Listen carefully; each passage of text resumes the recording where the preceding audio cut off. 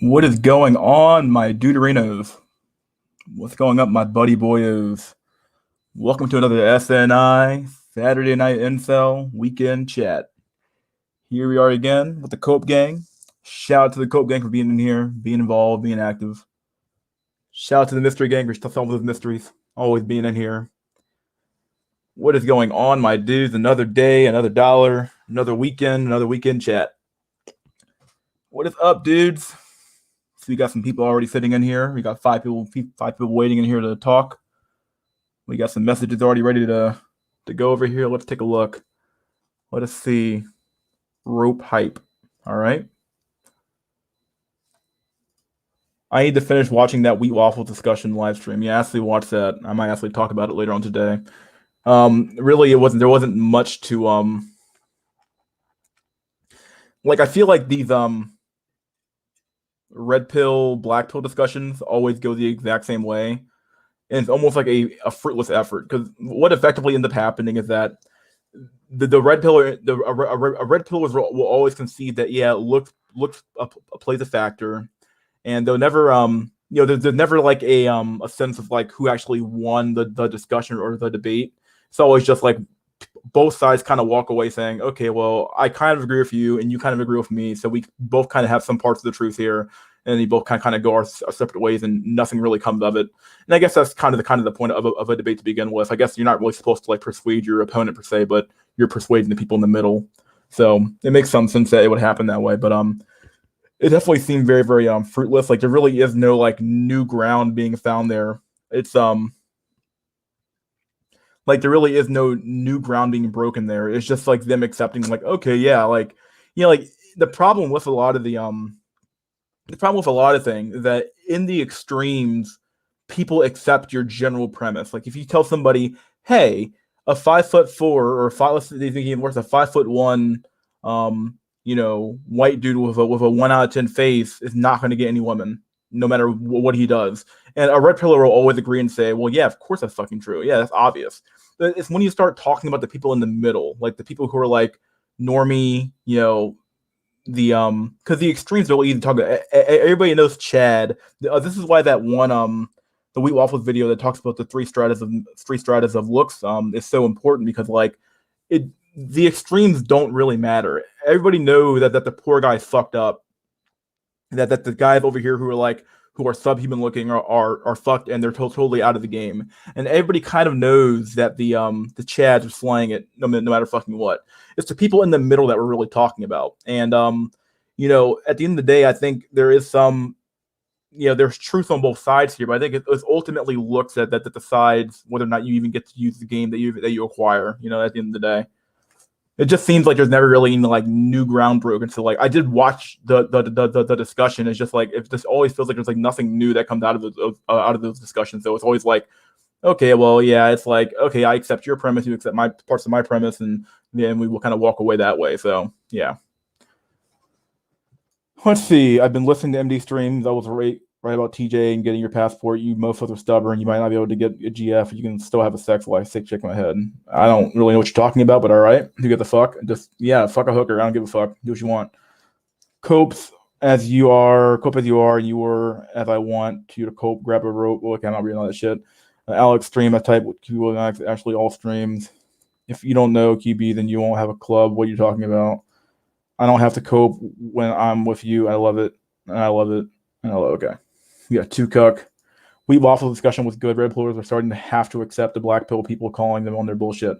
Yeah, I do agree that it is good. Like I liked his videos, Wheat Waffles videos about the dating coach stuff. But like the thing of Wheat Waffles, and like he did bring up his videos are really well made, but it's not like he's covering anything new. He just has kind of the right talking voice and the right layout to. He's really able to articulate himself very, very well to get the point across very, very well to get stuff done, which is fine. I think that's good. And I think that's a big reason for huge a channel growth. But he's not really saying anything particularly new. Like he's explaining, okay, yeah, looks matters. This is what women are looking for in men.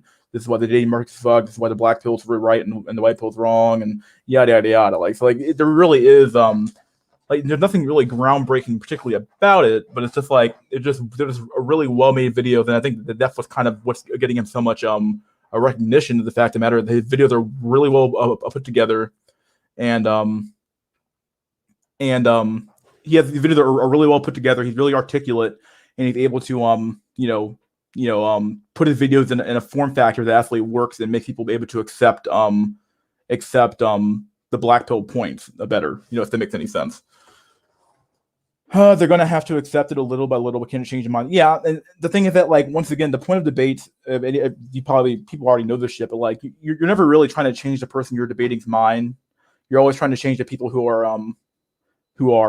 in the middle. You're always trying to go after that middle portion of the population to figure out who can I get, who can't I get, who's being persuaded to my side, who's being persuaded by their points, and you're always kind of fighting over that middle people in the middle. So yeah, the middleman's being squeezed out, and they're gonna have to accept it. Yeah, I've definitely talked about this topic before, but the middleman is being squeezed out. You're either gonna be falling to the left or falling to the right on the bell curve, and like we're slowly squeezing out the middleman. You're dying off real easy. So, well, hello there. What's up, Melon Seeds? Richie Hart, my dude. Mystery's mom's cell phone internet stream. What? Is the audio that bad? I don't know what. Oh, I'm definitely at my no, I'm at my house. So I'm gonna show some memes later on today. So I have memes to show. Don't get you guys wrong. Now we're at home this weekend, so we can show memes. Yeah, Wheat has the IQ face needs to debate, but he isn't saying anything new. Yeah, like that's the thing. That's the eyes basically said, but it's true. Like, yeah, he has the IQ and he's able to kind of think on his feet very, very well, and he's getting a lot of recognition by Coach Red Pill videos. Alexander Grace talking about him. Like, yeah, he's definitely growing, obviously, very, very quickly. It makes sense. Like I said, his videos they're well made. I'll just say that. They're not like over the top well made, but they're well made. They're very, very form factors. The form factor is good. He gets to his points very, very well. He makes the point in a very, very very, very, very, very well. It's not like convoluted. It's not too long, not too short. It's very much he gets to the point, and you understand the point by the end of the video, and it's like, okay, this makes sense to me. You know what I mean? Like, I might not accept all the points in the video, but I understand where he's coming from. You know what I mean? Wheat Waffle says nothing but old talking points. Yeah, effectively, yeah. Like, and that's kind of been the biggest complaint with the black pill for the longest time. Really, the people who have done the most probably new groundbreaking on the black pill has probably been Incelmatics, really. First Incelmatics and people in that group, because they've they brought up the whole social circle stuff a few years ago now.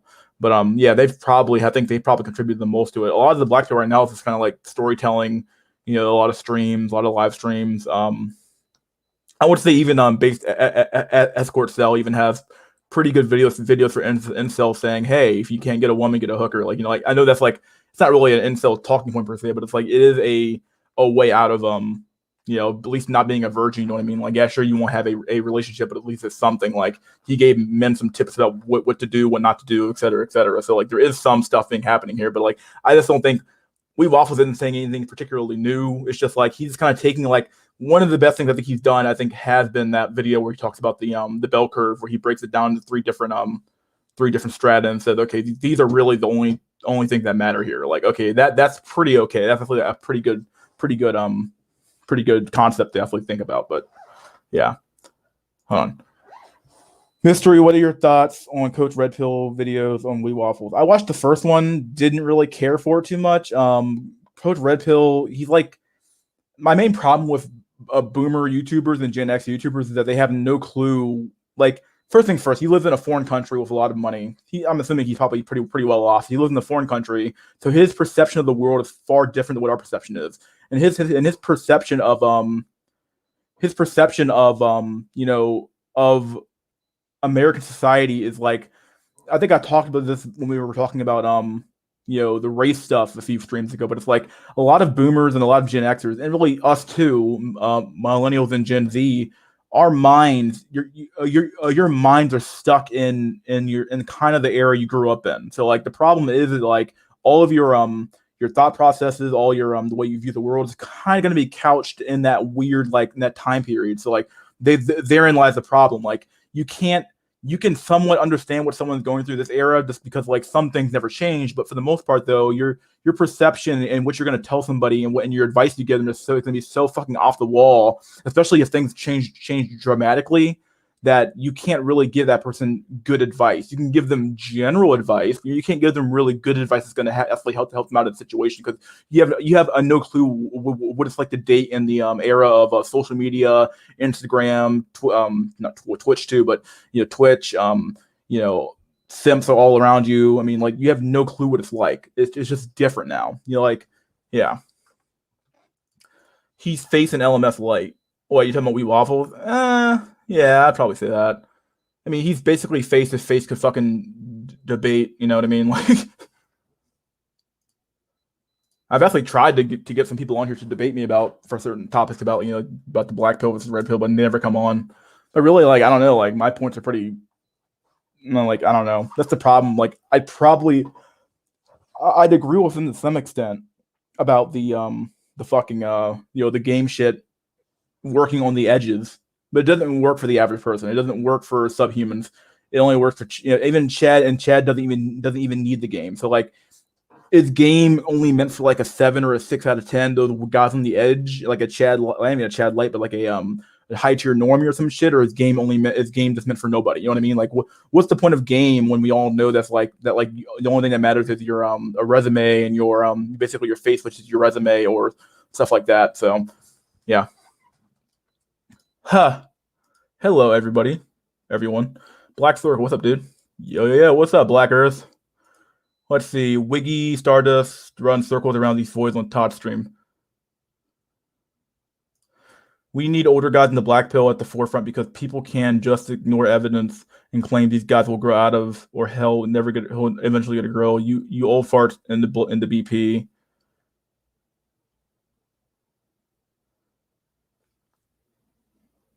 Oh, yeah, I know. I think I know. I was trying to figure out what you were trying to say here. Okay, I know what you're trying to say now. Like, basically saying, like, this old guy here didn't get a girl, so obviously, yeah, okay, I know what you're talking about. I was like, what the fuck? I was like, Thinking Ape made a Black Pill video recently. Yeah, I love Thinking Ape's content. He has Stardust, or Blink. I can go with Thinking Ape now. I like his content. I love his content a lot. He has really good videos. I watch all his videos actually. So, yeah, I like his video on the Black Pill. It's pretty good. In my day, I got tons of pussy with game. Yeah. Held by the Dashboard Light seems like a very unhappy man. He really bought into the STEM thing. A lot of these high functioning careerist types, they'll last to realize it was all a lie. Yeah, absolutely. I agree with that. Especially because, like, when you spend, millennials and Gen Z and Gen X have been like inundated by, since like high school, really since like a middle school, that if you go to college and you get a good job and you wait long enough, the girl will show up. And the sad part is that, like, that was a huge fucking lie, and those guys are now sitting in like their late 20s, early 30s, saying, "Okay, I might have to prepare for the long haul," and that's a bitter pill to swallow, because like the long haul means like another 30 or 40 years of being alone, and that might, depending on what kind of person you are, that can really fucking kill you. You know what I mean? Like, Face's streams are going in the wrong direction. He's trying to use all this obscure evolution, psychology, biology. The black pill can be observed today outside without any of that. The problem is, though, which ends up happening, though, that if you don't have any real, this is like a huge problem. I mean, it's not really a huge problem per se. Like, I think it's good that we have the evidence on our side. Like, having the evolutionary psychology, biology, and sociological studies on our side to say, hey, not only can we observe this, but I have a study to back up what I'm saying. Like, just like having a bunch of anecdotes does nothing when it comes to a real debate, especially depending on who you're debating. It's like, if you're talking to an academic or trying to convince somebody of your position, having a story is one thing, but having a story backed up by, also, by the way, I'm not the only person in my situation. I have just all this data and this evolutionary psychology and biology shit over here that tells us, hey, this is what women are like, this is what men are like, biologically, and from an evolutionary psychologist standpoint. Having that data on your side can really flesh things out quite a bit and actually get more people on your side, I believe. I think that there's a lot of this like weird stuff going on now with online debates about, oh, is there a study? Do you have a study to back that up? Is there a study for that? And it feels like a lot of this asking for study stuff. I understand where it comes from, because like nobody wants to concede like an obvious point, but it feels like, I hate to use the phrase common sense because it feels kind of like wishy-washy, but like it just seems like there's certain things that that seems so obvious that like you should almost like, just accept them. What's the phrase? God dang it. It's not what's it called? God dang. A is it a posteriori? A priori, yeah, a priori. It's like, okay, like this idea that like human beings didn't evolve to look at faces and decide who's more attractive, who's not attractive, shouldn't need to be like you shouldn't need a fucking study to know that. But like somehow people are like, okay, well, you said that, but where's your study to back it up at? It's like, okay, like, do you really need a sociological study or a psychological study just to realize that like people look at attractive things? Like it sounds stupid. Like it should just be accepted a priori, just from the fact of like observed reality, but it's not. Like and like this is a huge problem I have with like watching a lot of like political debates is that like people will always be like, "Would you have a study to back that up?" And it's like, okay, I understand where you're coming from here. I understand why you asked for that, but it almost comes off as like I don't even know what to even call that, but like it seems like we're just like constantly like we're ignoring like obvious things. And you almost need a study for like very obvious things that shouldn't even fucking matter. Like you shouldn't need a study for. You know what I mean? Like I don't know. I guess that's definitely I can explain it. Like you're asking for a study for very obvious things, or things that should be obvious to any regular functioning human being. Can't stand Coach Boomer Pill. Yeah, not Coach Red Pill. It's such a boomer. Not a fan. I agree. CRP has crappy boomer takes. I hate anything. Oh, I hate always saying this. Yeah. What society calls underachieving is not only people who are not capable or lazy, but people who saw the juice that wasn't worth the squeeze and dropped out before they got themselves too involved. Absolutely. Yeah, very true. Most old guys that are black pilled are MGTOWs. When a guy gets black pilled over 35, he usually goes to MGTOW route. Yeah, because you have no other choice. You got sent your own way. At the end of the day, you know you're going to be alone. You might as well just fucking accept it and move on. You know what I mean? Like going MGTOW maybe cope, but at least it's like, okay, well, it's like the I hate to say it's probably the least cope thing you can do because at least you've accepted your fate and you're like, okay, well, it may be MGTOW, but hey, fuck it, I'm not even gonna try anymore. Fuck it, I'm gonna live my life. I'm gonna collect my money up, do what I gotta do, live my life, and then die. Like I know I'm not gonna get shit. I'm 35. I'm 45 years old now. I know she's not showing up anymore. I know I have no fucking chance. I'm done. You know, like what's the point? Why fucking bother? Speaking as an old cell myself, okay. I would like to see you debate. Yeah. I'd say that even for a Hack Your Normies game is outdated. It's sort of pathetic, to be honest. You're on target. Just be a boomer, bro. You read that weird. Yeah, I might have read that weird. Guys who go on shooting mass deletion sprees in European socialist countries like Sweden end up with a comfy life, neat lifestyle with all their necessities provided for them. Just fucking laugh. What's the point in wages leaving again? Oh, okay. Do not wait until 30 to try and get a relationship. Start early. Don't listen to Gen X and boomers. Sweden is capitalist. They just have a huge welfare state. Yeah. What is your view on getting in better physical shape? Why the fuck wouldn't you do that? Like, there's literally no reason to be a fat fuck. Like, it's true. Like, there is no reason to be a fat fuck. You might as well just fucking lose the weight, live a better life, and maybe you want to die early. I don't know. Maybe you want to have a heart attack at age 35. So maybe like if that's the way you want to go and it makes you happy, figure it out. But like in my case, I like being in physical shape. I like working out. I like going to the gym. I've grown to like I love the gym since I lost my weight. So like I like doing it. So I don't know. I like doing it. You can see the black pill every day, but people in denial will try everything to prove you wrong. So you need studies. Yeah. With or without studies, the black pill is still correct. And then we use studies and we get told those studies don't count because I said so. Oh God, that happened so many times during the Face and LMS debate with something on fire. I forgot the dude's name, whatever the guy's name was. I think it was Alpha on fire or some bullshit like that. He was like, well, I don't trust the studies or that study might be biased. I'm like, what the fuck?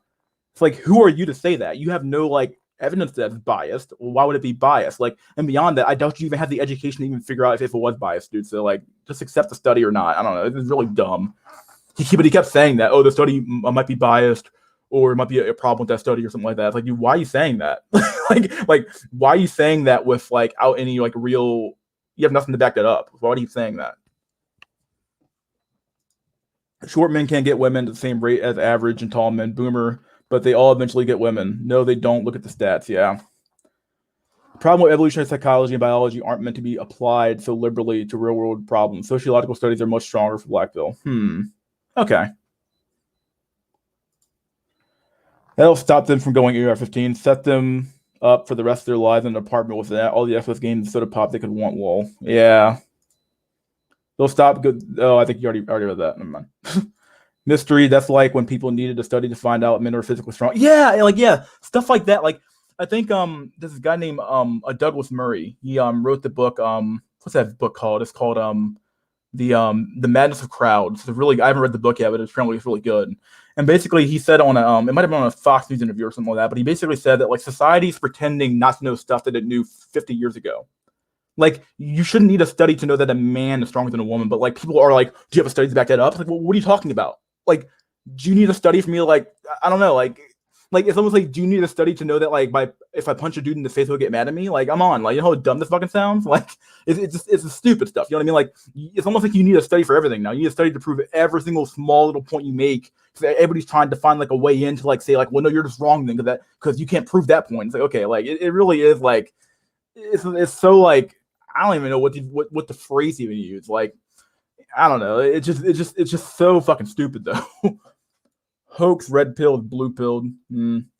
People demand study for everything nowadays. The surrogate for reasoning skills or comments. Yeah. I can agree with that.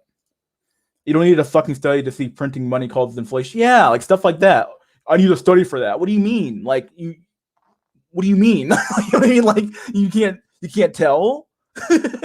you can't fucking tell. I don't know what to tell you. Like you're stupid. Like you either I don't know. I think that I don't know. This topic really gets my goat going because like there's some times where I look at people and I'm like, you need to study. Like you need me to give you a study to tell you that like the example over here, like men are stronger than women. You need a study for that. You really need me to give you a study for that. Like, are you serious? I pretty much went MGTOW route. I don't give a fuck about the situation anymore. I hear you, my dude. There are a lot of MGTOWs lying to themselves, acting as if they're Chads. Yeah, that's the biggest probably the culp for when it comes to MGTOWs. That like a lot of them, well, I'm a Chad who I went my own way, and the women were like, yeah, I wanted that Chad, and he went his own way, and I'm really upset now. Oh my god, the Chad went his own way. It's like no, the women when they told your ass to leave, they said thank God, I don't have to worry about him approaching me anymore. That's what they fucking said. They didn't say I'm so mad that that fucking MGTOW number 299,000 walked away. You know, like don't give a fuck about you. MGTOW is an educated position, but don't act like most guys have an option. That's my only problem. Yeah. Asking for studies for matters that had been common knowledge for many 100 years. Yeah. That's yeah.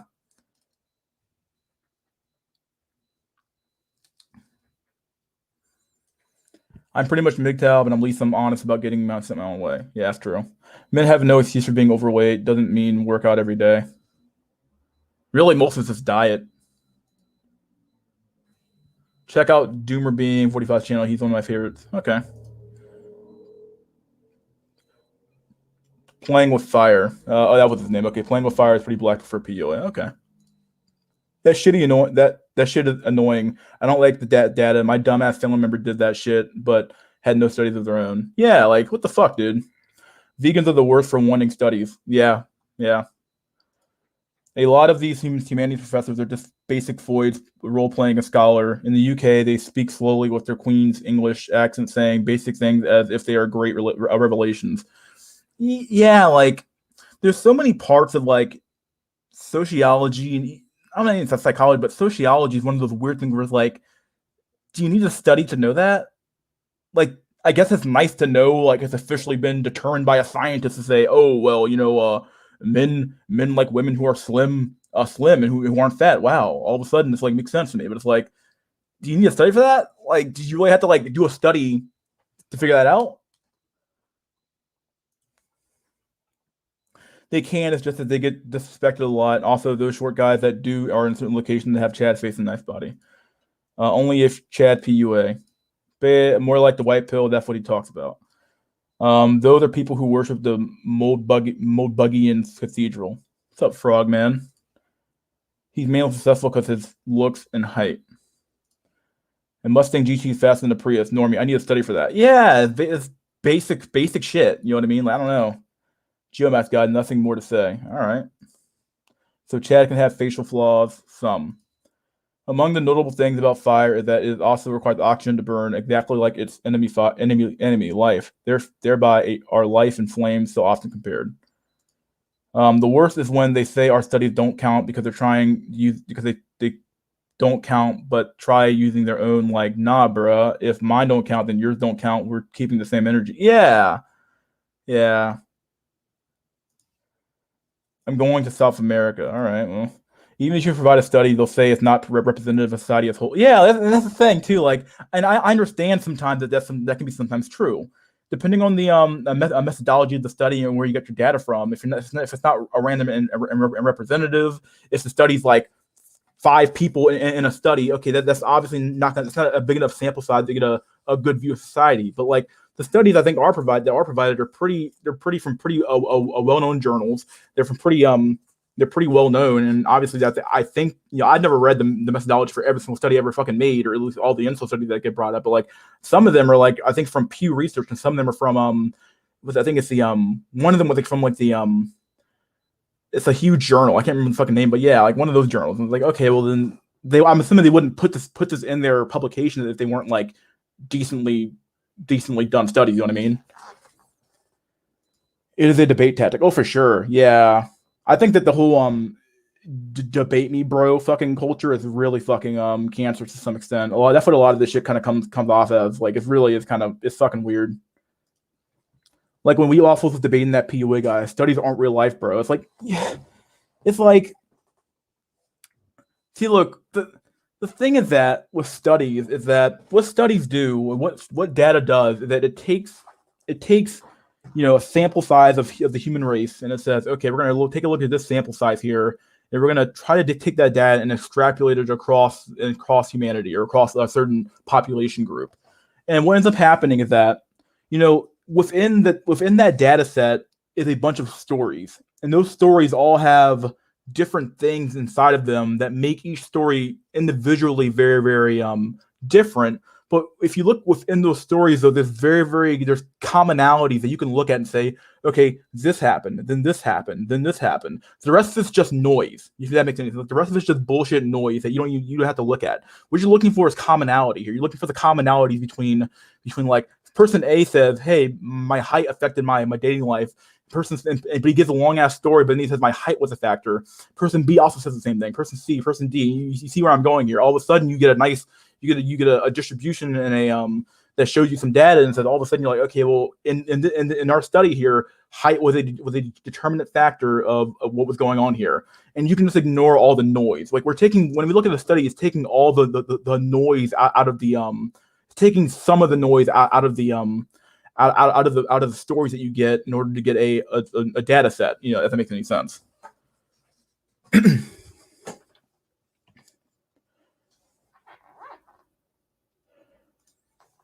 They always say studies don't count because of the sample size, even though the average person can only remember around 100 people and see only 40 million faces in their life, which is still a small amount of people. The study is biased. You look for studies which fit your worldview. Let's say hypothetically, for the sake of argument, that your study doesn't matter, bro.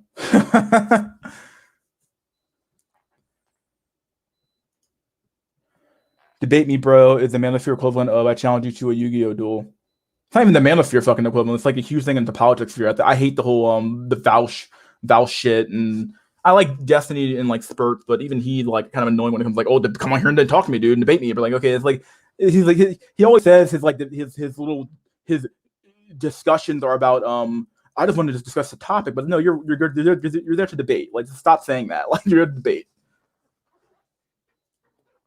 Also, PUA and red pillars rely on information and strategies that would be shown to be totally ineffective if analyzed in a study. Why are you worried about them? You need to just worry about you. I'm not a selfish piece of shit like you, and I actually care about others.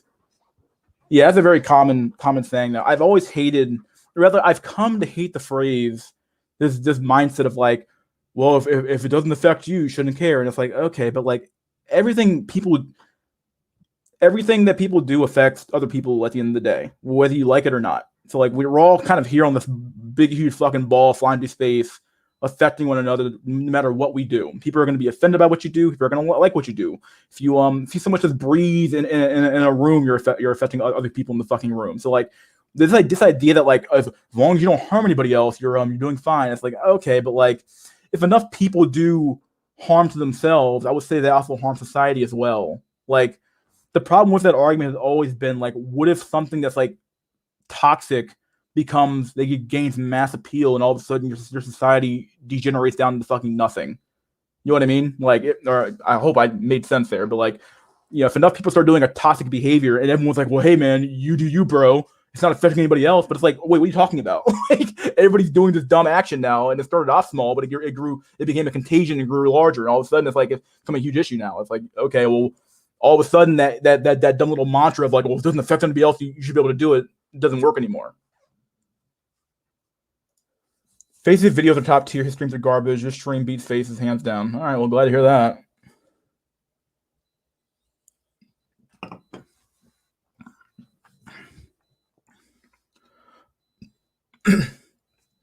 Imagine a study like how dating outcomes are influenced by holding masculine frame while cold approaching random women. Oh God. I will say this: other forms of evidence are also valid, and you don't got to account for the people that aren't susceptible to studies and use other forms of evidence. And you do got to account. Yeah, I said that before. When talking to, I think it was like 2 streams ago. Either way, I was mentioning like 4 streams. I think I said this multiple times now. I think it's funny how like people think, oh, I have the data on my side. It's like, yeah, but people don't data very well. People don't know how to like. People can barely do fucking fractions in their fucking head. So like, you know, people just don't data and numbers very well. So you have to use like narratives to kind of get your point across. You have to use a rhetoric styles to get your point across. You can't just fucking like just spread out a bunch of fucking studies and data and expect people to fucking accept your narrative. You know what I mean? Like you have to use it all. Joe Biden is the first president to not know that he is president. Fancy that. Debate winner equals person who talks louder. Look at older films, English films from the 50s, and compare them to even stronger male characters with half gay males of today. Former Chads are presidents now. Okay, the debate shit and the lack of empathy is annoying. Yeah. Do you think overly humble is a sign of narcissist? People being overly humble and self-deprecating gets on my nerves, but I'm not quite sure why. Because like, basically what society has done is that it's quite literally we've taken things that were considered to be vices and we turn them into virtues. So like somebody being self-deprecating, like I'm not saying, you know, being humble, the opposite. I mean, I think the opposite of being humble would be prideful, but like you shouldn't be too prideful, but Justin shouldn't be so prideful that you're not humble either. Like there's a nice, healthy middle ground that makes perfect sense. But what we've done now is that people are now accepting being fucked up in the head and saying, oh, you're a schizophrenic or you're this or you're that. Well, I'm gonna accept you the way you are, and it's like almost like we're playing the people have kind of described it as being the oppression Olympics, but it's like become a badge of honor to be fucked up now. Like become a badge of honor to have like a fucked up personality, a fucked up this. Like people are going like online and say I'm toxic as fuck and I don't give a fuck. It's like, okay, well, like yeah, like people are taking pride in being a shitty person. That makes any sense. And the same thing goes the opposite way. People are like almost like, and when it comes to being humble, like yeah, it's almost like, oh, look how humble I am, and I'm gonna self-deprecate myself. I'm a bad person. Yeah, I'm a bad person. I know I'm a bad person. You know, I know. It's almost like the a white guilt trip from the fucking left in a way. Like I hate the self-destruction of the white man when it comes to like the hyper leftists are like, oh, I'm white and I'm a bad person, and oh my god, we're such bad people, and I'm a white person, and I'm gonna kowtow to my the Black Brotherhood. And it's like, what the fuck's wrong with you? You know what I mean? Like that's just as bad as being overly prideful too. Like it's just stupid. You know, it's just fucking dumb. It's like a low IQ fucking like retard fucking tier logic here. Like, oh well, the other extreme was bad, so I'm gonna go to the exact opposite extreme. Like, no, you dumb motherfucker. You come right to the fucking middle. You find a good healthy middle ground, and you're prideful where you need to be prideful at, and you're humble where you need to be humble at. Like, Jesus Christ. But people are like, oh, I have to go to the exact opposite extreme. I was like, what's wrong with you? You're stupid. Like, you're fucking dumb, dude. Val's trashing Destiny, calling him a rapist. The left eats its own. I'm starting to like Destiny more, and I would be deemed right wing. Yeah, I like Destiny. I mean, I don't hate Destiny to some extent. I just like, even he does the whole debate bro thing to some extent, and it's kind of like, okay, whatever, dude. But like, yeah. Only the man-controlled urges is able to control the women. If he succumbs to his sexuality and tame women, becomes wild again, become an unlovable beast, he emancipates himself. The way data is presented is often more important than the actual data. Yeah, that's very true. Yeah, very true. It's difficult to get a man to understand something when his salary depends on him understanding it. Oh, not understanding it. It's PUAs and red pillars when it comes to scientific studies. Yeah, very true. I think that's something I tried to say. I tried to say this 2 streams ago, but I think I fucked up the quote. But this is exactly the quote I was talking about, where it's like, yeah, like, like if you're this is actually the same problem when it comes to civil rights and these like multinational charities, where it's like their salary depends on a certain group of people being at the very bottom of society, so they have no incentive to actually help those people out. So it's like, oh shit, well, I know what to do and I know how to actually fix the problem, but I don't. If I actually fix the problem though, I don't get paid. So fuck that. Yeah, it's too easy. It's way easier to keep the fucking grift going than it is to actually fucking like fix the fucking problem. To win an argument, you must get people on your side. Yeah. Wrong. It's the most popular person. Being overly humble is annoying. Like, take credit for your shit, especially in the workplace. What is called the personality or the I of a person is product of only a firm basic conviction. The more he degrades, the weaker the personality becomes. Having access to data and knowledge doesn't really mean anything. People have known for years that smoking is bad, but they still start. People know drinking and driving is dangerous, but they still do it. The worst part is that self-hating white man is almost the one fucking over the black community. Probably, I'd believe it. That's like very true. I'm not going to say probably. It's true. Knowledge information is only useful as the person using it. The whole way we frame the conversation as debates points to humans' natures for teams and winners and losers. YouTube videos called Christopher Hitchens owns Christian, etc. Yeah. YouTube blood sports. Yep. Guys, look, what I've been trying to make this point a lot. Do most guys have a purpose, or was a purpose created? Were most guys just supposed to live in the 1950s way, or do we have this huge purpose?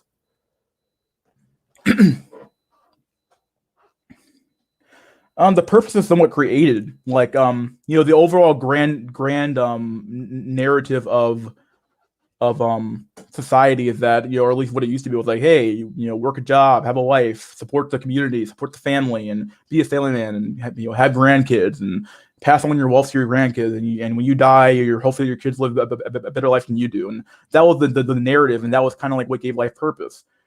Some of it was socially constructed, like to some extent. But all we did was that we just took basic drives and turned them into and we kind of expanded upon them and said, okay, well, you need to feed your family, so here's a job, and the job, you find purpose at your job of being the best engineer in your office, of doing this, doing this right, doing that right. So you could find purpose in various things.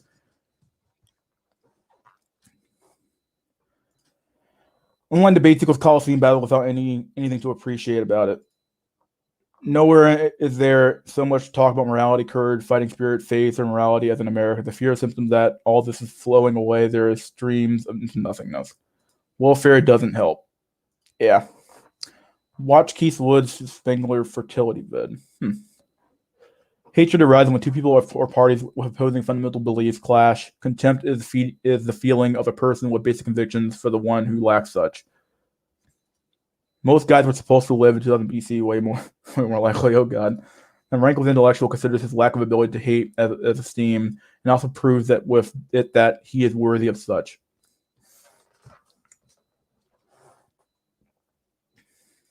Some people are forced to certain purposes or to a certain purpose. The free ones are the ones that get to choose their purpose, and that's very few. Purpose is teleological, dependent upon the utilitarian function of nature. Let's see. That's another blue, red pill. White people aren't really messing over black people. The data doesn't show that. Look up Thomas Sowell and the other black conservatives. The whole house, wife, kids, picket fence, dog, old school lifestyle seems boring as shit. It probably was, but to some extent, though, reality, like living a good life is relatively boring. Like, I guess depending on what good is, it's depending on the time period, I guess, to some extent. But like living the traditional life is very, very boring. It's very, very routine. Go to work, come home, sit down, watch the football game, drink a beer, eat a fucking pizza, go to fucking sleep, and you do that until you're fucking 50 years old or 80 years old and you die. Like life is very, very monotonous to some extent, and it's kind of meant to be that way. Like most people don't live very exciting lives. I would say that life there is probably more rewarding than coming home to I think it was Grimm that always said, imagine making 150k 50k a year and coming home to a pocket pussy. Like I'd say that it's far more I'd rather do this than do that. You know what I mean? Like fuck it. The man who seeks for a purpose is already thinking in the modern industrial mechanized mindset. The purpose of your life is for you to do with and that you will and what you will, not to be some functional unit. The idea of the 1950s nuclear family with the white picket fence has only existed for 0.1% of human existence. Yep. No true Nintendo cell. 1950s economy was peak. Anyway, how's everyone? All right. Even the idea of traditional romance only came about a few hundred years ago in medieval Europe. What was going on the dates in 500 AD? Purpose can be created, but was supposed to be that way, not coming from a religious point. But when we say we find your purpose, like what the fuck does that even mean, really? I mean, like, oh god, purpose is so, because like, for example, like there's smaller purposes too. Like at work last week on Friday, we had a meeting with like the big wigs of my company, because I handle I do their accounting work basically, or do the books, and basically I was talking to them, and like for that day, my purpose was to talk to them and let them know the condition that was going on in the company and let them know what they have to do to make things work. That was the purpose of the day. The overall, like, I guess what you're really looking for, are you looking for like a more existential or like a weird like existential kind of question here, where it's like, what's the purpose of being alive, or like what's the meaning of life, or what are we talking about here? Because like some purposes come and go, some of them are consistent. Like for some people, their purpose will be like, hey, my long-term purpose is to make sure that my kids are able to go to college, have a good job, get married, and I get to die and pass my shit to them. That for some people that's purpose. And purpose is kind of what you kind of make it. Like I think somebody said that up there, but yeah, like purpose, it can be whatever you want it to be. Like like you can make a purpose out of anything. Like it might be my purpose today to drink this fucking thing of water I got over here. Like that's part of the purpose of who I am. Right now, like fuck it. No, you don't have a purpose. Oh, what's up, Tails? Hey, you were gone. Your life was a biological bet. Having son means either having many grandchildren or zero. Most women reproduce, only a few guys do. And most men were never really needed. Peak for who? Good. How are you? What's up, dude? Greetings, everyone. We are paying for the 1950s peak now. A baby boomers consumed all the benefits of society and pulled the ladder up. Getting mentally, I gotta show some memes. I'm reading the comments here. I'm gonna show some memes. Speaking of that comment, this is a really good picture here. I like this. So it's it's an old one, but a good one.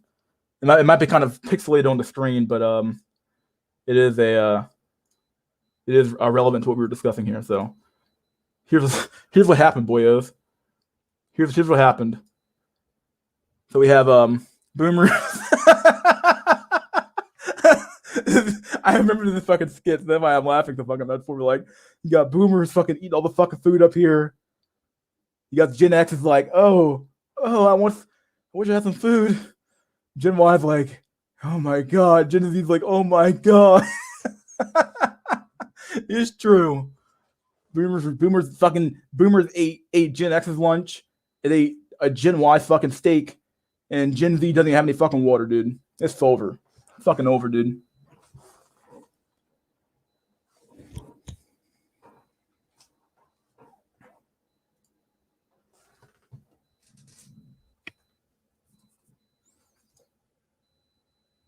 Getting mentally prepared for work tomorrow by taking my black pill meds. All right. Majority of population was buying new homes, new cars, having multiple kids, TVs, new kitchen products, vacuum cleaners. I think 8% of the population was middle class. Daily dose of black pills a day. Do we even need this purpose shit, or to just live? Can we really Can we really expect modern men to be motivated to find this purpose shit? Personally can't just tell someone that it's like saying, just be you. It's like the episode of South Park where the old people made a deal with the devil to come back later when they were old. Look at the bees. Without them, the biosphere will collapse and vice versa. Everything is self-contained and self-sustaining. It's our modern conceptions of what life is supposed to be that's toxic. It's toxic. I want to reincarnate as Paris Hilton. Seems like a great life, to be honest. Might be. Most people seek for higher purpose. The problem with that is that higher purpose can only come from a higher being entity. If you try to create a higher purpose yourself, it will always fail. I sense you are not a higher being. I think, like William A. said earlier, we need to feel that we are part of a team and that we are fighting against some kind of enemy. 2Kek. Gold hoodie. Yeah. Thus, only religion and belief and a belief in a higher power being can give you higher purpose. Everything you need to know in life can be learned from the B movie. Oh, God. Yeah, based. 1950 was an aberration. As I keep saying, trying to tell people, birth rates were roughly during the 40s when they took a brief jump and they fell hard. The boomers also did the whole summer of love thing in the late 60s and early 70s and brought the spread of non-monogamous sex and destruction of the family. Yep.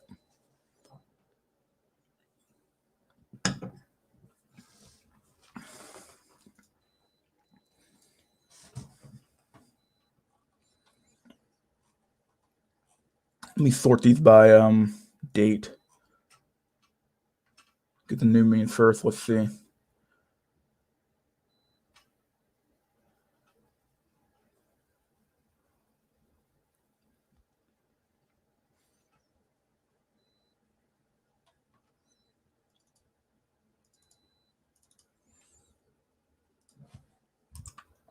Spicy memes. Here we are. If we could survive without a wife, citizens of Rome, all of us would do without that nuisance. But since nature has so decreed that we cannot manage comfortably with them, nor live in any way without them, we must plan for our lasting preservation rather than for our temporary pleasure. Augustus Caesar. Ah, yes, Octavius. My dude.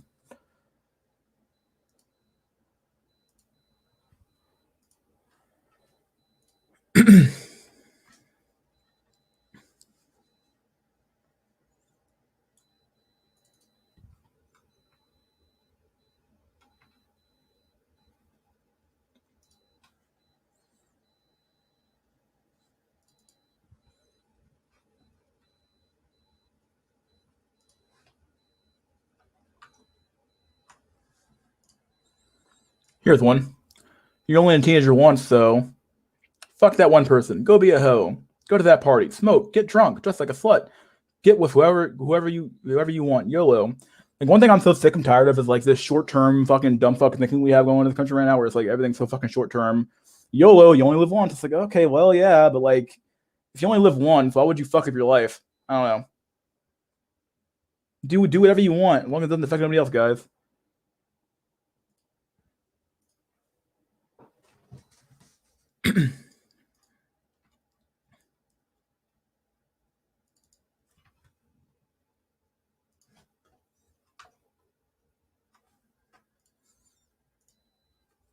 Activate Clown World Vision.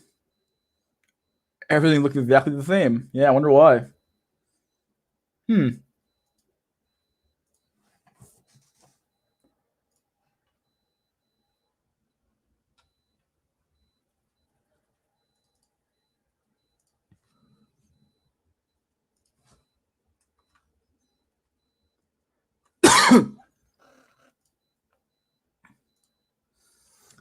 I would say that a simping is basically reverse male prostitution in a way.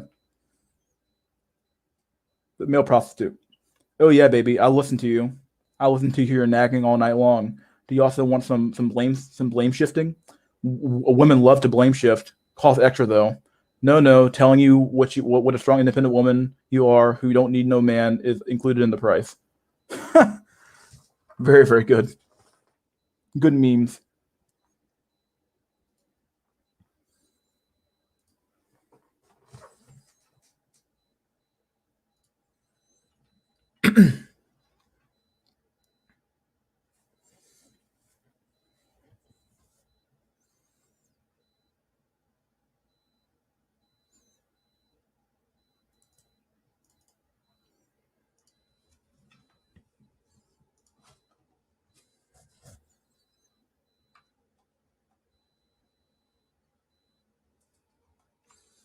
Here's another L for the women out there. Transgender woman wins Miss Nevada USA pageant. I mean, how sad is it that you lose to a literal man? But you know what? I've come to accept the trans agenda. It's only because all it is like women are getting their just desserts. They're the ones who push for all this weird shit. And now here it is, boyos. They get what they fucking deserve. I'm so glad to see women getting blown the fuck out in sports. Okay, all the scholarships are going to be taken up by fucking trannies. It's true. They're fucked, dude. All the academic scholarships are going to go to trans women. So yeah, you asked for this, and now you're getting it, boyos, or you're getting it, girlos rather. It's what you asked for.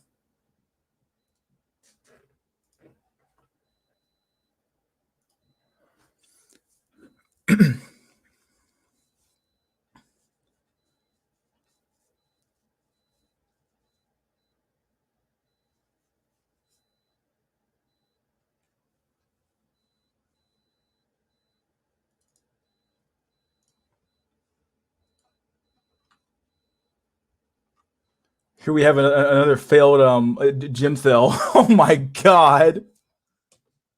Oh, the gym cell. The absolute gym cell. Jesus Christ. Look at this. Absolute gym cell, dude. Waste his fucking time, dog.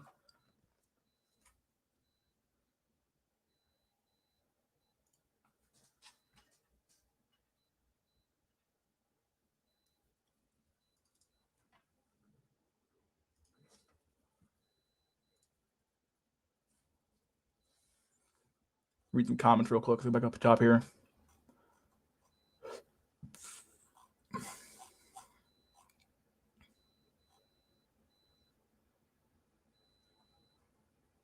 Do millennials and Zoomers cry too much, or do they have a valid point of criticism for the Boomers? Whenever you put the spotlight on Boomer for a little bit for their easy walk in life, they deflect with shaming. Um, See, look, everybody is simply a byproduct of their environment and their genes. The environment plays a huge factor in the beliefs of a person for sure. And this idea, plays some factor. And do both sides have a point to some extent. Zoomers and millennials are rightfully kind of not rightfully, but are at a huge disadvantage. They have student loan debt at the wazoo. They have they can't afford to buy a fucking house. You can't have kids. So what the fuck are they supposed to do when the boomers won't sell their homes to them without having them fucking get into a fucking like a $1 million fucking mortgage that you need a fucking like job that pays like X amount of dollars a fucking year to fucking pay for? And they expect their millennial kids to have kids when they can't even afford kids. Like all these things of like the boomers are just telling the kids like, well, just do X, Y, and Z, and it's like, okay, but like you're not giving me good advice for today's era. The advice just flat out fucking sucks, dude. The boomer era was a very short exception in human history, yet people think it was always that like that. Yeah, that's a huge problem for sure. Boomers, why aren't you having kids and giving us money, bro? Yep. I have not found what I'm looking for. I'm only one out of 1,000 men virtuous, but not one woman. I pray to my shrine of Horihito, Admiral Yamamoto. Read that right? Every day, so they can help me learn from their mistakes. Ho culture and instant gratification is BF. Let's more memes. Gotta do more memes here. 54 minutes already. Holy shit, it's a long fucking already got doing pretty good here. So we have men, civilization. Ah yes, look at these busts. You got fucking look at this shit, dude. Women, barbarism, Twilight, Cosmopolitan, just fucking wrong. Just absolute fucking degeneracy over here. This is obviously very, very simplistic, but yeah, you get the point.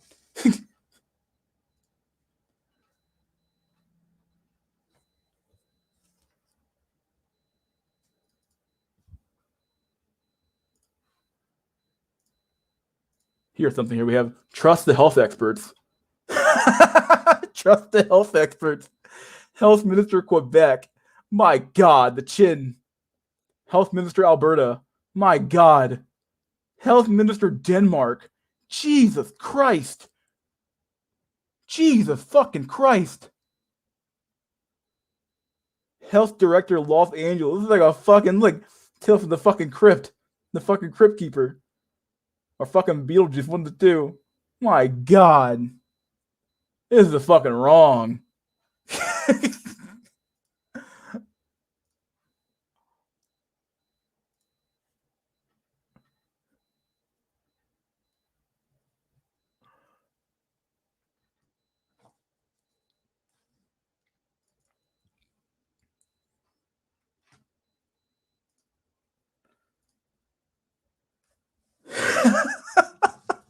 if you guys want to see the future of your if you do get married, this is what's gonna happen to you. Start off here. If you just ignore the fucking weed, start off here. She pops out one kid, and she never loses the weight. What do you know? Got lazier and lazier and lazier. But this is pretty sad. Look at the fucking progression here. My God, just wrong, dude. Just wrong. Ugh.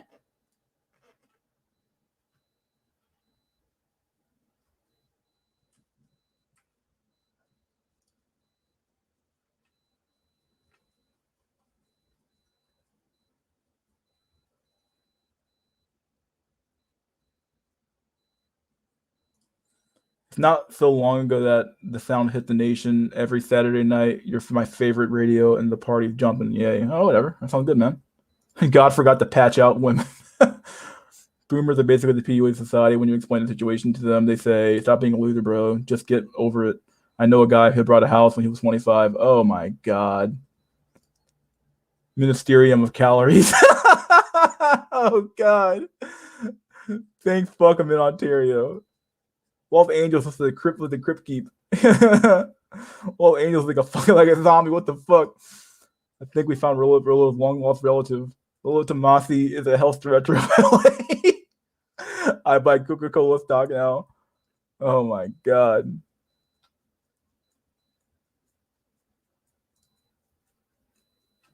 Jesus Christ. Oh yeah, I forgot to show today's thumbnail. Here's the thumbnail for today's video. As you guys can see, we have confidence, interesting personality, and a positive attitude. Ah, yes. If you got these three things, boyos, you're gonna fucking make it.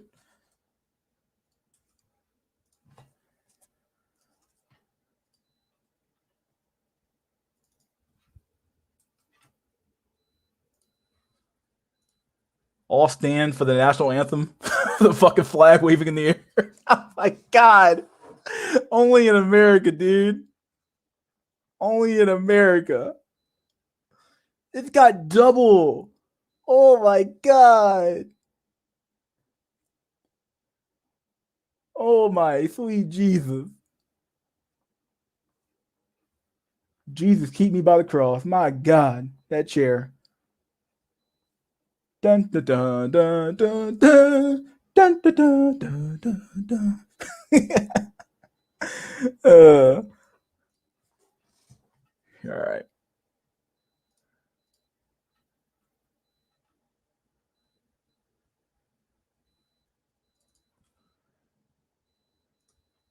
So look, we may have gotten rid of religion, but it's right here though. It's still here. Turn customers into fanatics, products into obsessions, employees into ambassadors, and brands into religions. Ah yes, replace God with corporations.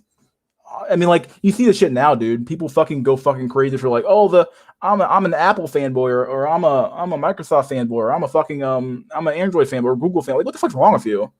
Sort of that one picture in my the Bread and Circus video where it's like the dude's like consume product and then wait to consume new product. Like literally the exact same idea here. Like I have some people who are so fucking into like tech. My friends are so into fucking tech. It's like almost scary. It's like, did you do anything else or what?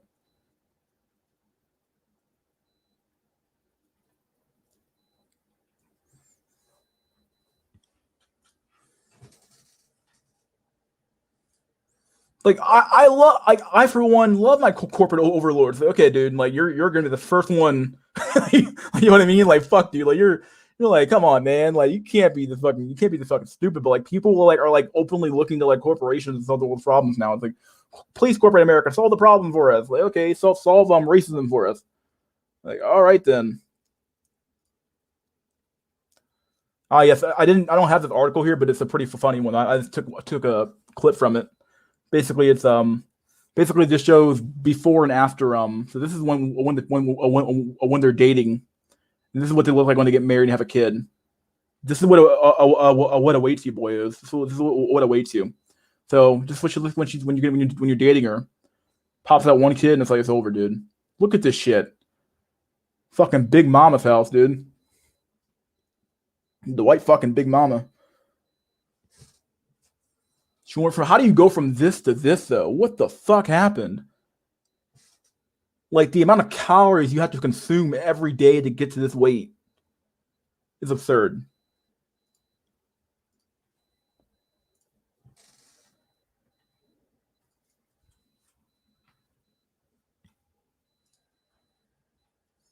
I'm gonna save that meme. It's a good meme to show one later on the stream for sure.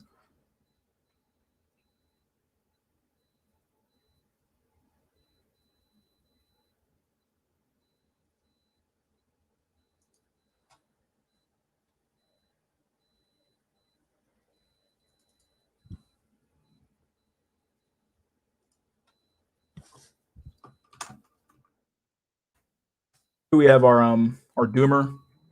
This is what he's thinking about. He's like, okay, I know she doesn't like me. It's fine. And his head, he's like, she doesn't like me at all. It's cool, dude. And she's like, ugh. And down here, she's like, okay, it's reality, but it's like I'm calling the cops. It's like, oh shit. So he might want to run away. Oh shit. It's true though. He thought it was true. Let's see.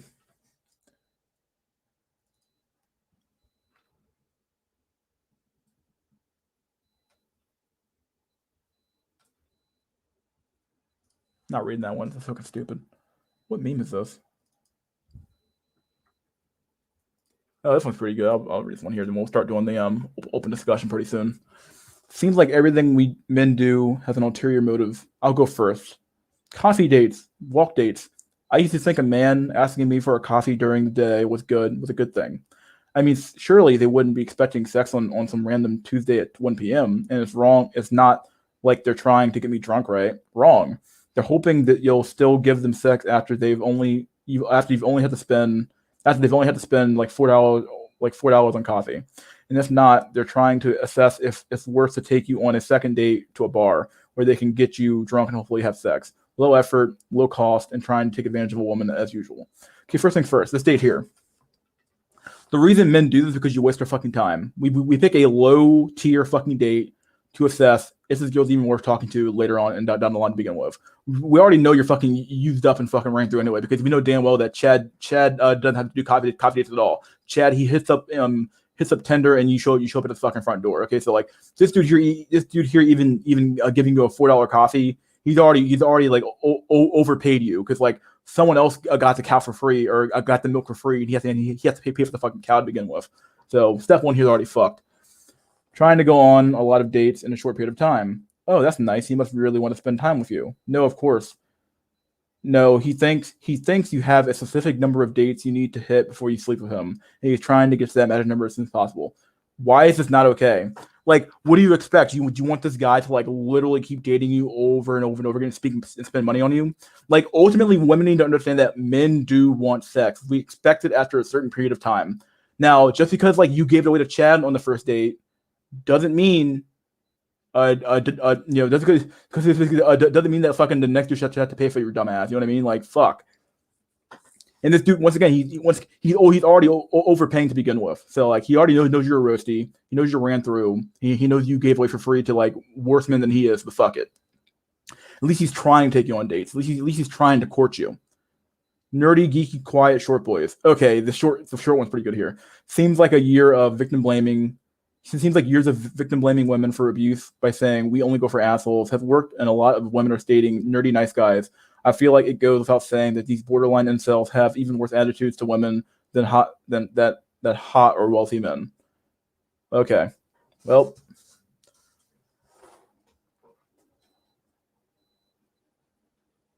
fuck, dude. What really pisses me off about bitches like this is that they will say guys take her on a date just for one thing, yet they will go full hardcore porn for someone they like. Yeah, yeah, very true. They ironically become the Madonna horror they decry. Yeah, yeah, very true. Mm. $4 is too much. Yep. My four blew up. My five is still in safe. Six is active duty in Vietnam for me to say years now. Ted doesn't even have to have a wallet. Oh god. Base quote: if you invite a person to your house and don't fuck them, you're a piece of shit. Destiny. Oh god. True. It's to control us. Yeah, but he always blames leftists. The right is just accountable for the mess you're in today. They literally want to merge state and religion and create a theocracy. I'm confused about where I'm supposed to read here. I'm reading too much over here. Did I not read enough? I had to go back up top here and understand the fucking I don't know the context here. I'm sorry. So the point when they start being boring or acting stupid, I just walk away in any aspect. I already read that comment. Okay. Average guys have to pay for off the emotional debt she has that Chad built up by pump and dumping her. Yeah. I blame the right too. Base Pluto. Oh, it ran through base Pluto. Yeah. So it's just I never see these comments in my bed. Whenever you try to hold her accountable, it's victim blaming. I legitimately respect whores who will tell you to eat shit right to your face rather than breadcrumbers who are always huge sluts selectively. Oh, it's very true. Um, Basically, if you're being I like this term of like a breadcrumbers where they keep like it's like they keep throwing down a little treats here and there to like string you along, and then knowing that like okay, either you expect me to marry you to get sex, or you're not even gonna give it up and you're fucking somebody else at the end of the day. I'd rather just have you tell me outright that like you don't want to fuck me at all and not waste my fucking time than to do some weird ass fucking shit where it's like, oh, I'm chronically fucking dating your ass, but I get nothing. The fact that even Twitch thoughts even know that you're incel to find out nail in the coffin. Okay. Women like that get mad and start fights with normies and incels don't sim for them. Based. She'll be a prom star one night for Chad, and next guy she'll say she needs to know a guy and wait a few months before feeling comfortable doing anything. It's like it's fucking weird, dude.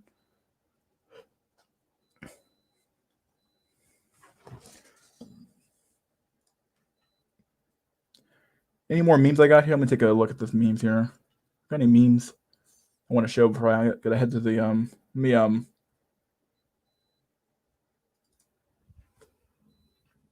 Oh, here's another one of those before and after pictures. Oh my god, this is so fucking sad.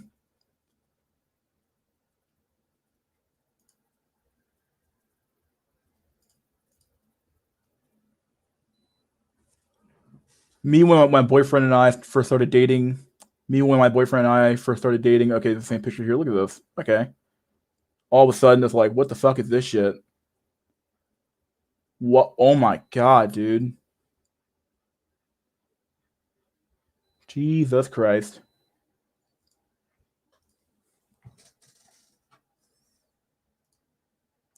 All right, boys. I'll be back. I'm gonna go ahead and post a link in the chat so when I get back, I can throw people into the queue or throw people into the thing. Copy clipboard.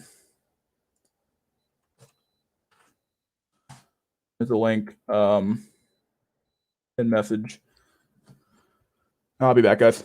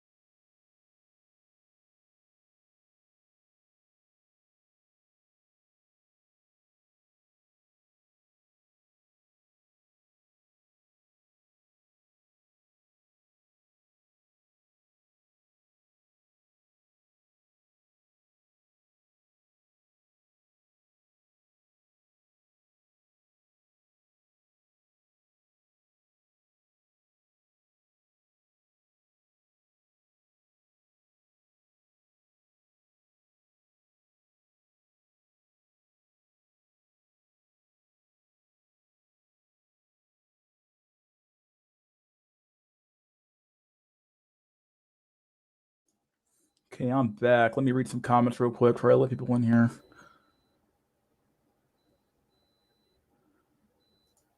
No joke. It's insane the shit some of these women do. They will do shit that even escorts will negotiate a bit for. Dang.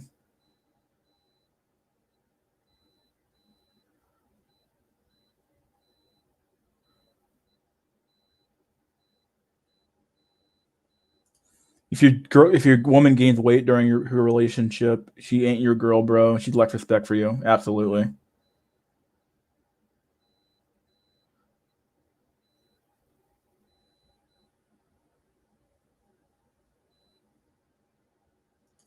I mean, are most guys even expecting women to be virgins anymore? Probably not. Like most guys, anybody who's sane and like rational and fucking reasonable is not expecting to get a virgin wife anymore. So it's not gonna happen.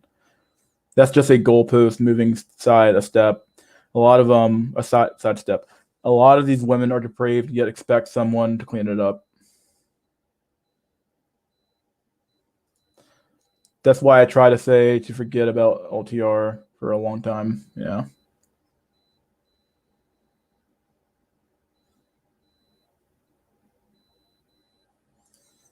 Yeah, if she gets fat as fuck, she's just taking a breather for a bit.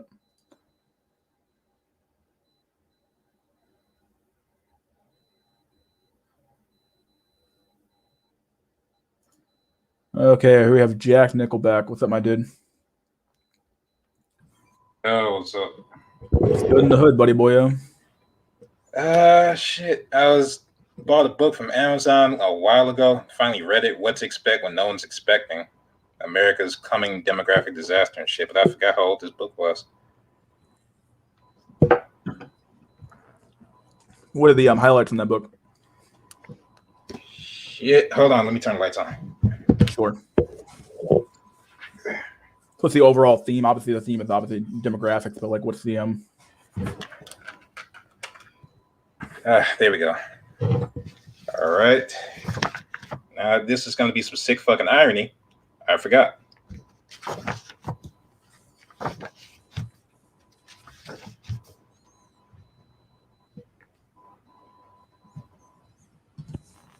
And I guess he left.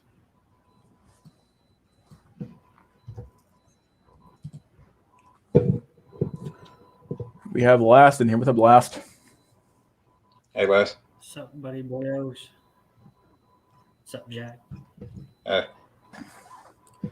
Yeah, I actually watched the CBP. I watched most of the CBP Cynthia G talk, and really, I don't know what kind of bullshit he was spewing out there. I told you. It was absolutely like atrocious. The amount of like the lack of like. It's kind of sad when even Cynthia G has to correct you when you say something like House Negro. It's like, okay, like even she had to stop him there and be like, yeah, that sounds a little bit like you might want to say that. And her whole career is just shitting on black dudes, and she's like, whoa. And beyond that, though, like everything he's talking about is just like some of the stuff I kind of agree with. His whole the only thing I really agree with him on, but even this is a stretch, is the whole concept of the high value man, and somehow some of these dudes, like it feels like a lot of men, definitely in the black community, but this is going to go across the board here, are using that high value man phrase too flippantly, and it's almost like they're all expecting I'm not saying that like a lot of men are claiming to be quote unquote high value men, but they're really not, and they're using that phrase as like, oh yeah, it's almost like you're what's the phrase to use, like you're it's like you're like, it's like almost like watching a debate, and like you're it's like secondhand smoke in a way, like you're kind of like you're not the one who's achieving anything, but because someone else is doing something, you feel some like secondhand, like, oh yeah, like if there's a black man doing that, that reflects well on me too as well. You know what I mean? One of those weird things. And it's like, okay, like live vicariously through it. Yeah, that's the word. You live vicariously through somebody else.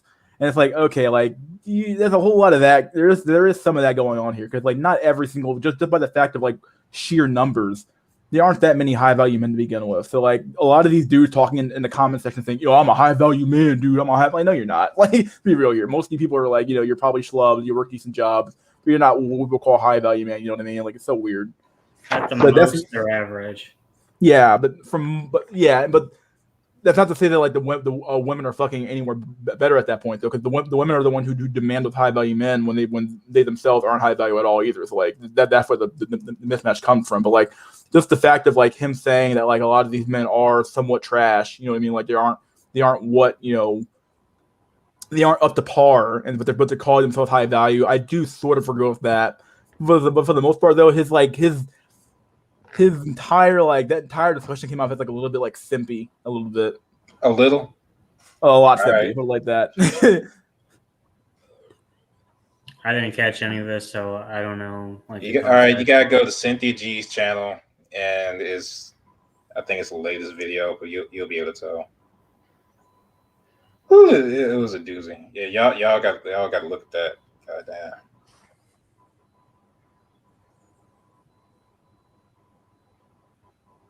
Let's see. Also, I should probably wait till Draws get here, but Drawlix had a video recently he put up. I think it was either yesterday, about Jordan Peterson.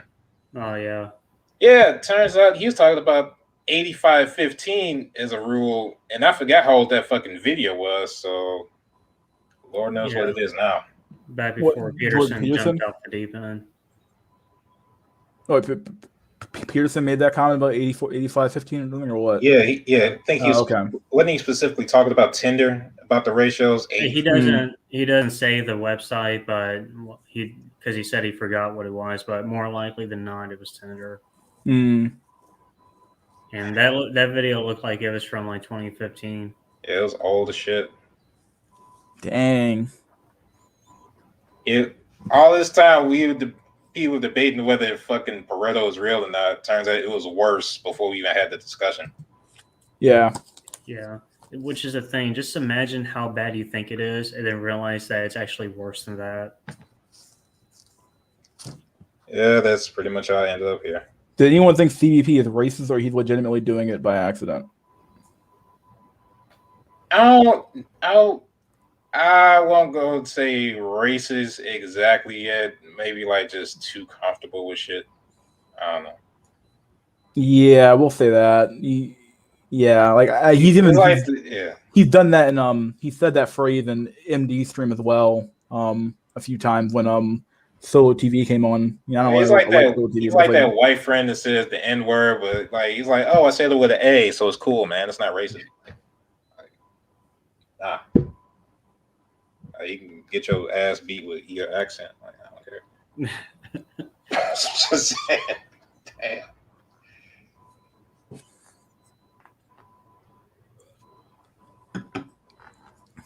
Oh, buddy boy of CBP is too comfortable dropping that term. Yeah. Yeah, it's like, all right, I know what I'm dealing with now. Okay. Is he only comfortable because he's saying it online? Does he actually say it in real life? It's probably a part of that. I mean, I don't know too much about the guy. I don't really consume his content on a regular basis because I don't find it very, very enlightening. Yeah, there's not much going on there. You know what I mean? Like, okay, like his videos are very long-winded and they're longer than they have to be probably for the ad revenue at the end of the day. Like the last video he made was like some long convoluted story when he could have like made the point in like 10 minutes. Like, dude, you don't have to like make a half hour long video with it for a point that can be made in like 10 minutes. So like, yeah. Yeah, I never quite found CBP's content to be very, very, just not enlightening or anything like that. I'm like, okay, well, yeah. And he's definitely got a big, huge boost in subscriber count because of Cynthia G's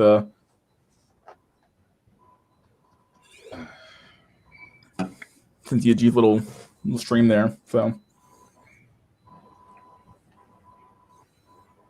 all right, just for context for everybody who hasn't been around Cynthia G and all that. Cynthia G telling him to back off of that is kind of like Hitler telling somebody to stop being so anti-Semitic. Like, it takes, man. Takes a while. Oh, shit. Did anybody here watch the Wheat Waffles and Alexander Grace stream?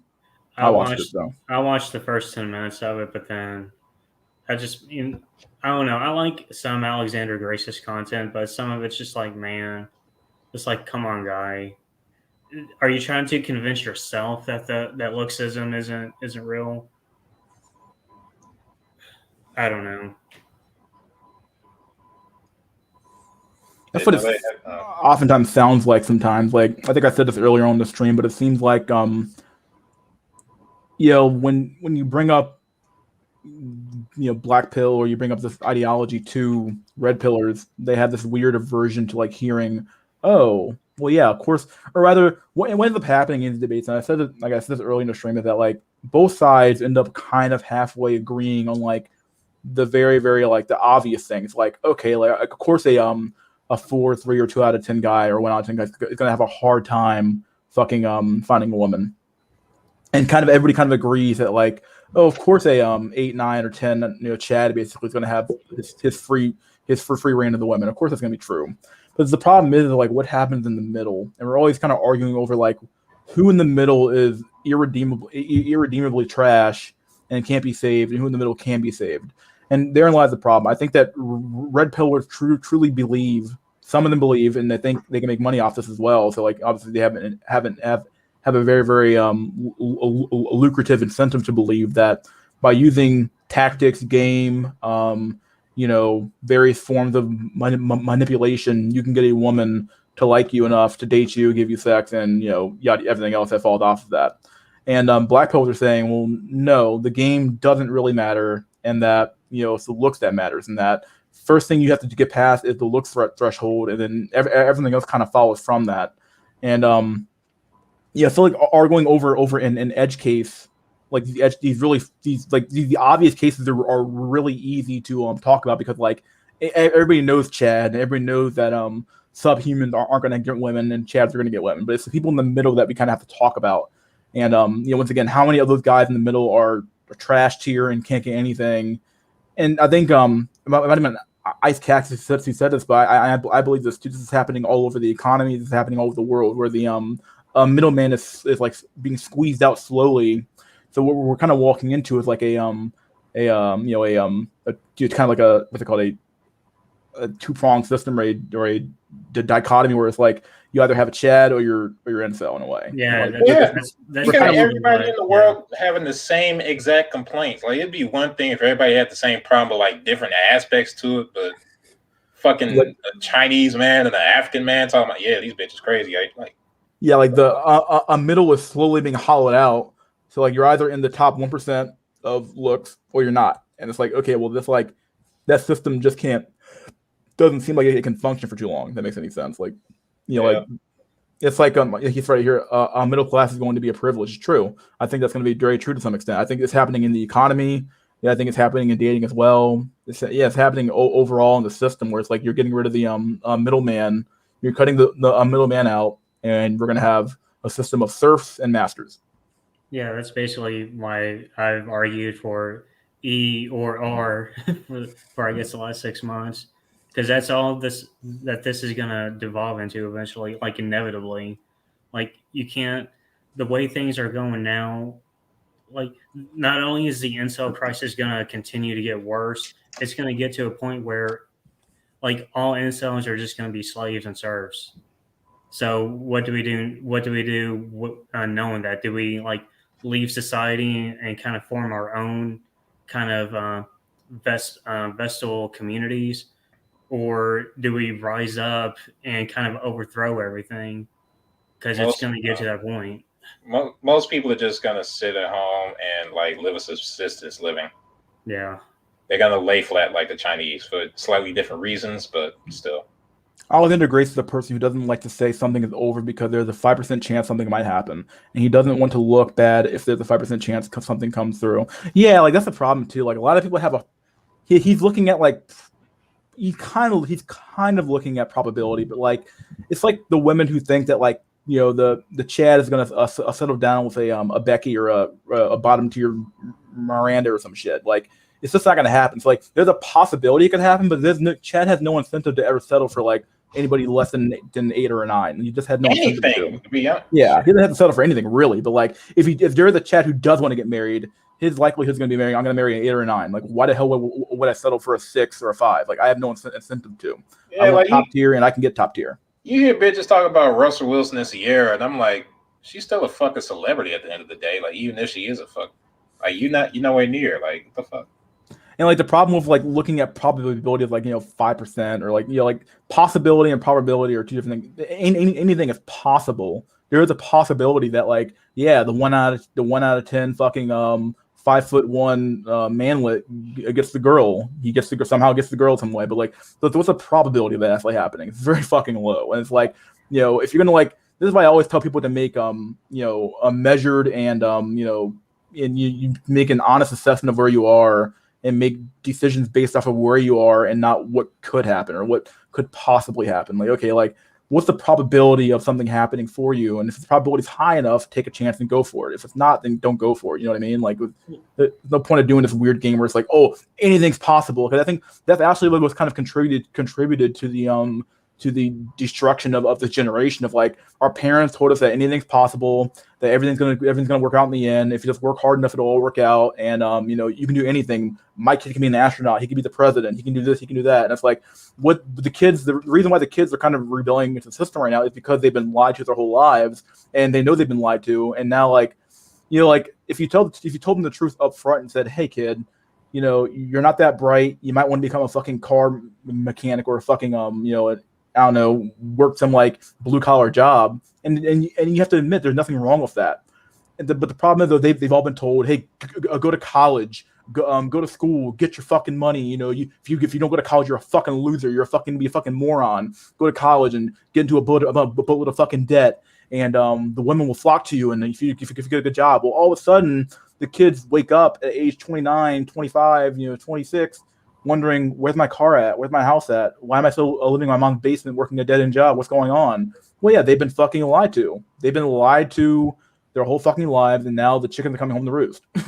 Yep, everybody's told they can be a Rick, but then you grow up and find out you're Jerry.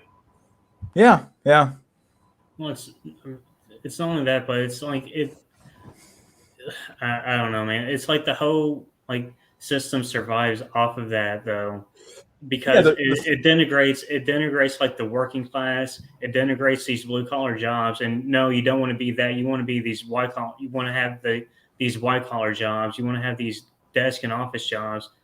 But that's not like the economy. Like that's only a very niche portion of the economy. Like with everything, I don't know, the sad part about those white collar jobs is that the economy can't even support the amount of degree holders that we're pumping out of colleges now. You just can't. There's not enough spots for as many engineers that we're pumping out. There's not enough spots for as many accounts we're popping out. There's not enough spots for fucking as many art degrees we're popping out. There's just not enough slots for people to even if you did if you went to a top tier school, okay, you're obviously you're top of the roost here. But if you went to a middle tier school like I did, you're either going to work your way up from the bottom, like find some like low tier, like a firm like I did when I first start off in my career, where I found some low tier firm, worked there, fucking hated my fucking life for 2 fucking years, but at least I got job experience, then move my way up. Or you fucking don't get anything at all and you work at fucking Starbucks, you're fucking 85 and die.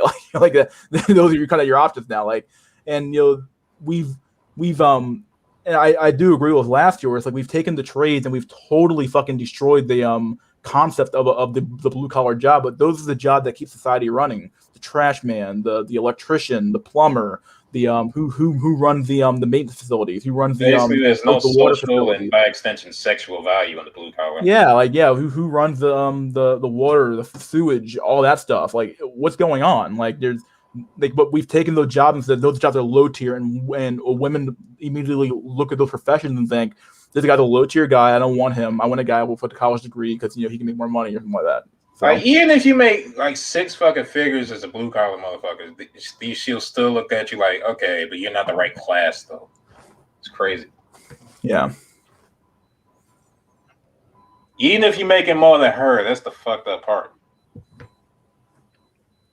Like, you're like, you're because it's not 6 figures, but you're a 6-figure peasant. Yeah, it's not just the money, but it's also the perceived status that comes with the occupation.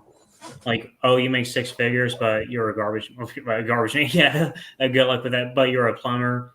You make 6 figures, but you're a doctor or a lawyer. You see, it has a certain ring to it that they want.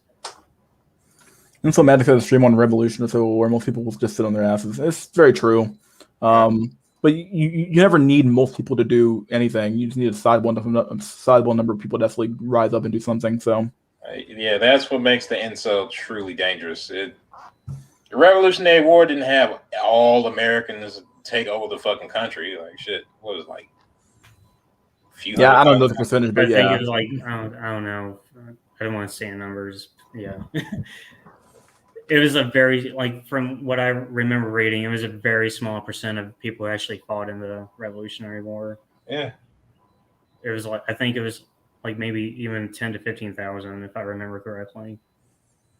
This is cool around the money. Yeah, exactly. The black pill is the vomit of everything that has been shoved down their throats. It's true. Yeah, very true. Very true statement. Like, if you tell somebody they can do anything, and then when they reach, and that's the problem with like lying or like making gross lies, especially like this. It's one thing to tell a white lie once in a while, but it's another thing to tell gross lies about societal expectations. And like when you tell somebody this is the way society works, and when they show up at the finish line of life and they have nothing to show for it, they're gonna look at your ass and say, "You fucking lied to me, hardcore, dude. You completely lied to me." They're gonna fucking just like vomit up all that blue pill bullshit and say, "What the fuck happened? Like this was all a fucking farce, and you lied to me, and I'm mad now. I'm angry, and I want someone to take it out on." And eventually, if you get enough people in that situation, what's gonna happen after that point? Like motherfuckers like that leave at best and kill you at worst. It's that's it. Measuring developing IQ is difficult. Aesthetics are much easier to assess. Not so much measuring, but I mean, it looks like IQ tests are pretty good representations of G generally. But yeah, obviously, on a person-to-person basis, even person by person, you can kind of tell. You can get somewhat of an idea of the way someone talks and the way they carry themselves, how intelligent they kind of are, depending on where you are. So, inkwells can always go ER, but there's no ER for politics. They got too much power after the industrial revolutions. Most men should be in trades, very few in college. High unemployment today is due to incels not wanting to go out and work. Why work to make money if broke Chad will get all the women anyways? Fuck trades, to be honest, that shit's hard work. Yeah, but the hard work has to be done by somebody, dude. Yeah, but at the same time, going back, who said that? Who was that? Hubert Humphrey? No, the last one. Anyway, yeah, but because the hard work needs to be done, labor needs to be done, but at the end of the day, like the most basic motivation for that labor is like the chance to procure a wife and a family, and if that isn't there, then you have this that breakdown of labor is just a natural consequence. Yeah, like let us be clear, like at least from my perspective, society is not my problem anyway, since I'm not a part of it. So yeah. So yeah, you better get some strong independent workers out there. Get on that shit. What's going on, Black OJ? Oh, nothing much, man. I just want to pop in. How you doing, Jack? Nickelback last. Yo. Yeah. I had a comment, Mystery Skull. I'm not sure if you read it, but I just wanted to see what you thought about it, bro. Did you leave it? I don't even see your comment in my Hold on. Oh, it was like all the way. It was from a while back. But I just wanted to know what you, because I gotta go. I just want to pop in just to say this. I wanted to see what you, and mind you, when I say this, I don't think it's a real solution, but it's just kind of food for thought. My solution one solution for incels could possibly be to be a trans woman. Oh God! All right, we gonna need some explanation on this shit. You can't just drop that and leave, man. Come on now. What the fuck? Okay. So there was a trans person. Oh, damn, I forgot their name. But essentially, I'm gonna look them up while I say this. Trans. Okay. But here's why. So an incel can transition and go from being a male 4 to like a female 7, or even damn near a 7.5.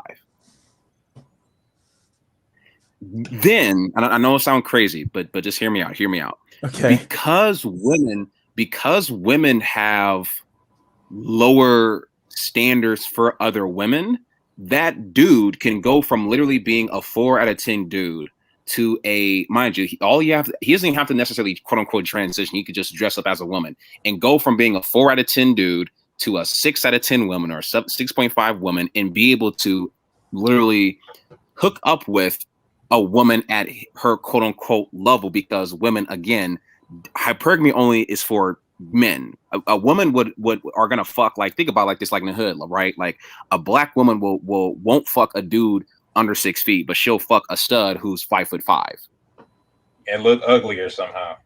Just be yes, exactly. Does that kind of make sense? Or and mind you, I'm not saying that this is like a legit solution, but it's just something, because I saw. I know, people, I know it sounds crazy, but I literally saw there was this trans woman on TV, and I was like, what the fuck? And I looked up what they looked like before their transition, and they literally look like they would have been an incel had they been a straight man. Huh. I don't know. I'll speak. Oh, sorry. Now go ahead, Les. When the catch to it be that they would have to get with like a lesbian Floyd, or would that matter? Even the straight women like have like straight women are bi. Like, yeah, no, they really do. So a woman. So for example, here's again a woman who will say, okay, I'm only gonna she literally only dates men who are 5'11", 6 foot and over. She will fuck a woman who is an average looking woman. This shit only applies to men, and and damn near like 75% of women nowadays are bisexual anyway. All right, I'll say this. I thought about similar shit too, like as far as society's courses and all that. And there's two things. I know damn well people are gonna try, because the surgery is only gonna get better and better. And the second thing is probably gonna be some fucking success cases. It's gonna be a terrible feedback loop. Yeah, it's gonna get to the point where you legitimately can't tell the difference anymore, especially since women are just doing that build a thought kind of shit anyway. So everybody look like they got surgery. Not sure how I feel about this. Really, like terribly. Like you don't have to feel good about it. You just know that's the course of shit. No. I know it's something. Yeah, I'd rather just wait for the sex bots. I mean, like I've heard people. I've heard people. I preface it, people. Go ahead. I was gonna say I preface it by saying that this isn't a real solution. Like it is like a joke of a solution. But I honestly think that a guy could, like, somebody out. Here's the thing: somebody's gonna do it, and then you're gonna hear about it. I'm just telling you. Like this is clown work that we're living in. We're in clown work. Yeah, I agree with him. That's definitely gonna eventually happen. And, I mean, like, just one more thing, mystery. And when that incel dude goes from being a 4 to a female trans woman 6.5 or what have you, the world treats them better. They get more job. Like, I'm just saying, and I'm not saying that people should do it, but objectively, the quality of life will increase at that point for that individual. Objectively, at least in my opinion. All I'm gonna say is this: I know that there have been people kind of like joking a little bit about and these people I think had actually done this too. Basically, like, they don't actually transition. They don't actually do any, like, the surgery. They don't even wear a dress. They just walk into a place, put down woman on like an application, because, like, if you can identify as anything you want nowadays, they do that in hopes of like getting a job interview or something like that, some weird stuff like that to like kind of like game the system. Because, like, if you can identify as anything nowadays and just say, okay, well, I'm a woman. If I declare myself a woman now, well, then, like, you can get all the advantages, at least from a societal standpoint, from like tax revenues, things like that. That a woman could get just by saying that you are, the weird stuff like that. But I'm not sure about the wig max thing where you put on a wig and kind of like LARP of the woman. Yeah, and somebody pointed out, and maybe look, this might be just I know it's stupid, but this might be way stupider than I thought, because somebody just said that there's a controversy. I'm not sure who the comment. Nintendo Cell. There's a controversy within the LGBT community because lesbians don't want to date trans women. Yeah, you talking about the TERFs? Like, yeah, the I don't turfs know. are there, but they look like bigots by comparison, though. Like, Well, you can my legitimately understanding, shame turfs and shit, which is funny as hell. from my understanding, a turf is somebody who Trans doesn't really- exclusionary radical Yeah. feminists. Oh, okay. Oh, yeah. They're literally, yeah, I believe in rights for women, but these fucking men masquerading like no. Yeah, but at the same time, it's just because women are so sacred that men shouldn't try to pretend to be like them. God So, damn it. So they have their own can of worms that Yeah. is kind of stupid. Ah, fuck. I thought. Look, man. I'm trying to come with solutions, folks. No, because I remember that one interview Incel Maddox did with the guy who did Transmax for a while, and he said that life actually did get pretty good for him for a while. So I don't know. Good God. God damn. I already know I'm gonna- Black Pill J talk about the future, man. That's gonna happen.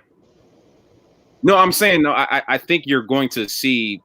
I think something like that is going to happen. I'm not sure in how many numbers, but I don't know. I literally just thought about it like a week ago, and I'm like, if women have lower standards for women, how come incels just don't? Not all of them, obviously, but like, how come no one has like tried that?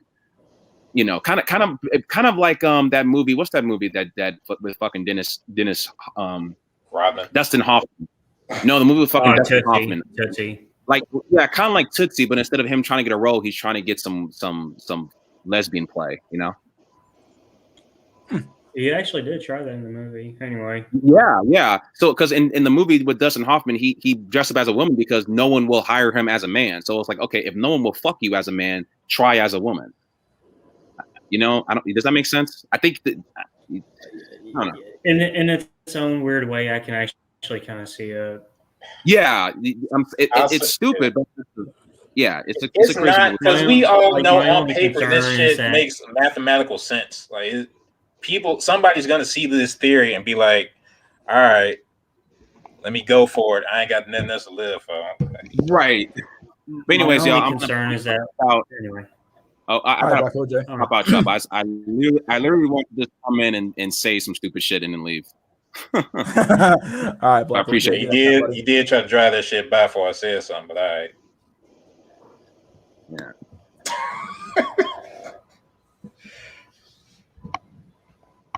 What's up, buddy boyos? What's going on, my dude, Drelix? Hey. Can you guys hear me? Hey, you sound good. Yeah. Okay, cool. I'm using the wireless mic, but if it starts to crap out, let me know. Nah, it sounds good. Yeah, I was listening to Black Pill J. I think he has a valid point. That's actually one of the things I wanted to make a video on, but it is hard to find data. And yeah, I think a lot of men in one of these subreddits in the transition are posting more and more. I forgot who it was. The Italian Buddy Boyo. The Windows Minus also did maybe a video on it too. But yeah, like I think a lot of men are, going over to the easy mode, as I say it. All right, it's legit. But I'm just saying it's such a small number because like I've been a male all my life. I just can't think like becoming a Floyd. Like that's just it's not gonna happen. Well, the Like thing you couldn't pay me enough to become a woman, right? I mean, the thing is that it's such a tenuous definition now that it's basically if you believe it, then it's true. That's basically what we've returned back to. It's like objective reality doesn't mean anything now. It's all this postmodern. Well, if you can imagine it, then it's real. It doesn't matter if it's true. Hey, let me drop this statement on you. Your truth. Yeah, that bullshit. Yeah. Like right there, since I heard that shit, I was like, yeah, that's like the fucking a mantra of this fucking generation. You go out there and live your truth. Like, what the fuck's going on, dude? Like, the problem with that type of statement is that if you can't even agree, if you can't have a societal view of what's objectively true, what objective reality is, then you don't really have a fucking society, and you can't talk about anything. Like, and there's like a certain historical fact of saying that like morals and all of that like is predicated on like the times, because things we consider moral today wasn't moral like 1,000 years ago, or even like 3,000 years ago, or at the beginning of civilization. But there are certain things that just remain constant because they have like biological realities. And this whole like what is a male, what is a female now is just like I don't know, it's just like counter to everything. Now, let me drop this though. This is before the surgery. This like right now, all the trans people are in like the uncanny valley of sexuality right now. Yeah, Like, it's yeah, like they don't look like either or. They just look like terrible men instead of women. Once it gets to the point where you legitimately can't tell the difference subconsciously, that's when society's really going to change. Because that's when, like, okay, yeah, right now you might have prejudices against trans people. Like, no, I'm not gonna fuck that. But if you get to the point where you can't tell, like legit can't tell, like I humans don't. can turn themselves into frogs. We can like, or we can actually change our sex at that point. I'm not even really talking about change. I'm more talking about how you like subconsciously view a person. Like whether you just off rip, like, oh, that's a woman, obviously. Let me treat them such and such a way. Let me try to get on, all that sort of thing. Like once it gets to that level of like sexual insecurity as a dude, like yeah, I'd rather just go to TFM, ask what the sex bots are. At that point, I quit. At that point, like even the sex bots, you won't be able to tell if they're male or female. Nah, I'm saying there'll be sex bots only. I can't fuck an actual human. You don't know what the hell they used to be. Yeah, I gotta say, I got a pretty spot on gaydar. Like, I have such a visceral reaction to, like, the hell is wrong with you kind of thing. All right, It hasn't failed me ever. Like, if I suspect something, like 99.9%, I'm legit correct. There are a few, but those are like, online pictures. Like, you can't really tell. bro. But every You're trying to play person of Russian mine. roulette with one bullet. I'm just, I'm just saying. Yeah. Oh man. But yeah. No, I thought he did have a legit point. It is hard to measure, but I think the rise of transgender, men going from Diffic Legendary to Tutorial Island is on the rise for sure. But yeah, I don't think it'll be like a mainstream solution, but maybe long term it might legit be.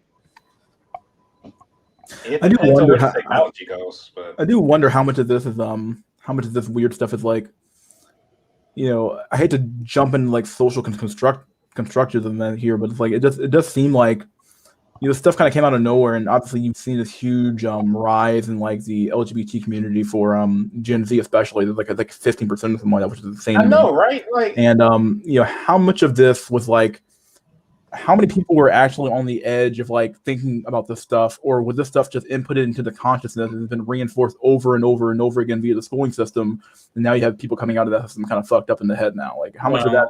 Yeah. I read a book a couple weeks ago. I didn't read all of it because at a certain point it just fell into like, okay, this is like right wing Christianizing propaganda, but it did have like a few good points, and it did like point out that a lot of this stuff is actually like politically motivated, and there are actual like stated agendas like being implemented. Have you guys seen this? The video got removed off YouTube, but it's basically a I think it's some California,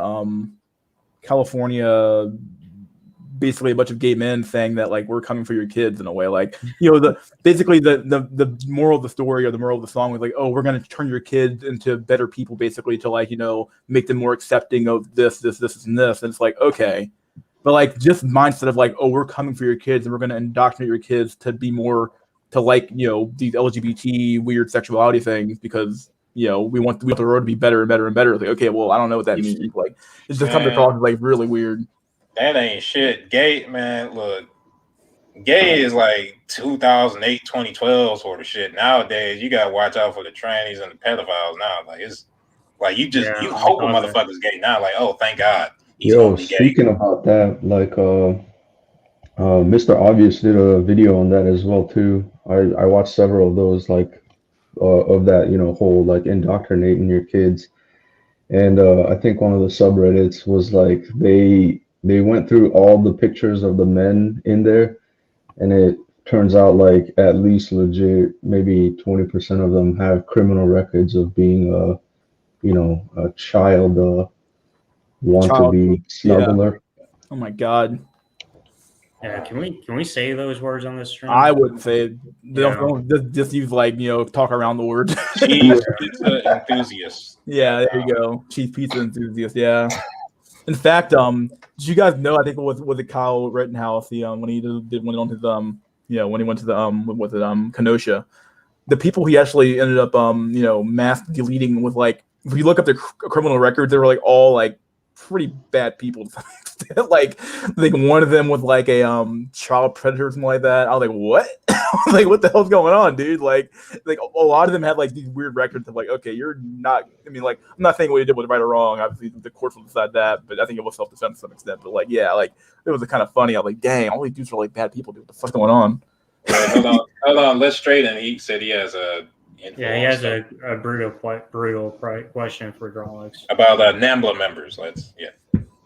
Yeah, I don't even know if I could say that. I am good for now. All right. That's a second. Here we go. This is what we're talking about. Your Pride Month looks awesome when you put it that way. Like, look at this is what they want. Like, you can ignore the Christian value thing here, but let's talk about like, come on, traditional family, thinking of marriage. Like, this is great. Like, I don't know. Like, that's what they're looking for. Yeah, the book I was reading was okay, but then it tries to push hard this idea like Christian values are the only values that matter.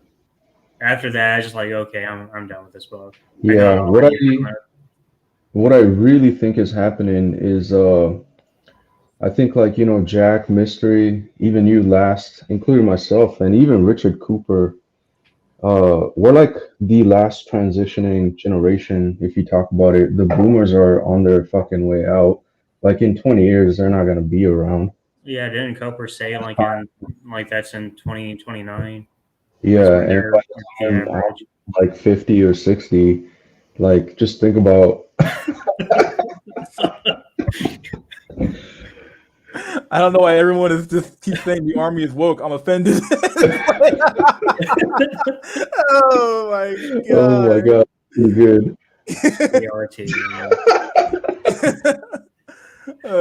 Go ahead, God. I'm sorry. Yeah, no, that was perfect. But yeah, I lost my train of thought. Yeah, by the time I'm fucking 60, I just can't imagine the 20-year-old at that time. Like, they have no reference of what life used to be like ever. So it's just a mass indoctrination. Like, they're trying to get them young now. And at the end of the day, if you really think about it, it's like brainwashing from the very early age. And they're just basically trying to indoctrinate them, and assuming they grow up to be in their 20s after that, it's like they're just sheep or sheeple. They have nothing but that reference to follow. I think at that point they're not even sheep. They're not anything. They don't even have an identity anymore. Exactly. Like, I mean, all of us can relate. Like, we know what the world used to be, and none of this shit would be tolerated like 30 years ago. If we're talking about identity, fucking 10, to be honest. Like, you have these kids who nowadays Gen Z and even like definitely late millennials especially have this we're talking about identities now. Like, the problem with gaining your identity over time is like some of it's like you get from society, like you live in society, you get reintroduced to certain things, you like certain things, you don't like certain things. Some of that comes down to biology, some of that comes from the environment. But like, talking about today's environment though, you're being inundated with so much weird shit on the internet now. Like, the internet is like it's free fucking real estate for anybody to shove down their bullshit ideology down your fucking throat. There's so much disinformation about what's true, what's not true. And I think this is kind of why we're walking into this weird, like postmodern, post-truth reality, which is because everybody has their own version of the narrative of reality. And once again, we can't come together and construct a, we'll go to politics real quick. The left and the right can't even agree on a philosophical basis on what's true and what's subjectively true, and can we work within a framework that is true of that you know, it's kind of like the Overton window. Like we both have our idea of what's true over here on the edges, but like we can ignore our, you know, the religious bullshit, and we can ignore our weird social constructionist bullshit for a moment here to agree on the stuff we actually agree on. It seems like we almost have two Overton windows now. Like the window is not even combined anymore. The windows are like completely separated now, and one side's living in a la la land, and the other side's kind of retreating into their old religious roots, and there is no like overall narrative for the country anymore. This is what it seems like. I mean, I used to remember the days where you actually did research, like you go to the library and you find your source in Encyclopedia Britannica, and you're like, quote that sucker, it's fact, you know? Now it's like, oh, CNN, you know, we got fact checkers. How about the death board? Like, I believe the LGBTQ ideology is imposed top down and is not organic development. I believe is intended as a safety release valve for the excess male population. I also believe Western nations have agreed to take in the excess in young men from China and India. Check out the U.S. Canadian universities. You will see way more Asian international male students. I definitely know the Canadian ones are very, very. There's a lot of Chinese students going to Canada for sure. I have to agree with Hell by the Dashboard. I mean, I'm recent at least. I've gone to university, and what I saw is pretty much what he said. Let's see. He had another comment out here too as well. The internet's the portal to hell, Steve Hook. Oh God. It really has become that though. Like I remember back 10, 12 years ago, everybody saying the internet's gonna it's gonna be a proverbial age of information. And now look what I don't know if there's like a 1-to-1 correlation between the rise of internet use and how society is today, but Yeah.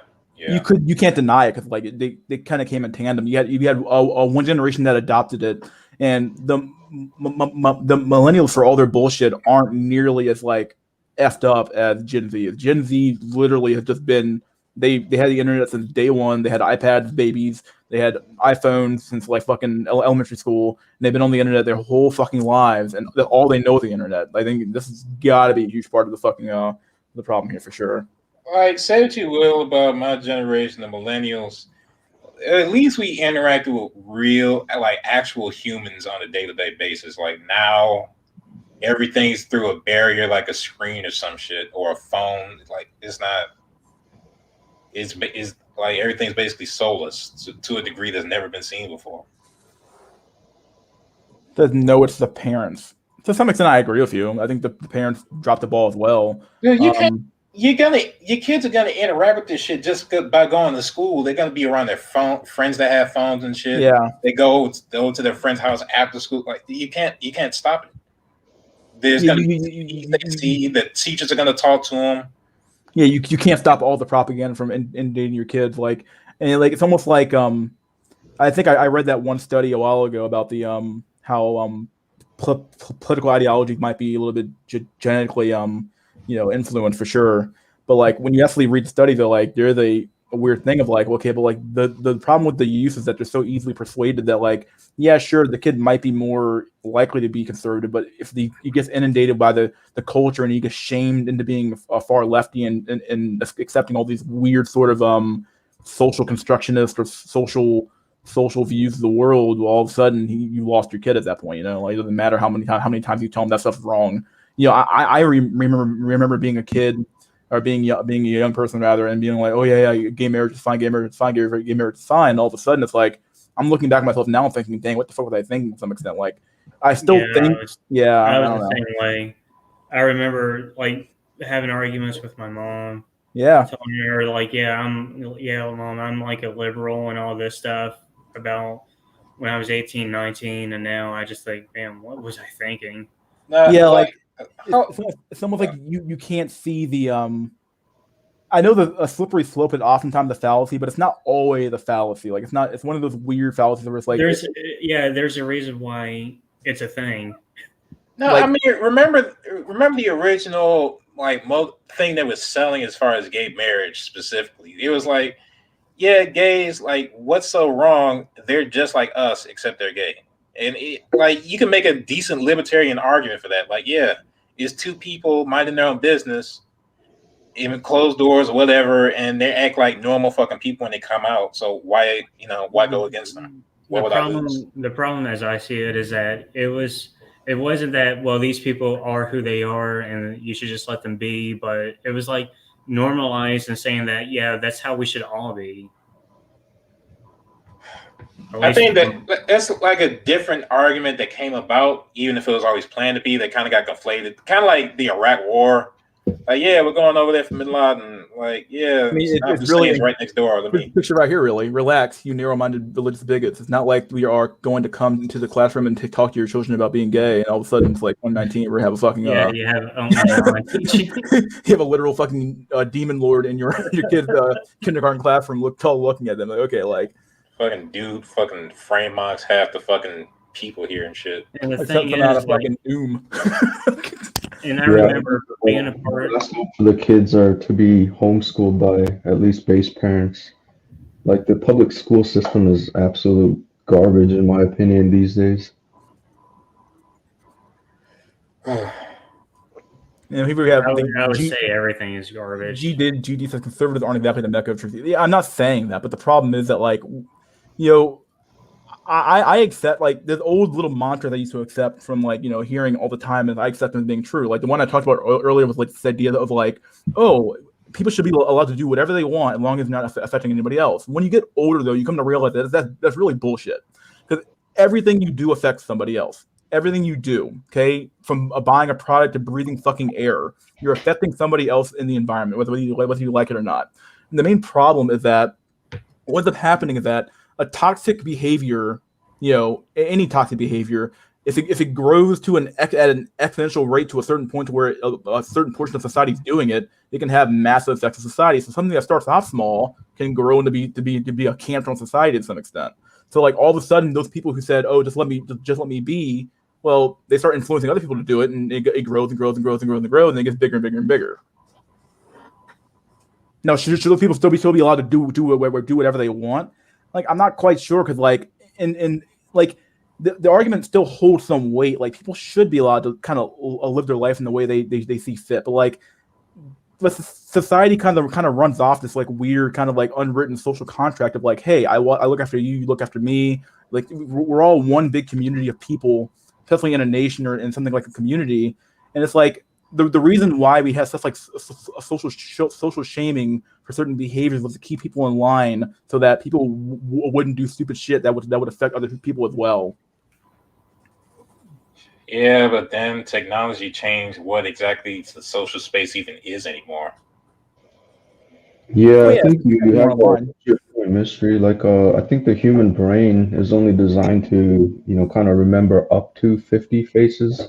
Like, there's a certain point where, you know, it's like you can't necessarily remember more than 100 people. Like, it's only the close, like 30 people in your lives that you legit remember and interact with.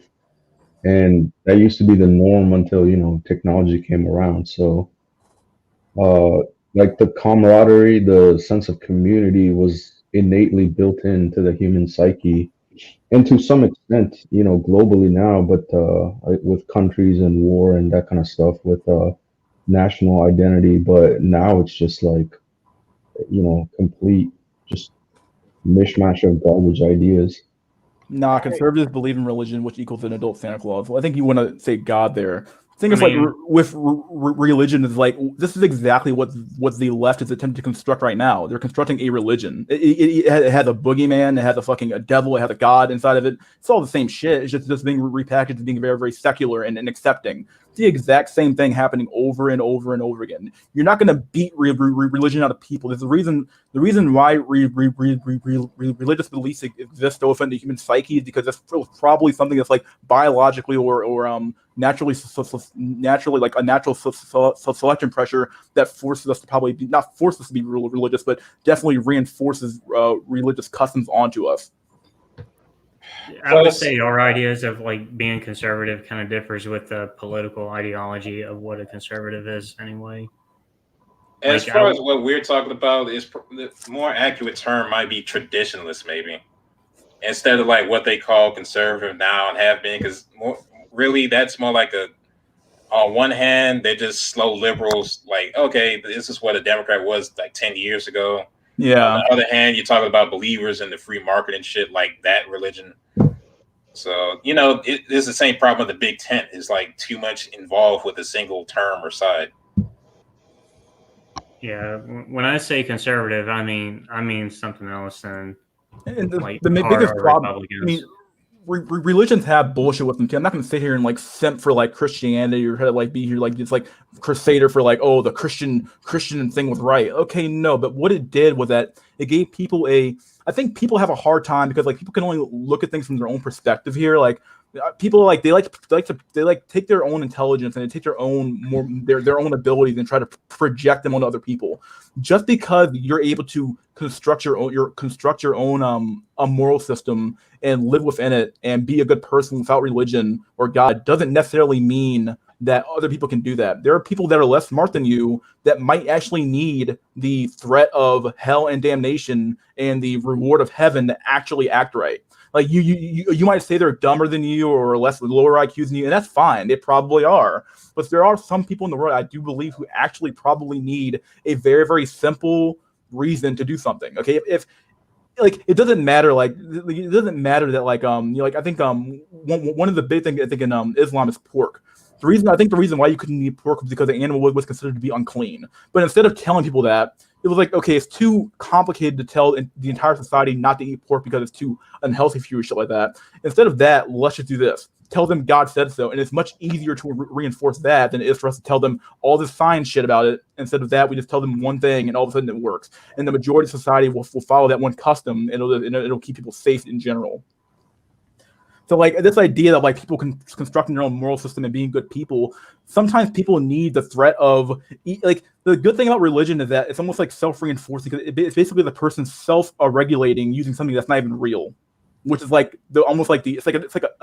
effectively a trick of the mind. You're telling somebody, hey, here's some bullshit that's not real, but hey, because you believe it's real, you're going to act in a certain way that you might not act in a perfect way, but you're going to act in a way that's definitely going to be more conducive for society to actually exist, or for society to exist. Yeah, I think I made my point there. Yeah. I mean, I kind of come to it from Wittgenstein's position to where religion is an innate expression of humanity. So I don't have like this major aversion to religion that I used to have. I mean, true, like the way I think of it is like, yeah, it's not factually true, it's not historically true, but it serves a particular function for a person.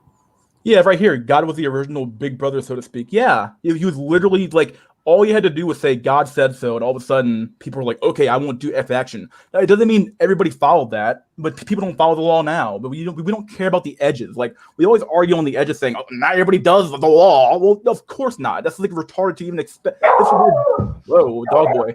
This dog show over here. It's retarded. It's retarded to even expect people to everybody to even follow the fucking law. But what ends up happening, though, that if you can get the majority of people in the middle to follow the law, I think you have a much more productive and better society than this weird fucking shit where it's like, oh, well, make your own truth up, dude. Like, come on. Well, if you like go back to like what religion was 70,000 years ago, like a lot of it was like ancient totem and fetish expressionism, to where like there wasn't this dichotomy between like God and humanity. No, everything existed as a whole.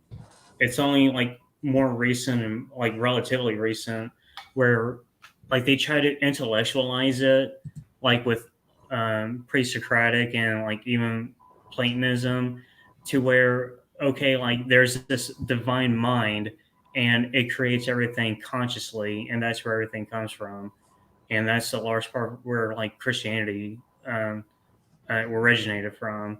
It's like this, it comes from like an unconscious expression of human language to a more conscious attempt at creating like, okay, I'm talking gibberish now. I hear you. I do. I try to like. It's hard to talk sometimes because you get kind of lost in your own brain. You're trying to. Yeah, I hear you, my dude. And I understand. I can think of it just It comes out wrong, right? Yeah, I hear you, my dude. Like if I'm am I making any sense here?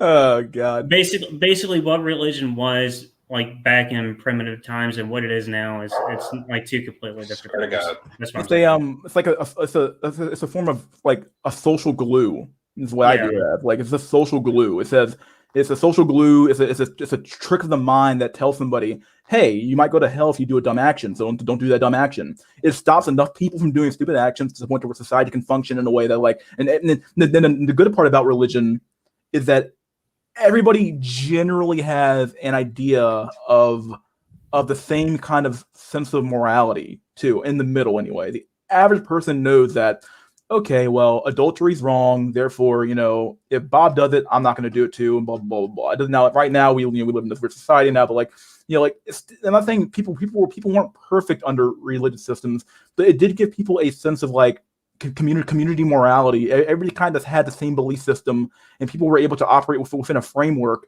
that allowed them to kind of interact with one another. Yeah. Honestly, this might be a quote from way back. I forgot, but basically, religion is just deified culture anyway. Yeah, I would say so. Christianity with its issues and outright bullshit. Most need it. I love Hitchens and Dawkins, but there's more nuance to religion than what they provided. You need tradition. I kind of got tired of Hitchens and Dawkins myself. All the hellfire and brimstone fucked me up. I already read that comment. Genetic determinism is real. I developed schizophrenia for no reason other than genetics. I didn't do drugs. Some people draw that short straw. It is what it is. That's very true. You can be moral without invisible space wizards. No. Religion wasn't about like you can change that to maybe you, GD. You can be moral without invisible space wizards. I can be moral without them, but I'm saying that the average person, there is a subset of people who probably need some sort of very very simplistic moral system. Just simplistic. It doesn't have to be some complex shit of like your axiomatic starting points here, and off the axiom you make a moral system over here. Bullshit. Okay, like they're gonna look at you like a deer caught in the headlights and say, "What the fuck are you talking about? What the fuck's an axiom? What are you talking about?" No, they want something really fucking simple. If you do X, you get punished. If you do Y, you get punished. Like if you do X, you get rewarded. If you do Y, you get rewarded. That's all religion really was. It was a very very simplistic moral system that gave people a system of reward and punishment, and provided in the long run, you provided you hell or heaven in God's kingdom, or hell in the pit of hell, burning for all eternity. Okay, but to be fair, I don't think that's really going to play in an age of education and rationalism. I'm not saying it's going to happen now. Oh no, it's not going to happen now. I'm just saying that's what it was meant for. Like, yeah, like and I'm not saying you're saying what I'm about to say. I don't necessarily think the answer is bringing religion back, and I'm not saying that's what you were saying. Yeah. I think the more important thing is to understand the utility and function of it.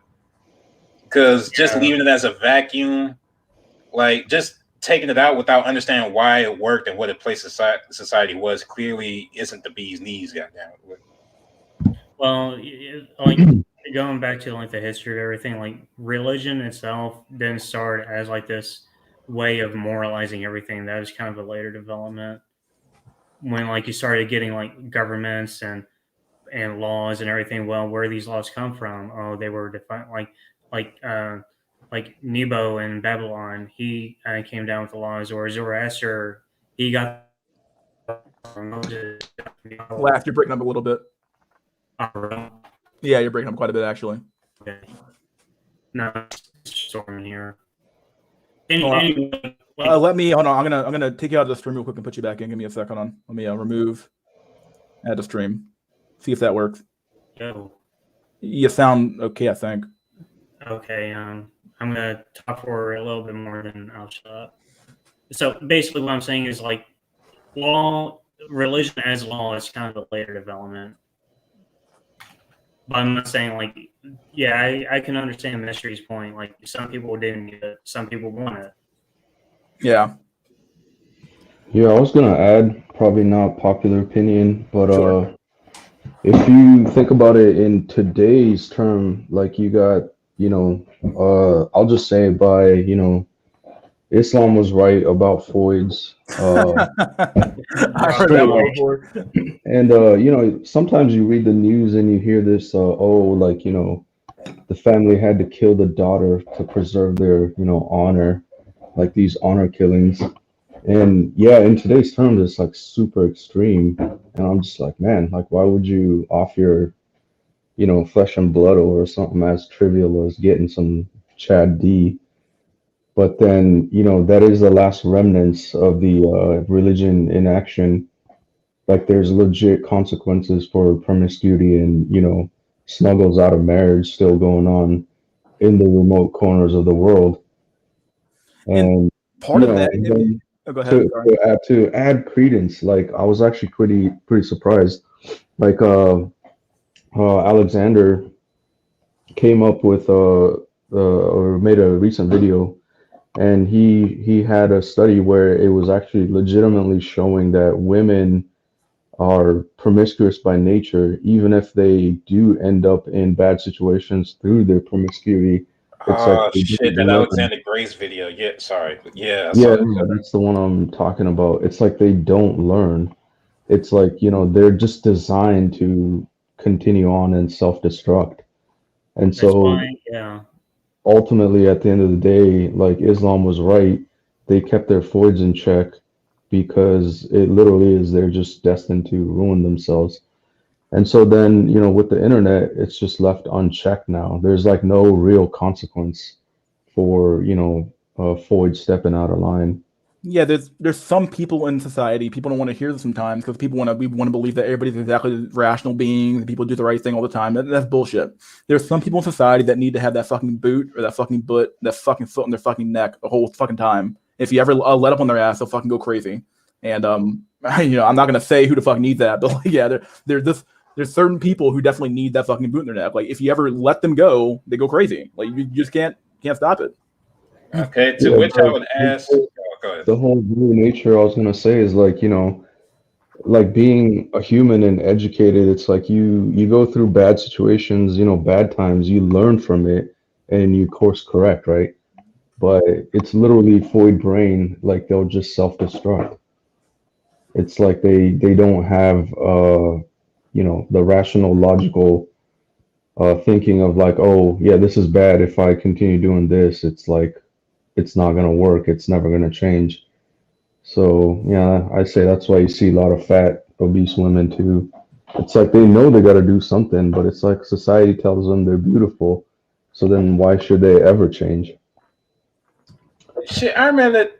I remember that. Yeah, in that video, the scientist said they couldn't even find out. Basically, for anybody who doesn't know, in the video, the Alexander Grace video, they found out that even with women having a high regret over their past sexual actions and all that, that regret didn't have any correlation with future actions. So Hmm. basically, even if she felt bad or whatever, she'd still fuck up the same. Yeah, And the basically scientists they'll had ride no the fucking CC. idea why. They'll never stop riding it. Basically, like, okay, if they have regret but the action doesn't change, then functionally the regret doesn't have a purpose. So this is a whole Yeah, paradox. it's all a huge fucking show. Like, I think that I think the reason why like women, they project their a shallowness of themselves onto men. So I think men are shallow. Men only look at looks, but that's just projection. That's their own projection of themselves onto us. Basically, they're the most shallow thing in the face of the planet. They're shallow. They're shallow emotionally. They're shallow from a physical standpoint. Everything's superficial for them. Just They true. either, Emotionally, they either projecting their intellectually. own behavior or the behavior of Chad. That's it. Like everybody else is just invisible anyway. It's not even a mental object to even operate around. Like, oh, all men are cheaters and shit. No, just all the men she fucks are cheaters. Stuff like that. Go ahead, Lass. You said something earlier. I didn't hear what you said. Oh no, just shallow morally, emotionally, and Yeah, intellectually. yeah. Basically, everything I wanted to say, you said. Yeah, it's true. Like, it's just like if there was a bottom of the barrel, they're not even in the barrel anymore. The barrel's fucking gone. Like, they're on the fucking ground. Like, that's how shallow it fucking is. More shallow than a fucking puddle out in the middle of a Death Valley somewhere. Like, And the thing is that even with studies like this being released, like they go ignored by society at large. yeah, Like, society, because society is like it's like we're simping on a national scale, like simping on a national scale. But it is what it is. Yeah, I can't tell if this is just like a if people actually believe that like if we keep giving them more stuff and doing this and doing that, like I don't think they even really appreciate it. I think that it's just become expected. It's expected of you to provide this for me, so I'm not even going to appreciate it. You know what I mean? Yeah, I know what you mean. Yeah, if you constantly get stuff and you're constantly getting stuff your whole life, you don't even appreciate it. It's kind of like if your power was to go out, then it came back on. Like, would you really care? Like, no, because it's kind of supposed to be there. Like, if you live in a first world country, your electricity is supposed to be there 24/7, 365. And if it goes off, like you might be grateful that it came back on, but you're not gonna be like, okay, well, I'm gonna like change my whole life around because of this shit. No, they don't give a fuck. Like, you're gonna go right back on the internet and do what you want. You don't solve the problem before you just reset the clock. No, I've been saying that for ages. Yeah. Ultimately, all we ever do is reset the clock, though, right? Like you're not going to stop like this type of behavior, and it's kind of funny because like society thinks that we can socially construct our way out of this problem. Oh, if we encourage women to become scientists and do this, they'll do this. If we encourage men to be more fifi and control their feelings more and be more fifi, like what we're gonna call it, like this will happen. Like no, like you're not gonna socially construct your way out of billions of years of natural selection. Like it's not gonna happen. It's crazy. Yeah, the time it would take for those instincts to change, your society would die long before that. Yeah, the time scales are too fucking long for that type of behavior to actually change. It's crazy. Which is why I say literally the only solution is to replace women. That's it. Either you replace women or you stay on this weird cycle of building up, ruining the social environment, then ruining the actual society, then falling down, and then having this environment that's fit for all the restraints you need. Like as far as what I think, I don't think the original oppressor women was men. I think the original oppressor was the environment itself. Like, the struggle to survive and all that pushed women towards men. I think that was like the original strong impetus, I guess. You wouldn't let a child run around with money or run a country and make rules, so why would you let women do it? Oh, God. I mean, no, that's a legit question. Yeah. We need monarchy because it's authoritarianism with incentivized morality. Ask Nero about that. All right.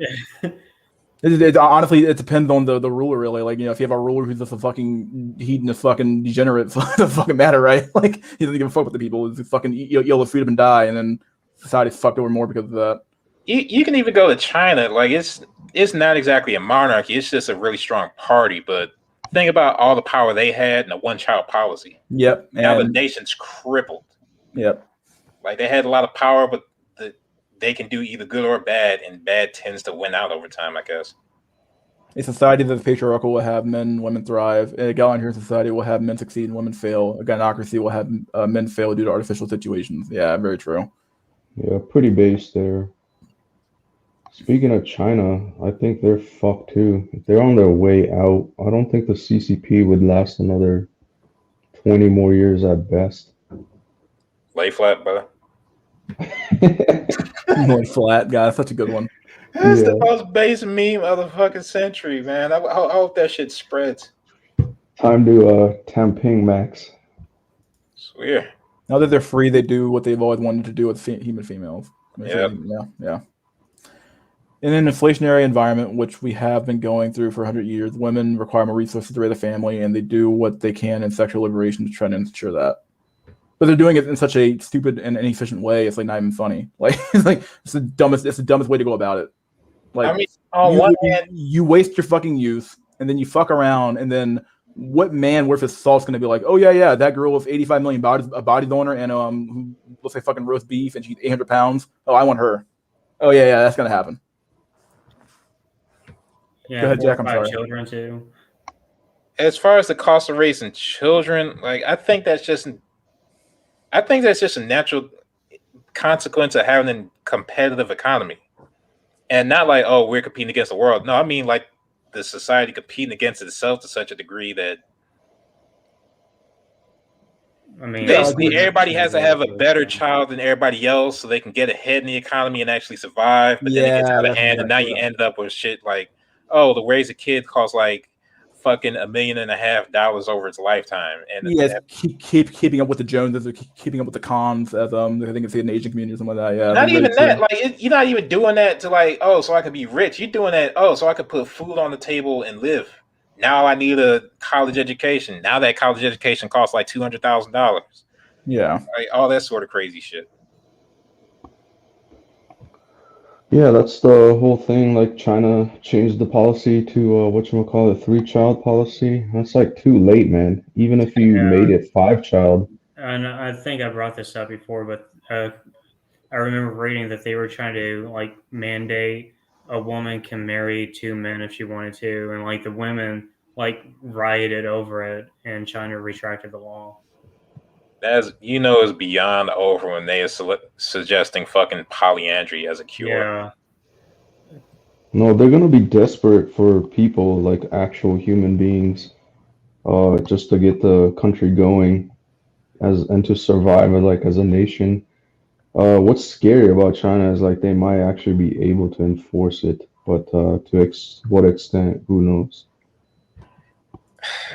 No, Drolex, I'll tell you this right quick. If they start importing Africans, just go to your local globe and just write China off. Like that's ultra over. They already are. They already are. Oh, all right then. There you go. It's over. Like never began for China. Fuck. Majority of men's religion is pussy, and like a religion where they never meet God in real life, you don't get pussy in real life. Is the thing. That's pretty good. That's true as hell though. Like what else is OnlyFans?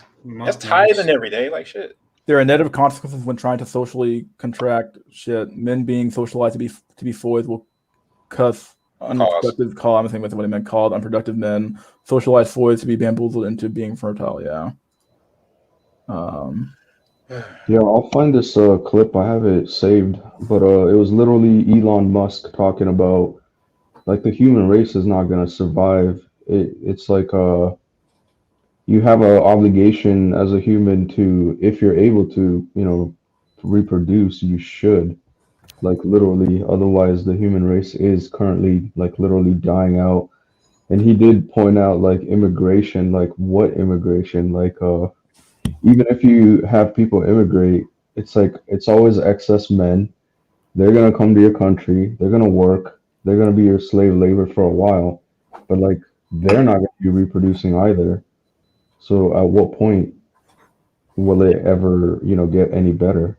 And then the women that come, their rates are gonna drop off. So you're gonna have that good first generation, and every other generation after that, it's gonna be a hoe. A time is coming when men will go mad, and when they see someone who is not mad, they will attack him, saying, "You are mad. You are not like us." Yes. And Jack Tisson's here. What's up, Jack Tisson? Yeah. Hiya. Hello, Jack. Hello, Mystery. Hello, Drex. Hello, Lost. How are you? Doing good. You have anything to contribute, my dude? Yeah, that experiment and shit. Well, I don't want to hear the experiment quite yet, but let's go with you have anything to contribute with the conversation that we had going on right now, or what? Well, you're talking about China, is that correct? We were on China, we were on morality, various things like that. Yeah, I'm not sure how long you've been listening, so yeah. Yeah. I mean, I was just saying to my friend, if you're projecting into the future about how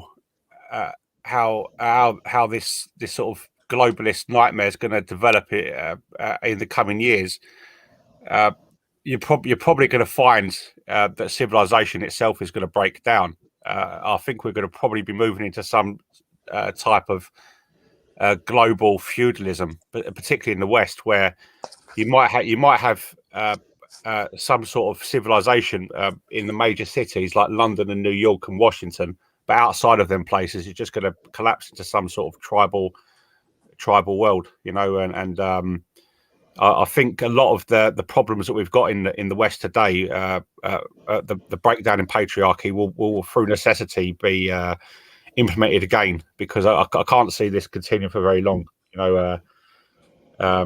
The way things are going. I mean, recently in the British Parliament, I mean, I don't really like politics, but I did see this clip on YouTube they're now saying that guys who are incels in Britain are on the same level as they're kind of like a danger now. We're classified, guys who can't get laid now are classified as terrorists in Britain. You know, how can a society last if loads of young men are walking around who can't get girlfriends are actually being demonized by the political system? I just don't understand how you can do it. Like, hold on, Jack. Do they understand like how many men actually qualify for that banner though? Because that's like really what I see is like the main radicalizing factor. Well, they're claiming now that that guys who can't get laid, who call themselves incels, they've been radicalized into an extreme form of misogyny, and they're claiming that guys like us who have basically found it very difficult to secure girlfriends and build families, we spend our days on the internet producing a fusillade of content which is aimed at demoralizing females. And we also, as well as doing that, what we do is we're constantly sending messages to females online. We're making nasty phone calls. We're making nasty comments on the street, and we're engaging in some sort of psychological campaign against females in the West. They've actually exaggerated to this degree now that incels are basically full-time misogynistic operatives. They've completely taken it out of context. And if you turn around to these people and said, "Look, I just want to get build a family, get a house, and work, and just be like a normal person," that has existed on this planet for the last 10,000 years. If you explain that to them, they wouldn't listen, because now you're the enemy. You know. So basically, what it is you're damned if you're an incel, and you're damned if you say I don't want to be an incel. It's even worse than that. They're saying you don't fuck enough to not be a criminal. Pretty much. Dry penis, huh? You look like a terrorist down there. Like, what the fuck? It's like, yeah. how do they even determine, like, how are they mandating this? Easy. If it looks like an incel, it is. Oh, well, yeah. I forgot about that. Yeah. I just wanted to add to this. Have you guys seen Incel TV's latest video? I actually didn't watch it yet. I was gonna watch it probably tomorrow. I gotta search it. Yeah. I highly suggest. But he had this whole true self relief act, and based on your social status and rating of your looks, you would get governmental assistance just to survive in this shit society. And it had to be signed off by Saint Hamoudi himself. Like, he was pretty based, man. And I made a comment like, "Oh, like this thing should have been enacted 2012, like a decade ago." And Incel TV replied, "Facts." I was like, "Oh man, the memery and the joke was like at an all-time high." But I mean, getting back on a serious note, it's like literally, we're shunned out of society. The whole point was that your looks determine everything in your life, including your financial, incentive and ability to earn. And so, more and more incels will get shunned. Like, we can't get any jobs other than slave waging, minimum cuck wage jobs. It's like there's no incentive. And how do you keep basically us docile? And yeah, you need a basically a true cell relief act. Dude, I just thought of something, like thinking of all this illegal incel talk, like low key, it basically makes it illegal to be ugly. Yeah, literally, in this society. That's the whole point. And I had this conversation with a friend recently. I think I described it in the show about 2 shows away. I think it was 2 weeks ago, about the eugenic in-group. And what you've got, this is only my theory, what you have is the huge mass of the population who are, normies and above. And if you show in your face that you're genetically, maybe you have a little bit less going for you than the average person, then how does the average person identify themselves as part of the in-group? Well, they identify themselves as part of the in-group by understanding that there's people outside of the in-group who are not part of the in-group, and they're basically the genetic enemies, and it creates an unconscious feeling of cohesion amongst the masses. And all throughout society, this has been my belief. All throughout history, there's always been a genetic underclass who have been the scapegoats for society's problems. But what's happened recently is that people have started to identify themselves as part of this group, and they've worked out the game. And now, if they work out the game and they realise that the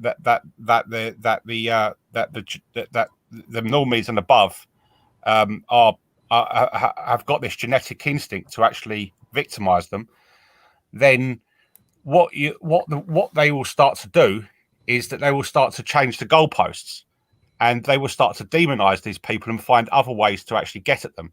And at the moment, what they're doing is the people that they've always traditionally picked on throughout history are now being called a terrorist threat, and then the mainstream society can then exercise their feelings of disdain for these people, carry on with their eugenic in-group cohesion, and they will do it without conscience, because they're doing this because they feel they're in the right, because they're part of the in-group and you're not, So the only way to defeat these people is basically not to exist, and we do exist, so we're just going to have to deal with it, No one's going to fight for us because no one gives a shit about us, Including us.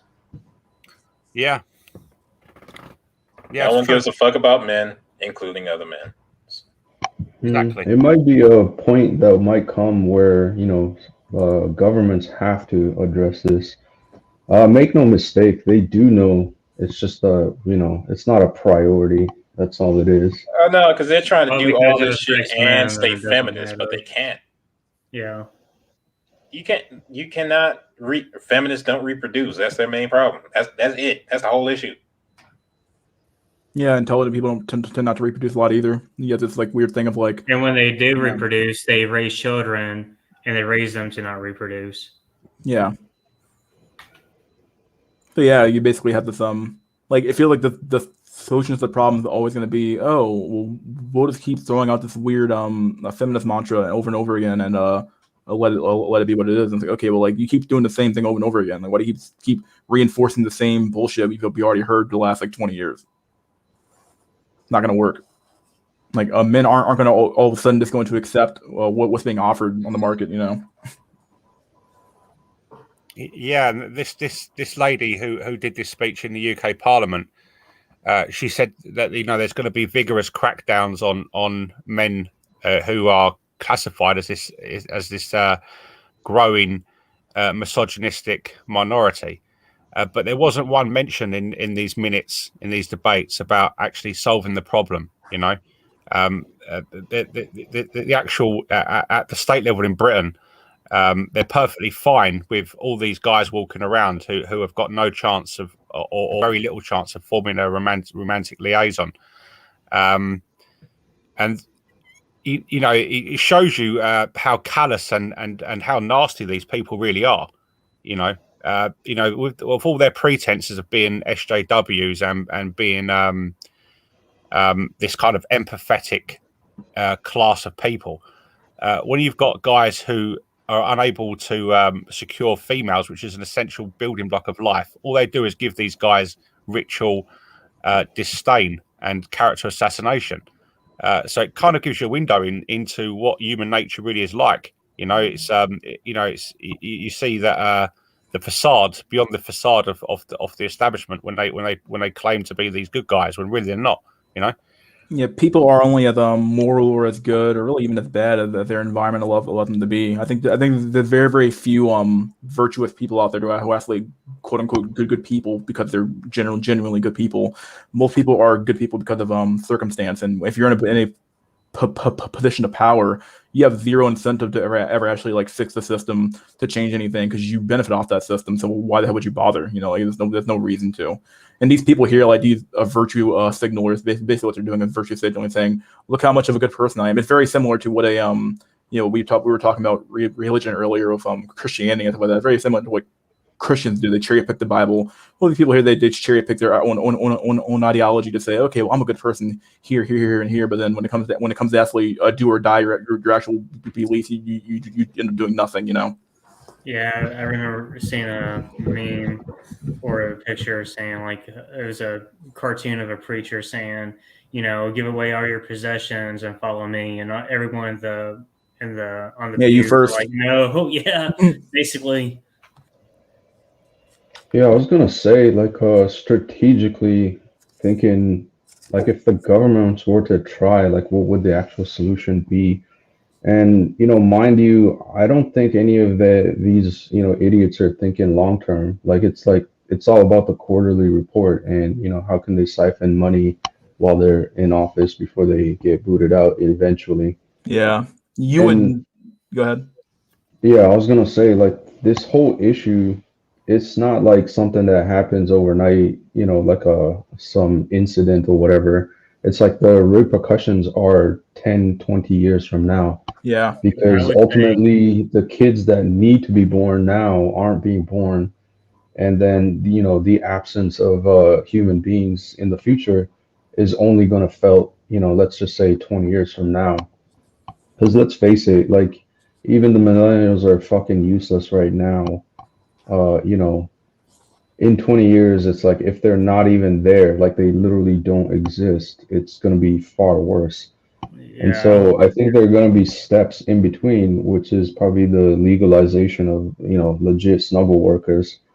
But me. then if you really think about it, like what woman or, you know, in the next 10 years needs to become a snuggle worker? You know what I mean? It's like the internet provides them with everything else so that they don't have to be, you know, let's just say manual snuggle workers. You know what I mean?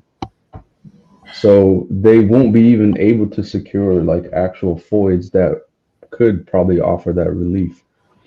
And yeah, there'll be black markets, like, you know, you'll have to go to streetwalkers if you're that desperate. But yeah, it's like it's already fucked. Like I don't see a solution ever.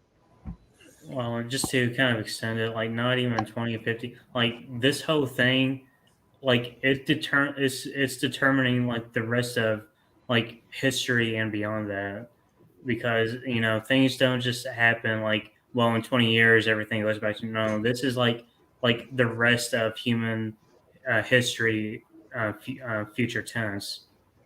Yeah, I think 2012 was the turning point when all these dating apps came out. I think it's already been a decade now. We're really feeling it in 2021. I would say even 2022. I think it was delayed, but Corona made it, you know, accelerated Super, yeah. super, like by 10 years extra, in my opinion. So what would have been the actual collapse, I can say 2050 conservatively, it's probably going to be happening in 2030, you know? Yeah, Yeah. to fix the issue, you would basically need like a dictator, effectively. You need someone who literally has the mandate of literal law and authority to fucking fix all the issues. And that type of person, could you even trust them? You know what I mean? Like, Somebody who knows what the problem is, somebody who knows what's causing the problem, and somebody who knows how to fix the problem. I forgot where I've seen it before, but basically things like that are temporary. Like things, society falls and you get a little temporary strongman, and then right after that, it falls right back to shit even deeper. So we're at like irreversible end stage. You just talk about temporary reversal, even if you get a strongman. And then this whole economic collapse, like, make no mistake, it's already here. So, you know, the people that think neat bucks is going to help you, or, you know, relying on the government, like at the end of the day, I mean, have you seen the chaos in, you know, aftermath of Hurricane Katrina and how incompetent like FEMA is? Like, there is no federal relief, you know what I mean, in the long term. Like, where's the money coming from? There is no people in the system to put money back into the system. Like, it's all fucked, dude. Yeah. I think even the single mothers are not gonna get their, food stamps and child support payments. It's like, yeah, the system can't like sustain itself in the long term. Jack Tisson, something you brought up earlier, I believe that was actually pretty that's a good concept. I never really thought of before, but I guess I kind of thought of it in like a roundabout way. Which you talked about how like there's always a genetic I think you kind of tied the genetic underclass. Is that what that's the term you used, right? Well, I actually watched a video one time on childhood bullying. Uh-huh. And this is something that I experienced quite extensively for the first few years of my life at school. And I didn't know why. I didn't know why I was picked on so badly. And I did some research into it in later years. And what I discovered was when I read the black pill research rather than the blue pill research, was that children who are viciously picked on in the playground, they tend to have something that makes them genetically stand out from the other children in the playground, and the bully and the people who coalesce around him have identified a genetic outlier. And if they identify a genetic outlier and they push against the person, it creates a sense of cohesion amongst the children in the playground. And they establish early on that they're part of the eugenic in-group. This is something they learn very, very quickly during the socialization process when they come into contact with other children during their childhood. And once these boundaries have been established at the the younger stage groups, as these children grow older and they become adults, it's firmly established in their minds in many cases who is part of the eugenic in-group and who is part of the eugenic out-group.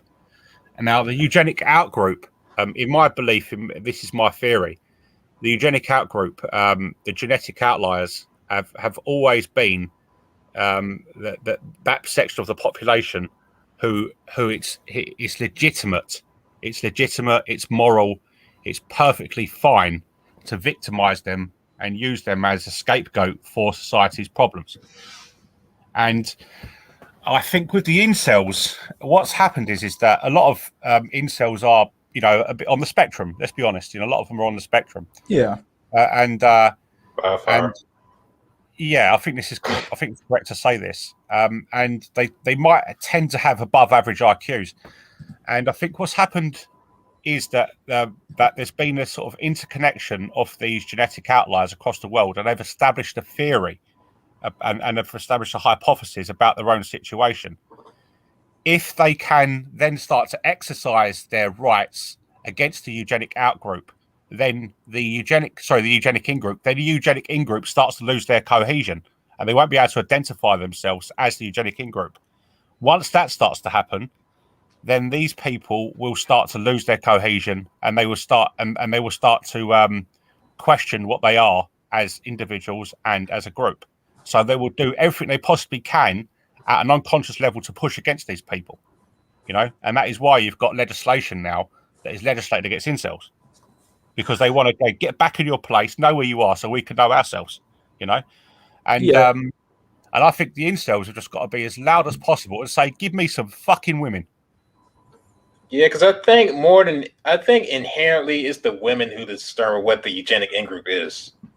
But if they're getting more hypergamous and kicking more and more people out of that group, then I you reach a tipping point. It's very obvious that women kind of have always kind of controlled the gene social, line. Not the gene. I'm talking about like just you talk about who get to decide what the when you talk about the in-group out-group cliques. Just to kind of go off what Jack's saying, or both Jacks really, but you go off what both you guys are saying here. Like women basically decide who's going to come into the social circle via your genetic quality in a way. So like if you're a neurotypical, if you're attractive enough to get in here, we'll let you in, and you can be part of the social group. And obviously that also affords you to be able to obviously, if you have a bigger social group, you have more opportunities to talk to women.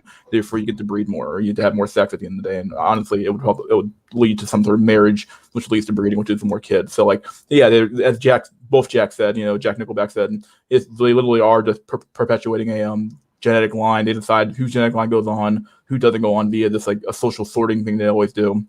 And even with Jack Tisson, though, to go back to your point about the in-group, out-group thing when it comes to like genes and it's even reinforced. It's not even so much reinforced. I truly believe that biology, or rather society, is downstream from biology. So like you have biology first and then society. So like even the stuff like you see in movies of like the like we'll take something like a Disney movie where it's like the villain is really ugly and the hero is a Chad.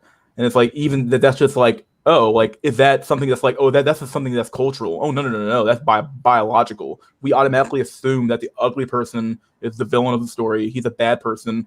I think in one of Facing the Elements' videos, I think the study in that video talks about how like, yeah, we ascribe bad virtues onto people who are just don't look as good, who are uglier than we are. We say they're bad people. They have sex in the wrong way. They do weird stuff, and this is just true. So we automatically, just from a biological standpoint, assume that the incel or the ugly person is the villain, and that's Chad is the hero. Or even for Hunchback of Notre Dame, where the hero was an ugly motherfucker, he didn't get invited into the group. He was like, "Yeah, y'all, you stay over there, motherfucker. Like, you cool, but keep your hunchback ass over there. Like, stay in a church." The alternative and more plausible theory is dating apps care as much about genetic superiority as fast food cares about you having healthy food for the great swaths of society. This definitely is a money-making scheme, for sure. They don't give a fuck what you get, really. They definitely want you on the app as long as they can, because they know that, especially for men, they'll buy the Tinder Plus or Tinder Gold, whatever they call it. You keep making more and more money, and they definitely don't care if you actually get a match or not. They care, hey, we're going to give you the hope of a match. Hey, you see those 3 matches we gave you who are all bots? Well, if you buy Tinder Gold, you would get more money and more money, more money. See, I've got a theory on why they one of the reasons why incels are so hated by society, and I think one of the reasons is that they're worried that the incel community worldwide will find a way of tricking females into believing that they are part of the eugenic in-group, because if there is a way that a theory develops where you can actually accurately give young incels or middle-aged incels a formula to be able to mimic the behavior, looks, and sort of socialization skills of a person in the genetic in-group, and they can actually use this and actually then access females from the eugenic in-group, then they're worried that that genetic outliers will then perpetuate their genes through the gene pool, and then that will change how the gene pool operates in future years. Yeah. And I've got to say something about there's something about the normies and above. These people aren't genetic specimens themselves. I mean, if you walk around Britain, for example, and I'm sure it's the same in America, or I may sound a bit misanthropic saying this, all I see is a bunch of overweight, simple-minded, conformist, semi sort of individuals. These are people that haven't got an original thought. The most important thing for the average English guy is to watch football. That their thoughts don't extend beyond drinking beer and watching football. And how dare they actually say to guys who've actually got a brain in their head that they're part of this kind of unwanted minority? Shouldn't it be reversed, and we should be the ones accessing sex and they shouldn't? That would be true if you had what women were selecting for, but we obviously see that isn't true. Yeah. Like, motherfuckers with higher IQs get selected less for, not more. So, well, Isaac Newton, the guy who discovered gravity. I was saying this to my friend in London recently. He was the guy who discovered gravity. He was the person who, I believe, formulated the mathematical formula for calculus. He was one of the smartest men who have ever walked the planet. Do you know that motherfucker was an incel? Yeah, but Yeah, there's man. also speculation that he might have been a homosexual too. But yeah, for all intents and purposes, he was the true self. Yeah, Telsa, the Serbian scientist, another Tesla. Yeah, is it Tesla, mate? Is Yeah. it Tesla? Hold on. Need to clarify. Nikola Tesla, not the company Tesla. Okay, Nikola Tesla was an incel. You know, I mean, Yeah, how but yeah, I mean, not to. I'm being pedantic, man. Never mind. I was just gonna say, yeah, but Tesla also had like opportunities that he admitted that he didn't uncapitalize on. Oh, I didn't know that. Yeah, he was the only actual motherfucker that was like genuinely on his purpose and shit. Yeah, very purpose boy is. I'm sorry to just sidetrack everything. Men are always thirsty. Women always get the short-term romance. Sounds like a great business model and much less eugenics. They don't give a fuck about anyone except the elite. Yeah. But I might have to go here in a second, guys. So. Oh no, laugh no. yeah, you're glad to get rid of me. I know. Oh god. Anyway, Mystery Jack Drolix. Take care, guys. All right, laugh. Take care, dude. See that, mate. See that, mate. Nikola Tesla was a MGTOW who pigeon macked. Huh. Tesla wasn't level for bird, literally. Dang. Isaac Newton equals Incel. He was. There's an idea about unplugging normies and math will be a solution, but I don't see the point in unplugging them with no solution yet available. The real question is, like, when you say unplug somebody, I think that what we're really doing, we're not even unplugging them, actually. What we're doing is that we're basically just saying, hey, you know, if we're going to use a matrix analogy here, instead of destroying the matrix, or rather, what we're going to do is that we're going to keep them plugged in. We're just going to input in new software so that the matrix is better. You know what I mean? Like, it's not as shit. We're not actually going to like unplug them though. We're putting in new software. We still need them plugged in, but you need a better system, a new matrix to make things better off for people. You know what I mean? Yeah, you gotta do that. I'm full unplug mode. Like, fuck the red. Look, if red pill is sending the motherfucker to Zion, the black pill is showing the motherfucker he's an actor and telling him where the cameras are. I'm all the way with it. Yo, speaking of unplugged, like China is straight up banning any feminist and LGBT groups on the chat forums and everything. Yeah, I saw that. I think it was what's their big one called? I forgot what it's called. Weibo? I think it's that. I don't know. I saw an article about like how they banned like an LGBT group with like Yeah, they're literally silencing all the groups that are detriment to society. So yeah, we'll see if it works. I mean, they're up shit creek, so they're desperate to do anything. But It's not I find it funny. It's already over. Like it's like you said about I think the term population momentum. Basically, even if you solve that situation, it takes 20 like a whole generation to be solved. Mm-hmm. And there's no telling what could happen in that 20 years. 20 years ago. Yeah. Yeah, one thing, this is gonna be off topic a little bit, but like I watched the anybody here watch the Fresh and Fit podcast with Tim Pool? I saw both of those guys on Tim Pool. I was like, what the hell is I mean, Tim Pool, he kind of routed some politics and I was like, okay, what do these two guys have anything to do with like to talk about this type of issues? You know what I mean? Like, I don't know. It seemed weird. Yeah, I think Tim Pool had 2 segments. I didn't watch the entire like live stream. I usually watch the segments, but even the segments they were on, it was just kind of weak. Like it was just off topic from dating.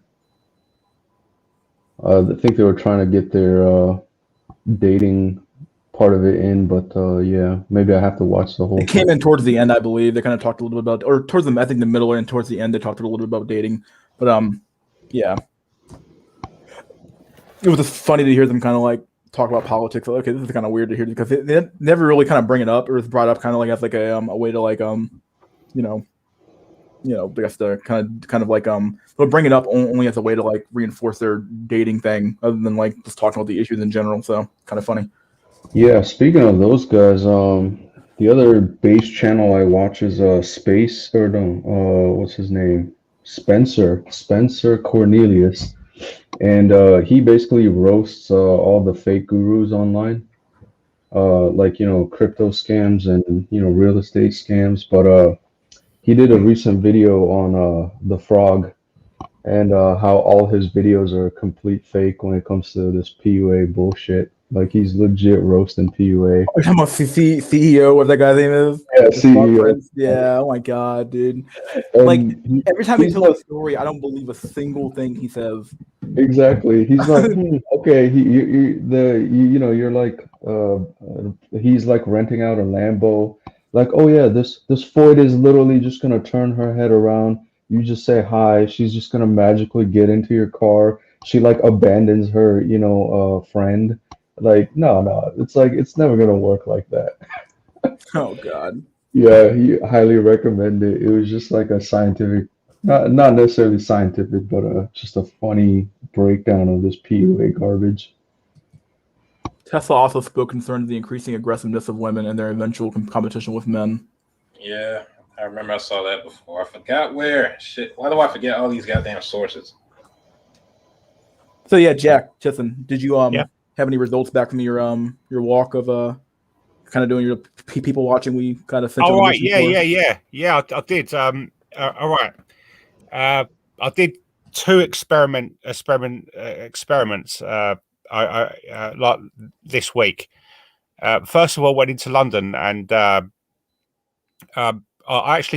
spent half a day, looking at black people in London, because I wanted to relay this to you and Ronan, and I found like an East European situation happening with the black guys in London, and I saw something quite shocking. Yeah, I saw a guy sitting outside a cafe in London, and he looked like alpha male strategies. Yeah, Yeah. alpha male strategies. He looked Yeah, like him, but he was maybe 2 or 3 points below him in facial attractiveness, and he was sitting opposite a African Giga Stacy. All right, and they were holding hands. It was clear that they were in some form of liaison, and I was like, okay, I'm going to carry on looking. So I thought that was just a one-off. The guy was facially about a 4, and he wasn't gym maxed. He had a big stomach, and he had good clothes on, so I assume he had a bit of money. Anyway, so I was up on the top of this building, and I thought I can't carry on looking at people on the street, because I was a bit worried that I'd come across as a bit of a weirdo. So what I did was I sat in a cafe which overlooks the street, and I was looking out the window. Yet again, there was a big African guy. Below the neck, he did have muscles. He had broad shoulders, big chest. He was a big guy, and very little of it was fat. You could tell he was he was a naturally jacked person. Above the neck, he was facially, he was about a 4. Again, he had an African Giga Stacy with him. She was probably one of the best looking women I've seen that day. So that was. Then I carried on looking, because I wanted to relay this back to you, and I thought, all right, this can't be a trend. This can't be a trend. All right. And then I saw a Tyrone. And the Tyrone was with a white woman, and she was about 4 or 5 points below him in looks. All right. I know Ronan's going to want to jump in. Oh, sorry. All right. So this is the conclusion I've come to about particular black males in London, is that they're a bit like East Europeans in Eastern Europe. That amongst black women in London, all they're looking for is muscle and strength, and that's it. Unless I'm wrong, and if I'm wrong, I could just be assessing one day off research. But it seems to me that they've got the same culture amongst themselves as East Europeans have got in Eastern Europe. And if you look at Eastern Europe, women in Eastern Europe don't go for facial attractiveness; they go for muscle and they go for size and strength and toughness. So something's going on in London. I don't know what it is, but just as I was shocked by the high SMV of Asian males in London, I was quite shocked that African Giga Stacies aren't going for looks. I don't know what's going on. Mystery, explain it. I was going to ask you, how old were these people? All right, yeah. Their age of that. All right, the guy looked a bit like AMS. I'll tell you, it was wearing a beige wool jumper, and I would say he was about 42, and his girlfriend was, I would say, 3 points above him in looks. But that wasn't shocking because I could see that there was something going on, and it was probably about money. Yeah, he looked like he had money. Yeah, and he looks neurotypical. And I spent quite a little while looking at him, but I can't be too obvious because it's a bit weird. Yeah, of course. You know what I mean? It's when I looked at this other guy when I was sitting in a cafe, he noticed me looking at him as well, and I had to turn away because he looked at me to say, what the F are you looking at? And because I was looking at him for about a minute, and he was about 32, 33. His girlfriend was about 28, but she was beautiful, and he was not beautiful. He was about 4 out of 10. And the only thing that he was massive physically. He looked like the type of guy who's never done a day's gym in his life, but was still stronger than 95% of people who've ever walked into a gym on steroids in human history. Yeah, he looked really, really physically strong. So, but does that make him a Tyrone? Not if he hasn't got the face. He's just that's an ogre. When you got everything but the face, but it's still real strong as hell. That's an ogre. Yeah. How tall was the guy? Was he pretty tall? I would say he's about. He was wearing a blue jumper. He was with another male as well. It was with another black male, and he was clearly the other black male was big, but he wasn't nowhere near as big as him. I'll say he was about 6 foot, but he was about 6 foot wide. He was massive, a really, really big guy. Yeah. I saw him, and I saw a Tyrone with a white woman walking through the street, and he was a Tyrone. He was a Tyrone facially, but he wasn't gym maxed. He had quite a big stomach, but he was a good looking guy. But yeah, I don't know what's going on. I did the research for you. I found the trend to be that amongst the black community in London, the women don't go for looks; they go for size and strength. It's definitely Is that more black women.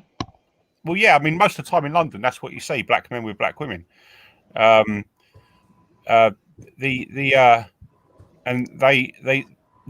women just tend to go for muscle. They tend to go for muscle and strength. All right. Sorry, go ahead. I can only say what I saw, and that is what the women are selecting for. They're selecting for muscle and strength, and being big boned, being big shouldered, big hands, big neck. They're going for. I mean, I have a kind of theory to add, I suppose. But if we're strictly talking, African or not African American, but black women, because this is UK, so they can't be, African American women. Yeah, I did the UK, research because the guys on the stream. Sorry, carry on. Yeah, and I lived in Africa before, so I kind of get some of this psyche in the perspective of African Floyd, but I think it's like the last bastion in terms of what women want as a reflection of what it was this entire time. It's like women do select men for their size and the ability to protect.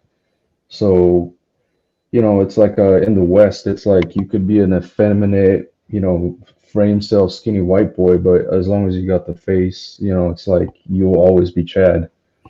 Not necessarily having to be all muscular and big.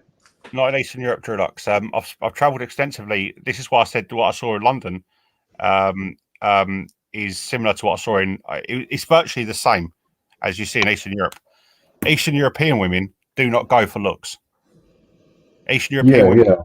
That's what I'm trying to say. It's like it's more not necessarily because they not or in the old days it's like looks wasn't as important. What was important is size and stature and that ability that you project as a man. Being able to protect. And I think ultimately it's that security factor that women were looking for. But the modern day it's now all about looks. So I think in more traditional sense in Eastern Europe and like say in Africa or African women, they still have that as well. Well, that's what I discovered. I mean, if you look when I was in Eastern Europe, I was in Russia, and the guys on the stream would be shocked if they saw what I saw. I mean, mystery. If you saw what I saw in St. Petersburg, you would be astounded that this took place. I was sitting outside a cafe, and I saw this guy. He was in his 40s. He was balding. He had like a round face with a big nose. He was a 2 out of 10 facially. He had missing teeth. He wasn't a good-looking guy, but he was tall.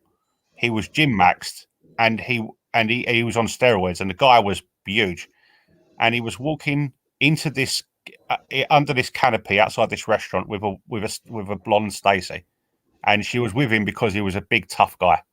Yeah. And he probably had a bit of money from organized crime. That's the type of guy he looked like. The women, this kind of selecting for the kind of Chad Tyrone, dichotomy that we've got in the West is unrealistic. These people aren't. I mean, this is one of the problems I've got is that I don't see when I don't see these Chads as a genetic elite. They're just pretty, I have a possible theory on it, just conjecture. I know I'm using that word wrong, but whatever. I think in environments like that where it's harder to survive, that beauty matters less, and that might be the difference. Well, I think in Russia, isn't like the ratio pretty skewed towards women? Like aren't like there more women than men to begin with? So doesn't that put kind of pressure on the women to actually? I think that's the case in Russia, I believe.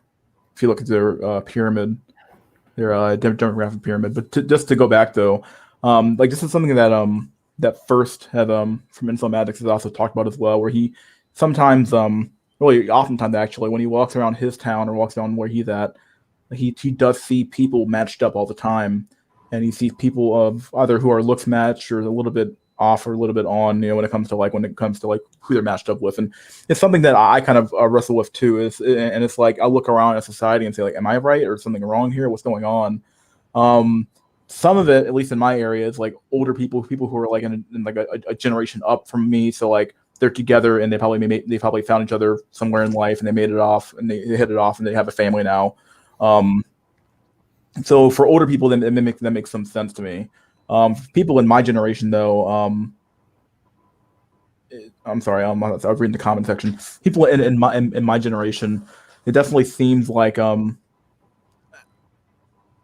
there's a certain subset of my population where it seems like my generation where it seems like people are matching up to some extent. But I think I'm going to go ahead and kind of appeal to a social circles here and being a neurotypical.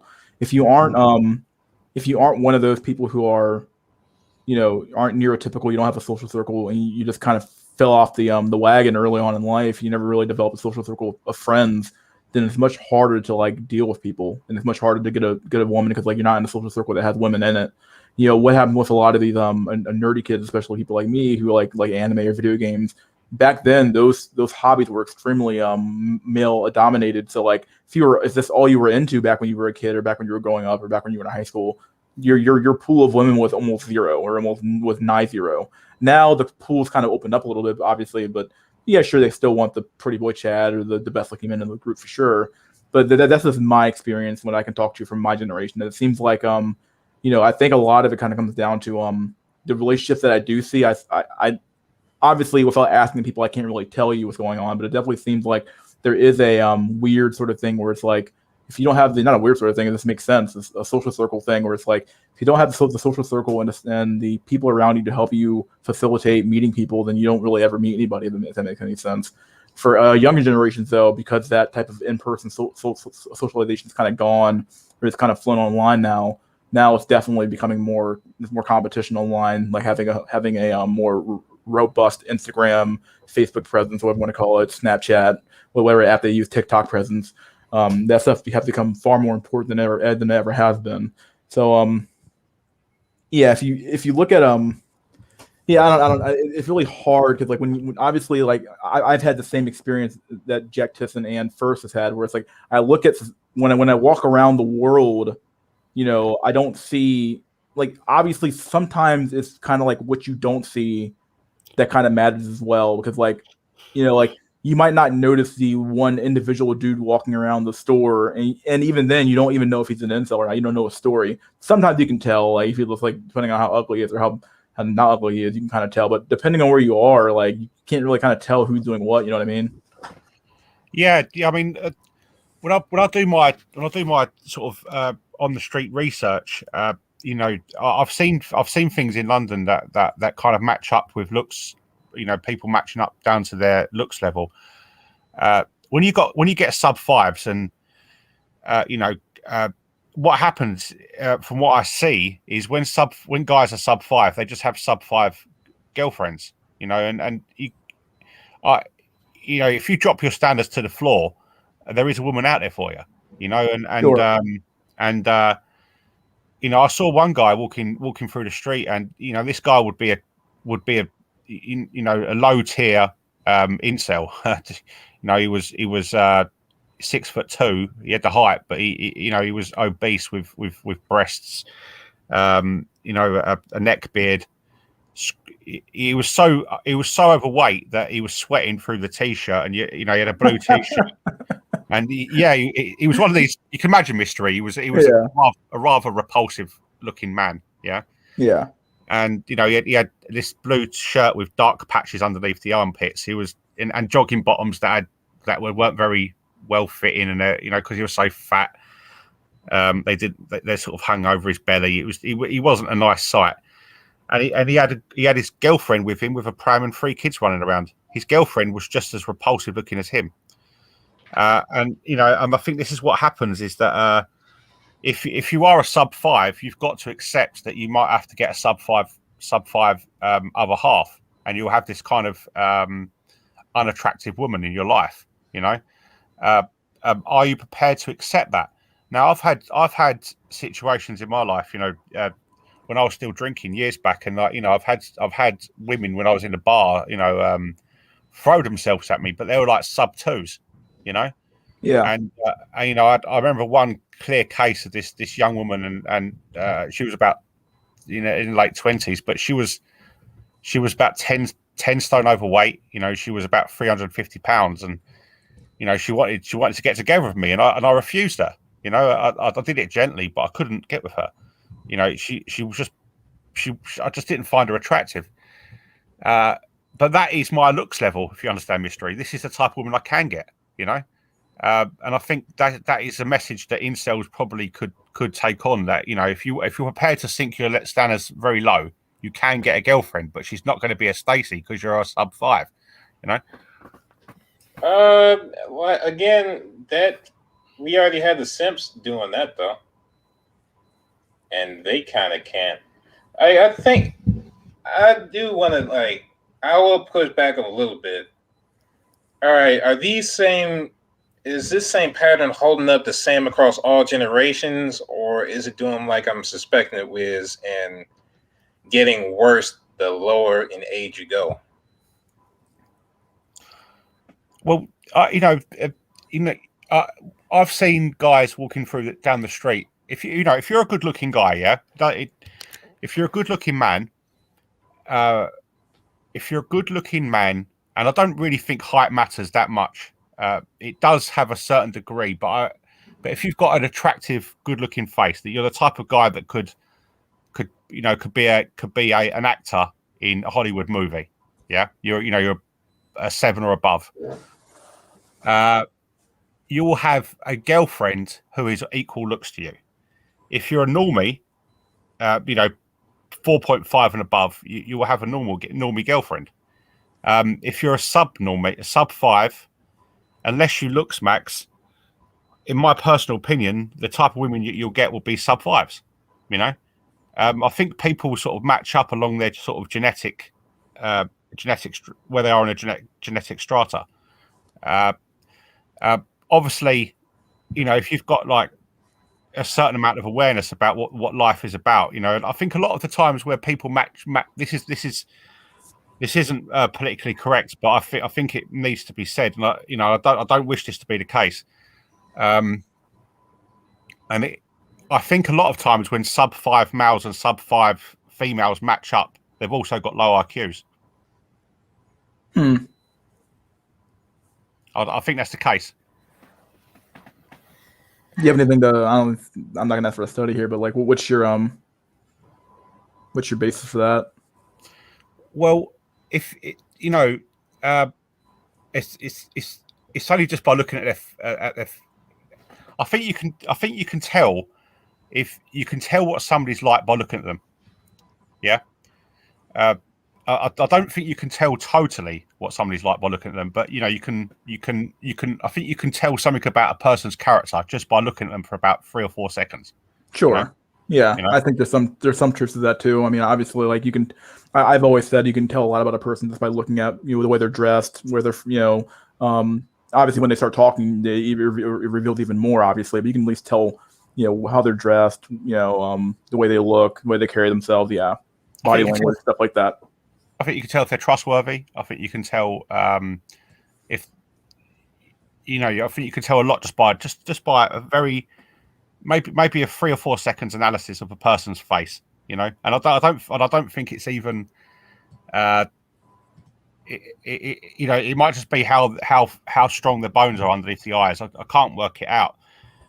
But when you see a lot of sub-5s, when they're matched up with sub-5 women, they just tend to look like they haven't got much going on in their heads, And I think if you're a sub-5 male and you've got high, above average intelligence, I think that will be a problem when you want to match up with a sub-5 woman who's got a below average intelligence, because you'll be thinking about where you are in the hierarchy, and how you fit into the social world, and this terrible position you are in, and how you've got to settle for this woman. And a guy that's sub-5 male with low intelligence, he won't be thinking these things, and he'll just be happy to settle with a woman who's interested in him. I think it's torture to have a functioning brain and be a sub-5 male. Yeah, it's better to have low IQ. These people are happy. I mean, if you look at the I don't wish to insult these people. God bless them. I've got nothing against them. But if you look at the classic, the classic sort of sub-5 type of population that you'd get in the more deprived parts of rural America, and you've got like a guy sitting, and he watches TV all day, and he's overweight, and the woman's overweight, but they're both not very intelligent. They don't know. They haven't got the awareness or the depth of thought to understand where they are in position. They're just happy to be alive, and and they're with each other and all that, and they just kind of produce children, and this goes on for generations upon generations upon generations, and it's because their mind isn't thinking outside of their own context. If you've got an incel face, but you've got a high, like a fully functioning brain, then you're not going to be happy there, are you? And you won't settle for that. Bro, tell me about it. Tell me about it.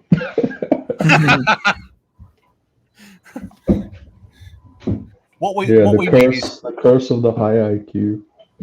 What we need with Incel TV is, I think every single person in stream, I think we should be compensated. And I'm not saying it without irony. I think Mystery, Jack Nickelback, yourself, Drulux, and myself, I think for the misery that we've been, each one of us at an aggregate level throughout our lives, I think we should be compensated at least. And I mean this, I'm not lying. I think we should be compensated £10,000 for each year of adult life. Now, while I would enjoy that money, we're men. We're the net taxpayers. We have to pay our fucking selves. Yeah, I highly suggest you watch the Incel TV one, but based on the criteria, you know, if you're sub 8, you get X amount. If you're like sub 5, you get this amount. If you're a true cell, you get this amount. And you know, I would say I'd probably put myself in true cell. But the payment was $12,000. It's a good salary. I think each one of us should get £10,000, £10,000 for each year. You know, I mean, so you know, for myself, it'd be 2 million. You know, £2 million. I'm like half a mental cell, so I'd probably get like a $5 lottery ticket every year or some shit. I don't think my shit count. I don't know. Are you tall, Jack? Yeah, I'm 6 feet. Are you a big guy? Under 60 pounds. Oh, So like built like a Somalian. I don't know. Somali. Yeah, I look like a fucking Kenyan runner and shit. Like, that's the Oh my god. ectomorph ass motherfucker. So yeah. all right. So the tall and skinny look. So what? The tall and skinny look. Yeah, look like a Wiz Khalifa looking motherfucker. That's yeah. Oh man, I feel for you, Jack, because you know, you could, if you gym maxed it or you managed to change your genetics slightly, you could ascend in London. Yeah, I could probably get somebody normal here if I just knew how to lie. Like shit. That's another thing too. Obviously, you almost have to like lie to these women to even like, cause like some of them, especially in my area, I live right outside of DC, so this area is very everybody in this area is very like into politics, talking about politics, stuff like that, and like they will literally say some of the dumbest things ever. Like, you know, it'll be super SJW, super far left, and it's like, oh my god. And it's like the problem is like if you disagree with them on anything, like they will literally cut you off real fucking quick because they don't actually know how to argue their points. I've yet to find one woman. It's hard enough to get a yeah, it's not really that hard to get a far left, you know, dude to talk about the issue. But like far left woman, they'll never talk to you about their issues. Like they know they can't back up their shit to some extent. So like, if you actually want to push into these people and talk to them, actually have a real discussion about these issues, assuming they even want to do that. Obviously, when you're talking to women the first few days, you don't bother with that type of shit. It's dumb to do that shit. But like, it's true. Like they have these weird thought processes and beliefs, and you can't even talk to them about them because like they cut you off immediately once you start actually doing it. So. Kind of funny. Like politics has become a huge filter as well for women. They're like, oh, you're not an SUW, you don't vote Democrat, you don't do this. Okay, well, I can't date you. It's like, okay, well. Yeah. But, you know, there was a guy back in the day, you know, Roosh V, and he used to he said that feminist women. I mean, I'm not a pickup artist, and you know, I'm too old to care about that kind of culture. Yeah. But you know, he reckons that feminist women are actually the most promiscuous and best in bed. You know. Oh, who'd have thought? The people holding the most in as far as their preferences actually. I believe it. Yeah. Yeah. Don't believe what she says. You know, trust in what she does. Yeah, exactly. Those are the main ones to be fucking strong Nazi dudes with fucking iron cross tattoos and shit.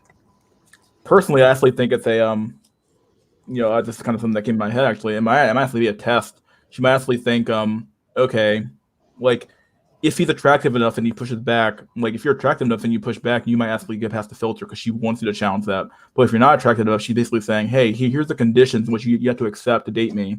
These are my beliefs, yada yada yada. You have to accept these because you're not enough you're not high enough on the attractive scale for me to actually accept you being a little bit more right wing than I am. You know, if that makes any sense. It's almost like a filter. She's trying to filter you out, like saying like, okay, well, if you do have these beliefs and you're like, you know, let's say you're sub 7 or sub 8, okay, well, yeah, I'm not going to date you. But if you do have, but if you're eight or above, hey, if you have these beliefs, I'm fine with that because like you actually have the genetic quality to get past the filter. If that makes any sense. Yeah, I mean, you know, I don't, you know, on the internet they say that there is this. I think there isn't as many chads as may be believed on certain platforms.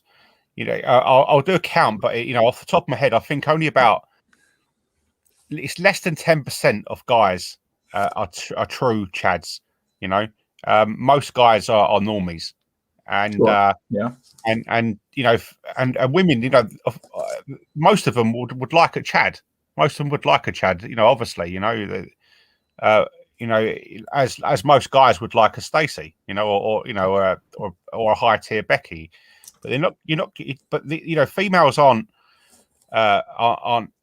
you know, they've got instinctive beliefs, you know, and instinctive ways of behaving. They know they're not going to get these guys. You know, if you're a guy that's an 8 out of 10, a 9 out of 10, you know, you can have 4 or 5 girls on the go at one time, and females make trade-offs, and what they do is they just make sure they get the best deal they can get. And you know, and you know, this is why you see you know, the classic, you know, 28-year-old dude with balding hair who's 5'9", and he's got a normie face, and he's got a girlfriend who looks okay. You know, I think that the problem for incels is that this is the thing that this is why I think the incel community worldwide is so hated. And make no mistake, mystery, you know, I do believe incels are hated. Yeah, I believe they're absolutely hated. Yeah,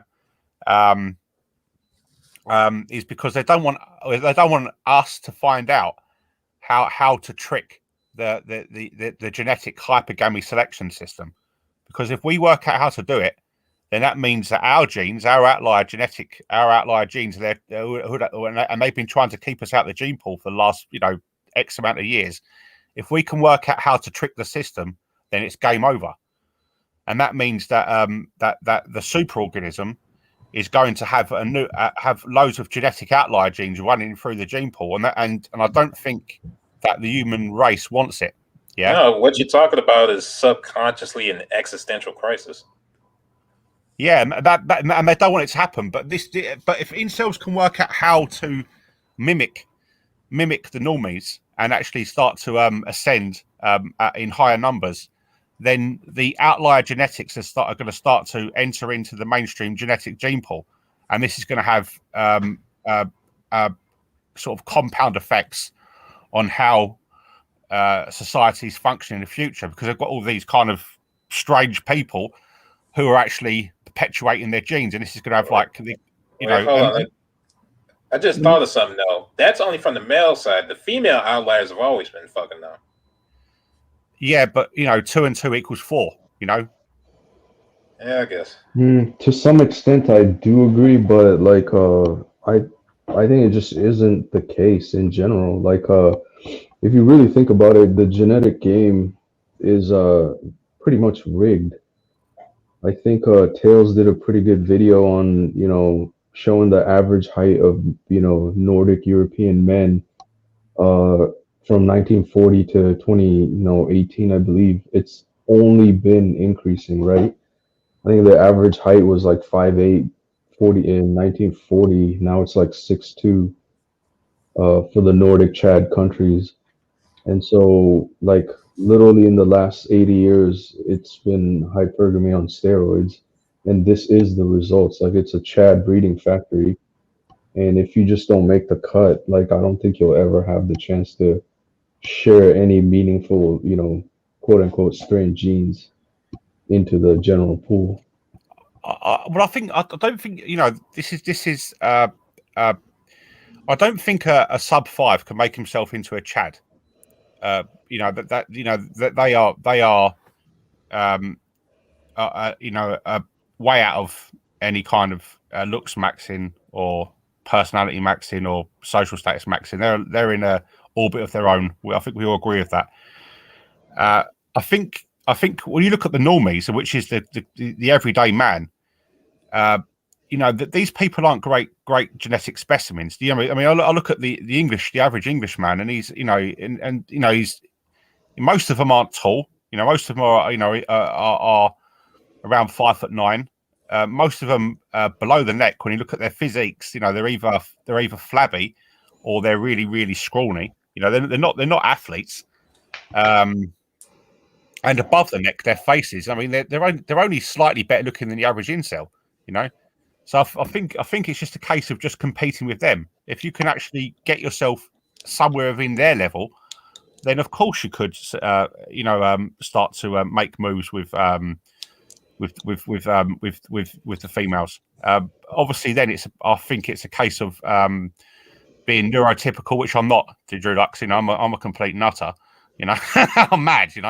And then you've got the case of social skills, a case of status maxing, whatever. That is the people you compete with. Obviously, you can never compete with chads. Yeah, you're never going to compete with chads. Chads are chads. Yeah, but can an incel become a normie? I think in many cases they can. Yeah, and I think that's I think that is the jump that incels need to make. It's not from incel to chad. It's impossible. But incel to normie. Yeah, Yeah. I kind of agree, man. I do. Like, you do bring up good points. Like, so ultimately, I think, everyone's different, but you gotta assess like where you truly are. And let me string my thoughts here. So, not to bring up Wheat Waffle all the time, but he does bring up a good point where it's like, okay, if you're a Chad, okay, you're good. Like, there's nothing else you need to do. Like, you're set. And we can agree Chad is its own race, literally. So then ultimately you're either sub 5 or you're above 5, average or better average. So then all this bullshit about game and self-improvement, if you're in that slightly above sub 5, then by all means you should be looks maxing. You should be trying to money max, status max. Because if you can increase your SMB by 1 or 2 points, it's like, yeah, you will have an optimal chance to ascend. So if you're fortunate to be above sub 5, then yeah, like pretty much all this bullshit blue pill advice might save you and help you ascend. But at the point where you're below sub 5, this is where it's like you gotta be realistic. So maybe if you're 4, and then you can probably get to slightly above sub 5, it might be ultimately worth your time to put in the effort to become normie tier. Yeah. And yeah, like I fear if that's where you are, yeah. And I guess, there are definitely true cells out there. I mean, if you're a 1 or 2, I mean, it's over. Like it literally is. So I don't know what to say at that point. I might be part of that as well. Maybe my No, you're not. You're not. Remax. You're not. You're a 5'10" man. I mean, but I don't. I'm not trying to be a motivational coach. I was thinking about your particular situation when I was walking my dog about 2-3 days ago, and you're a 5'10" man. Yeah. If you walk around Northern Europe, you're under average height. If you walk around Japan or the Philippines or Vietnam, you're actually a giant. Yeah. You know what I mean? So Yeah, I'm definitely planning on, leaving the West, so yeah. geomapping is in my horizons. Yeah. So yeah, maybe it is not over for me. I mean, No. I probably would be a 3 or 4, and probably if I did, looks max, because I am a fat cell after all. I'm trying to get, underweight and in better shape and all that stuff. Even if I probably roided out and gym maxed, maybe that's enough to put me to 5 or even maybe a 6 at best. I do plan maybe in the future using some of that money to surgery max, where applicable. I'm not like delusional where I'm gonna become a Chad. It's like it might add like half a point to a point, which might be enough. But yeah, I think people should be trying, from trying to get out from the sub 5 to the better than sub 5. So Yeah. I do 100% agree there. And then actually even Mystery, I don't know if you saw Thinking Apes, the Black Pill Rage. I think he did a pretty base like 20-minute video of like, understanding your situation and overcoming the doomer mentality. Like you need to assess your situation and get out of it if you can. Yeah, I mean, when I look at couples in the street, I think this is probably the best way of, I mean, I'm not saying, you can gain knowledge out of a book, you can gain knowledge in many different ways, and these are all valid. But I think there's nothing better than just looking at people walking down the street. Because Yeah, exactly. And to add to that point, even Thinking Ape was like, okay, if you're an old cell or wizard, like you're in your 50s and 60s, and at that point, yeah, I think it may be truly over. So, if you're in that boat, trying to looks max or whatever isn't all it's not that worth great. But then, a lot of the black pill has spread. And so there are young cells that are just completely nihilistic. And it's like, bro, you're 19. You have like 30 years to fucking try to ascend. You know what I mean? So it's like, you just can't be, Eldar maxing at, say, 18. You got to try. Like, at least you got to try. And that's the whole point. It's like even Face and LMS says, like, you have to try. I would even say it's kind of funny because like he Thinking Ape said the same thing about MGTOW, and too actually he basically said people effectively got secondhand MGTOW. It's like people who like heard about marriage being a horrible deal, people who got divorced, raped, stuff like that, and they hear this stuff and it's like, oh my god, I'm never going to get married, even though they themselves never experienced it, and honestly they themselves never actually been in a real relationship their entire life. I guess you don't really have to like. I guess it's always good to get wisdom from people who have lived that life, so you're aware of you're like someone's like you've been warned, a buyer beware type stuff. But it definitely does. I think this is a part of the effect of the internet. It's almost like because human beings are so aware of like everything going on now. I think this is a huge issue when it comes to even all this like social unrest in the country right now. Everybody's so aware of every single tiny little issue, every shooting that happens, every this that happens, every that happens, that what ends up happening is that people focus on these things so much to the point where like they forget to even like live their own lives. And I would tell any young person, like, you got to at least put in. I'm not gonna say do the fucking work, do the work within reason, obviously, but there is a point where like you need to actually like don't just lay down and rot at age 19. Like you really do actually need to like at least put in the effort until you're about 30 years old, and then maybe make a decision there. Hold on. I got to chime in here. Go ahead. And it's kind of connected to this like idea of like not even getting to be in the like. Do you understand like the magnitude of what you're saying though? You're basically saying you might not even get to start life until your mid-20s if you do all the work. And that's a good scenario. I mean, that's not the worst. Well, I mean, I'm just saying as far as how far we've come.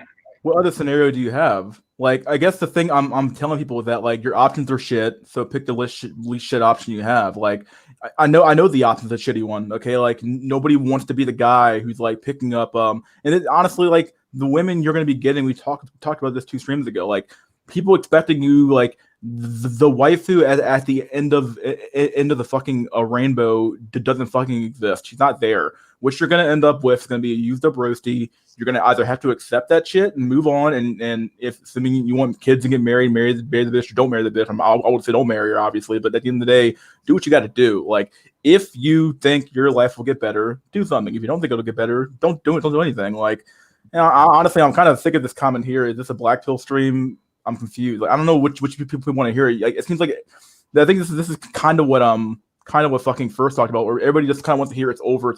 But it's like, yeah, it's over for some people. For people who can actually improve their life, I would say, yeah, go to fucking college. If you're smart enough to fucking get a college degree, work a job, do something. But like, I'm not saying it's going to be. I'm not saying you're going to have a happy life. I'm not saying it's going to be a good life. But that's something you have to make. You have to decision you have to make on your own.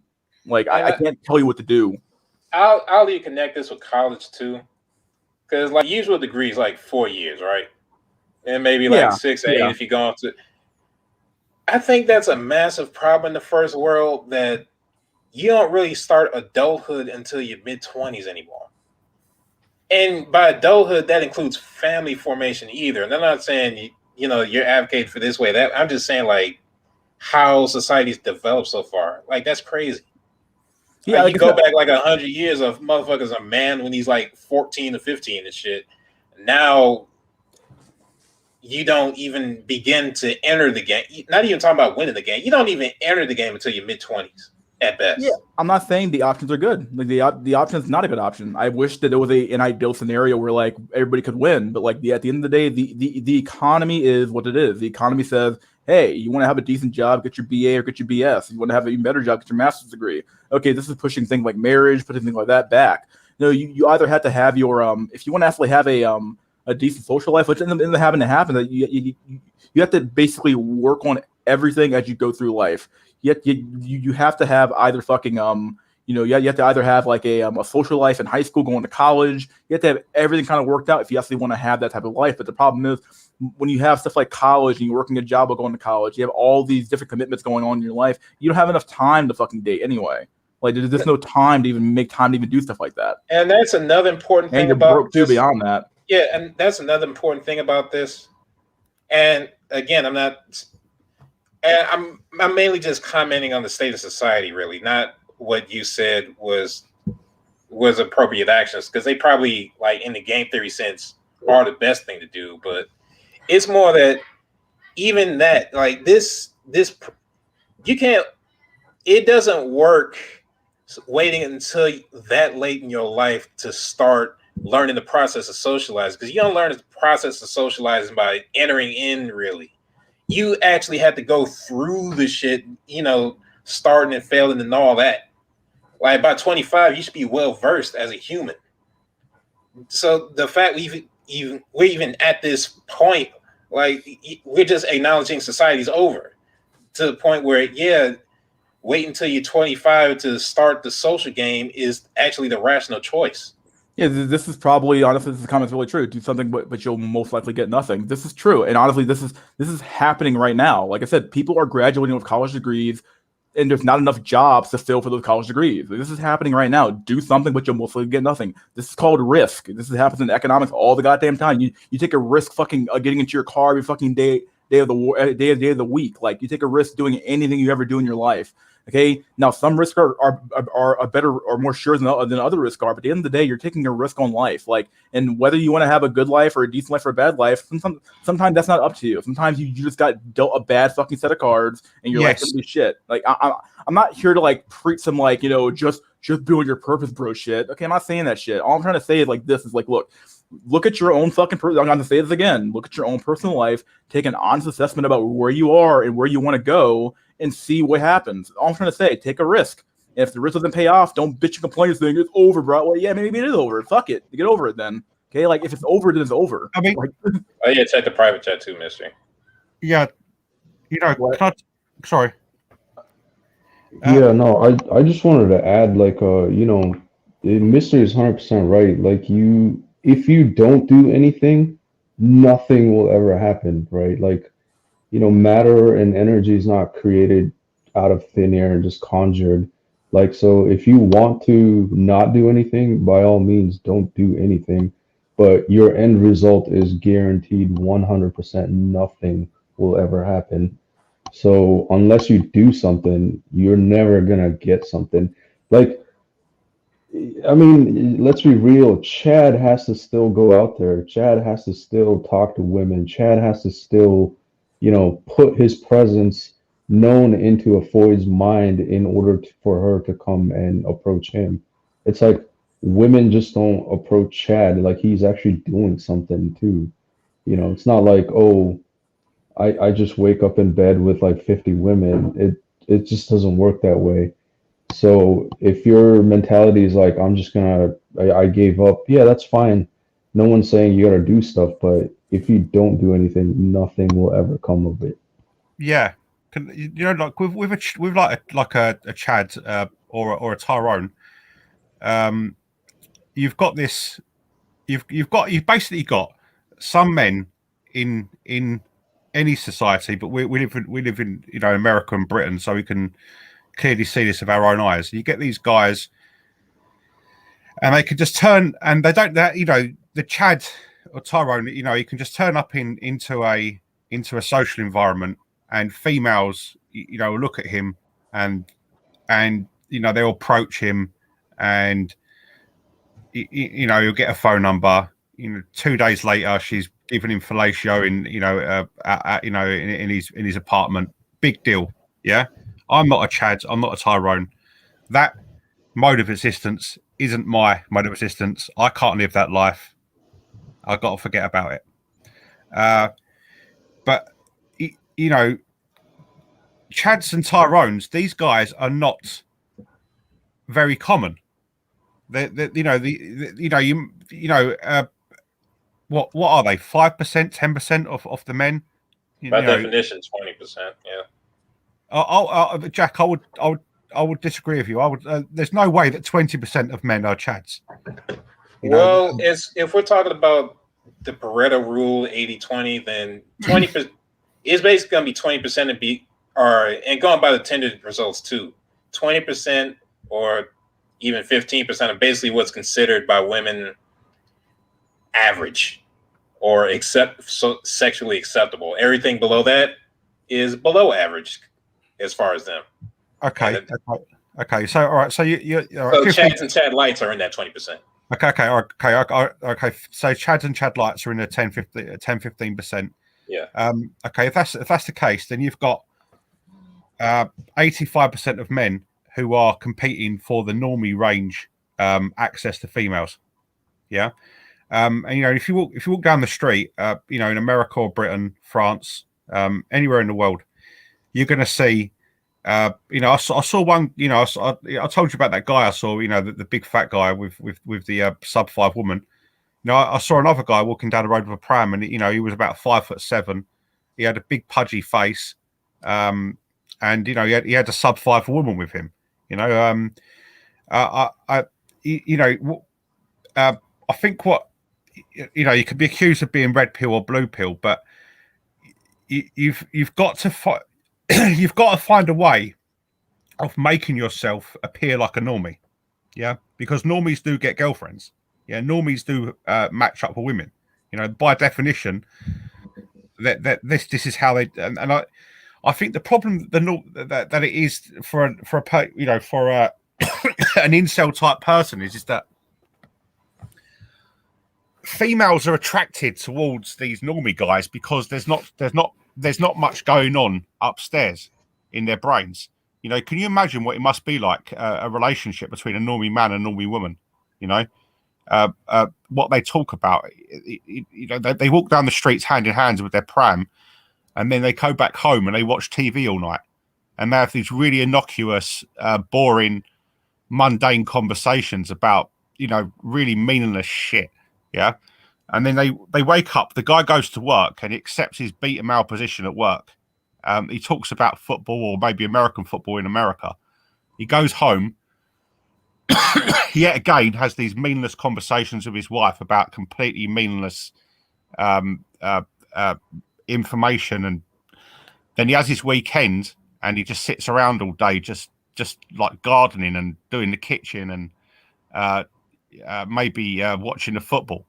These types of people, these airheads, match up together. Yeah, and I think it's instinctive. And these are kind of like the worker bees of society. These are the people that are designed just to pair up and match up so they can be obedient workers for their system. Yeah, for the system. Yeah. And the problem is that the females select these guys because these are functional betas and they'll be able to provide for them. They're socially stable, and they're not going to give them too many problems. And I think this is the problem that incel type guys have got, that you've got to mimic these guys to get them types of women. Yeah. And how do you do that? How do you convince a female that you're a complete moron who can earn money? Yeah. It's a delicate balance. You've got to make her think you're stupid, but you've also got to make her understand that you can earn enough money to be able to support her at the same time. And to be honest with you, Mystery, I don't know how these guys do it. I don't know how these guys I see walking around England can even tie their own shoelaces. They look so stupid, it's unreal. Yeah. You see America sometimes. I mean, hell. Yeah, but it's just that's the the average pair up in the world. It isn't a glamorous Chad with a Stacy, you know, running around Hollywood Boulevard, you know, having this kind of glitzy day out where they go back to their mansion and, you know, have like porn star sex in the bed. You know, this, you know, it's generally speaking, some guy who's 5 out of 10 in looks, who's got a really grotesque midsection with a woman who's equally physically repulsive. And they, you know, they go for a walk and sit around eating hamburgers and then end up having this kind of like mechanical, disgusting sex once a month, you know? Yes, like nobody, like, you know, no one wants to hear how the a sausage is made, but this is very true. Like, this is the average fucking person out there, like, and no one wants to accept it. And at the end of the day, you know, the normie guy, he settled down with a chick who probably got ran the fuck through. He probably hit her up when she was like 25, maybe fucking 30 years old. And honestly, he's probably happy to fucking get that. Yeah, at the end of the day. I would say that definitely was the standard, but like then this space and even the red pill space doesn't make sense. If everything was like that stable, no, there wouldn't be an online explosion. What you're seeing is the success. Like it's almost like it's a sampling error. What you're seeing is these successful people, but you're not looking like. We're not talking about hard. We're talking about anecdotes right now. We're not talking about hard experiences, or like we're not talking about hard raw data here. You know, the data I think does still back up the black pill experience or black pill, you know, black pill stuff as well. But like at the end of the day, though, when we're talking about like this, what we see on the street, it sometimes doesn't match up with what we see in reality. Because like at the end of the day, like, you know, it's kind of funny because like what's the average incel typically do? They stay home, they order fucking Uber Eats, they play video games, jerk off in their pocket pussy, and go to sleep. Okay, like oh, shit. Hold on, if we're talking about oh, go ahead. Like you're not gonna see a lot of like you might see a subhuman outside every once in a while, but damn, like do they ever go out? Even if we're talking about anecdotes, when you see those couples, all that you know is that they're together. You can't tell the state of the relationship or why they're interacting all that either. Yeah, but that's the reality of any relationship. I think that we've taken the idea of a relationship and are relationships supposed to be happy? Like it's supposed to be tolerable. I wouldn't even say that. Like relationships happen. Like you have breakdowns of communication all the time in relationships. You have breakdowns of communication among friends as well. Like tolerable.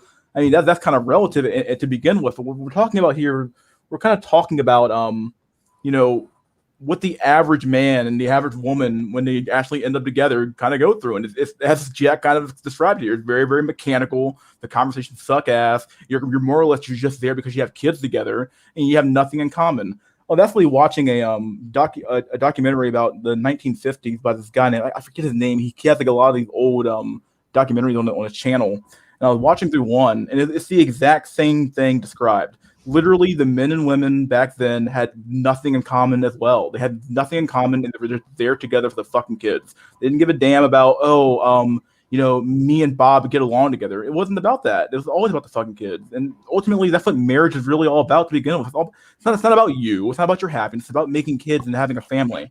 Exactly. You know, I mean, if you look at the classic sort of middle class, not, you know, normally type of liaison, you know, they're together for a long time and they're married. You know, you've got they say that their sex life becomes stale, and you know you've got some obese woman who wants to or you know overweight woman and she wants to quote unquote spice up her sex life, yeah, and you know and she fits into something, you know, sexy quote unquote, which you know makes her look even more disgusting, like a fucking goddamn fucking sausage fucking roll. Yeah. Now, to be fair, even if you talk about the 1950s, that's a while from the marriage that dropped off like 100 years prior.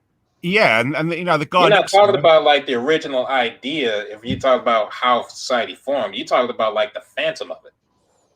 Yeah, I was gonna add, I mean, Jack Thiessen, for that woman, the obese woman, I guarantee if she lost like 50 stone or 50 pounds or whatever, like her husband wouldn't be able to keep his hands off her.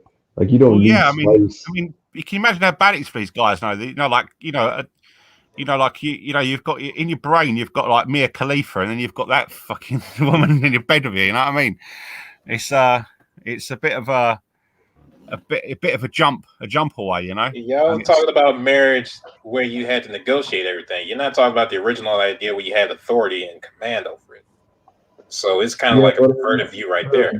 One last point to point out, like I don't necessarily agree with Kevin Scamul's and everything, but he does preach some real facts. Like ultimately marriage was about duty and commitment, and the commitment was like raising the kids and having a family. It wasn't about love, right? Like this bullshit. And it was dropping off until World War II. So, like I said, even the 50s was a fucking temporary aberration. It was a temporary bump up from a long fall. If you can't, I think if you can't get your face above 4.5, you're in big trouble. Yeah, and I do believe that. I think if you I think there is a threshold of looks that really, if you drop below it, you are in true cell territory. I think there is things you can do. I mean, one of the things that if you're as fat as hell, yeah, like you're 100 pounds overweight, and you're walking around, and then you're calling yourself an incel. I mean, you should really look at your own weight problems first. Yeah. I think you can. I know this is a bit of blue pilled advice, and but what do normies wear? What do normies wear? They don't walk around looking like tramps. They generally wear designer clothes. I would say just a quick response to that is that a lipstick on a pig is still, I would say like I know, but it's about maximization of your potential. Yeah, and if you can't get above 4.5, I would this is only my estimation from looking at different couples, and I am sorry to say this, unless you money max and beta bucks and do all the kind of classic status games, I believe it is over for you. Yeah, but if you can lose the weight, so you can get some sort of definition in your face, you can get the clothes, you can at least pretend that you're NT, at least pretend to the world that you're normal. Yeah. And you can get your face above 4.5 through any means. I don't know, beard fraud, whatever. Yeah. Then I do believe if you enter into the normie range, then it is down to you. Yeah. And once you get into normie range, then maybe things like game conversation skills can work. But there are guys out there, and I don't know. I could be a true cell. I could be a true cell. I'll have to add some anecdotal shit from my life. So I work remote, and when we talk to coworkers, it's always over Zoom. And as a dev, we don't give a fuck about looking at each other and talking like face to face.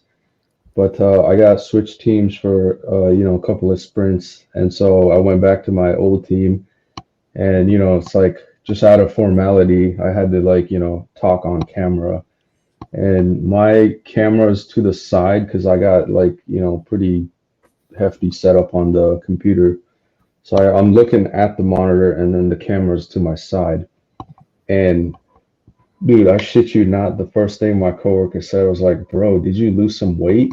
And I was like, yeah, I lost about 25 pounds. And I was like, dude, how can you tell? He's like, bro, I could see your jawline. Like, what did you do? It's like straight up first thing, he's like, I can see your jawline. It's like some life feel, I guess. But yeah, black pill moment in real life. It's just like people do recognize that stuff right away.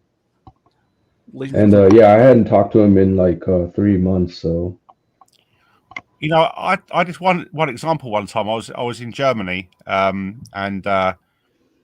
this was about 3 years ago, and I was beta orbiting this woman, and for once in my life, I made an effort. I got my fat down to about 10%, so my face was pretty lean.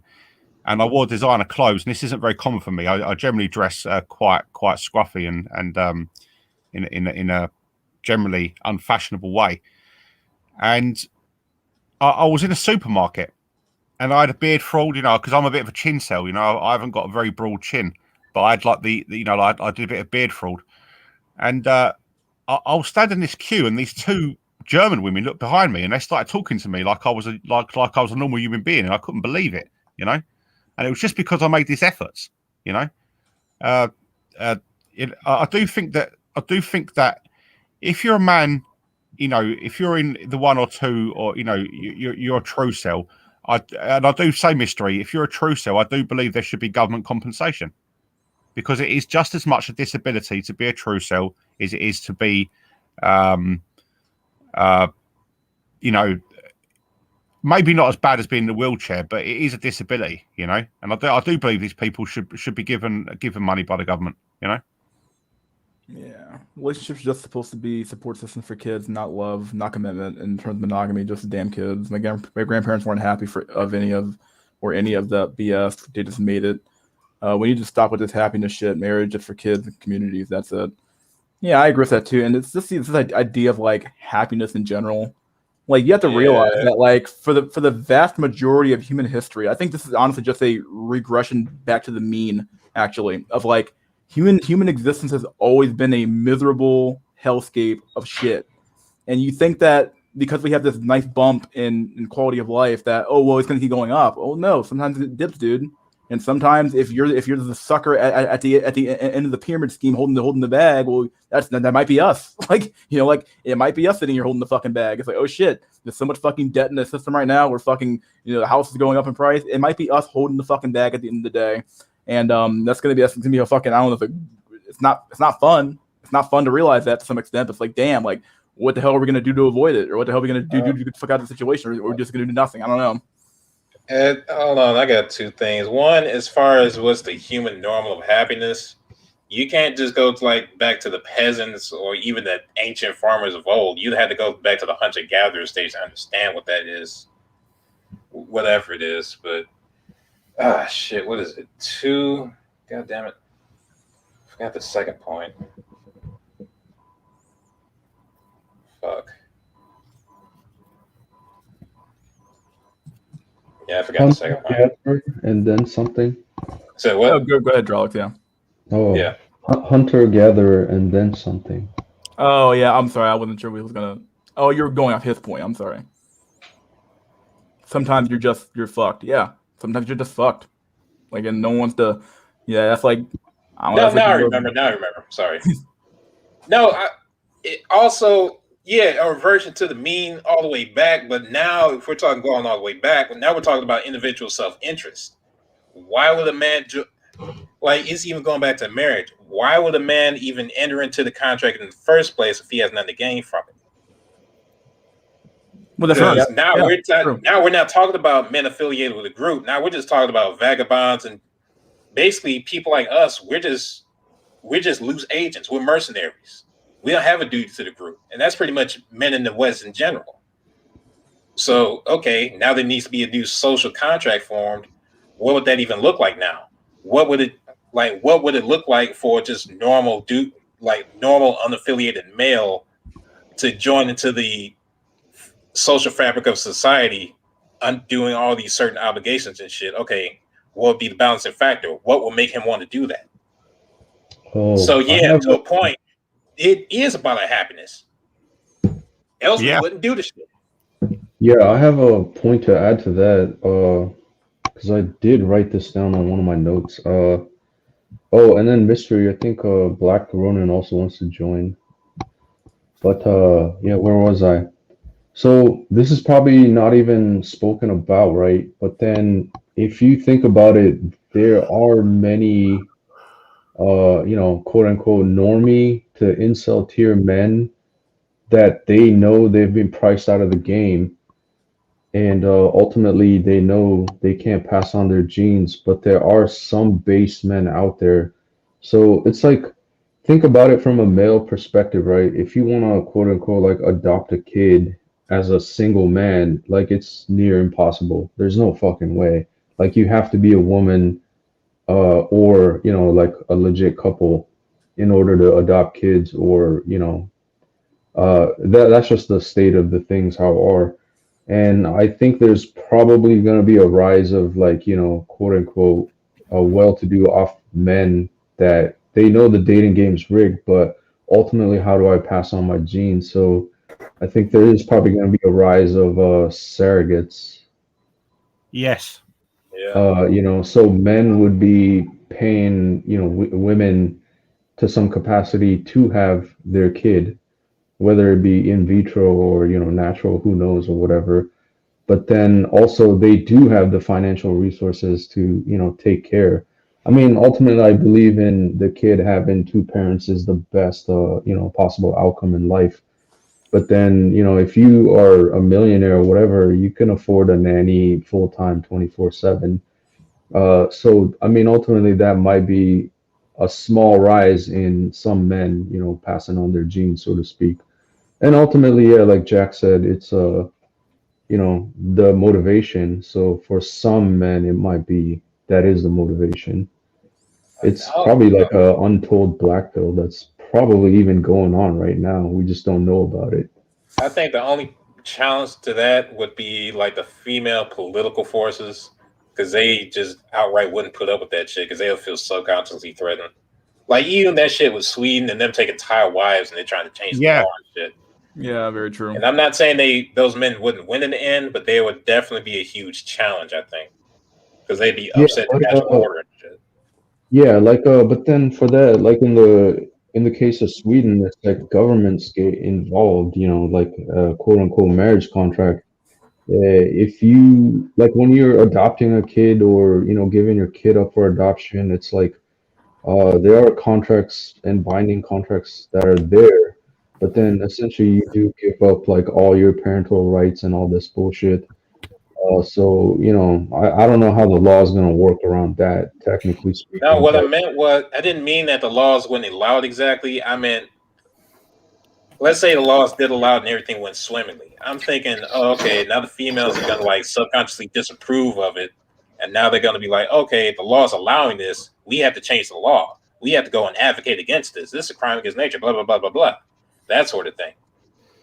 It's what Mystery I'm said. thinking, yeah, I'm thinking a whole nother stream of activism might form around to stop that if it goes through. well, yeah, like feminists and the SJW is always gonna try and stop shit that doesn't fit their narrative. Yeah, That's the just a same thing. given. Go ahead, Jack. I think Titson. Yeah, it's what Mystery said. Last Saturday, and I think it's probably the best point I've heard in a very very long time. And it is that and I think I speak for anyone on this stream, and I think I speak for the majority of men when I say this. Men just want the basics. Yeah, you just want a job that's well paying. Yeah, you're not asking to be a billionaire. You're asking for a job that is well paying, so you can sustain a fairly okay form of life. Yeah, you want a home and you want a family. Yeah, this is the basics.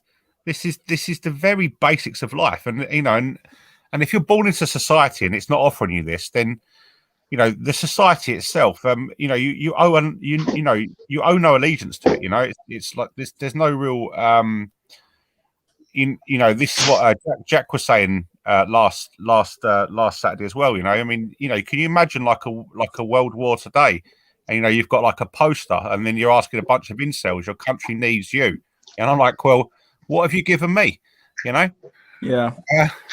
I mean, I would say just to the kind of, this is kind of more like just a question here in general. How many men, or how many people really, men and women really, how many people are you guys? Could we brought up this concept of being happy, and Jack kind of said, okay, well, you do have to deal with people's happiness, and I agree to some extent. But how many people are you going to allow to be unhappy for the system to be reasonable? Well, that depends on how many the system can tolerate. Yeah, sure, but they're like a number, like I was like percentage wise of like how many people, what percentage of the population should be relatively in a state of like unhappiness for the majority of people to be happy. I mean, even then, it depends on what part of the population you talked about and what kind of power they do and don't have to fuck things up. It would almost overwhelmingly be probably men, truth be told. Yeah, so, but again, see, that's one of the main problems because again, you have men doing either most or all of the necessary work. So if they don't, basically, you have to go.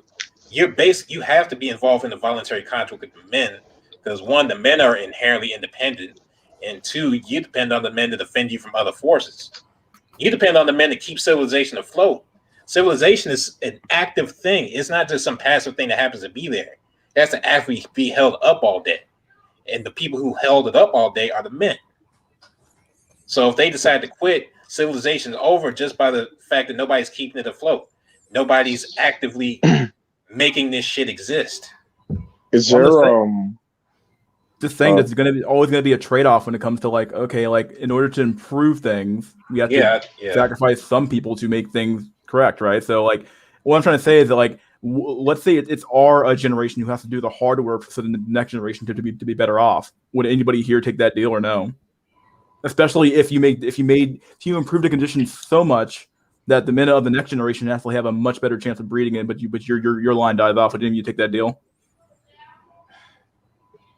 Fuck that.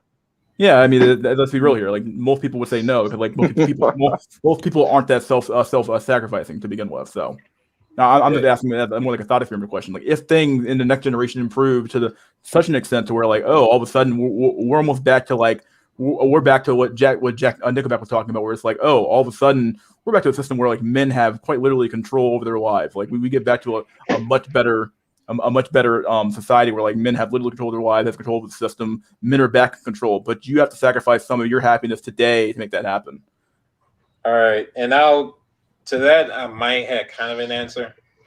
I think men don't mind sacrifice as long as they see what they're sacrificing for as an extension of themselves. So as far as even that question, I think men wouldn't mind doing that if they saw that society as part of their society or part of them in a way. But if they feel disconnected off bat, then they just might see it as, helping other people who have nothing to do with me. What about Drolix and Jack Tisson?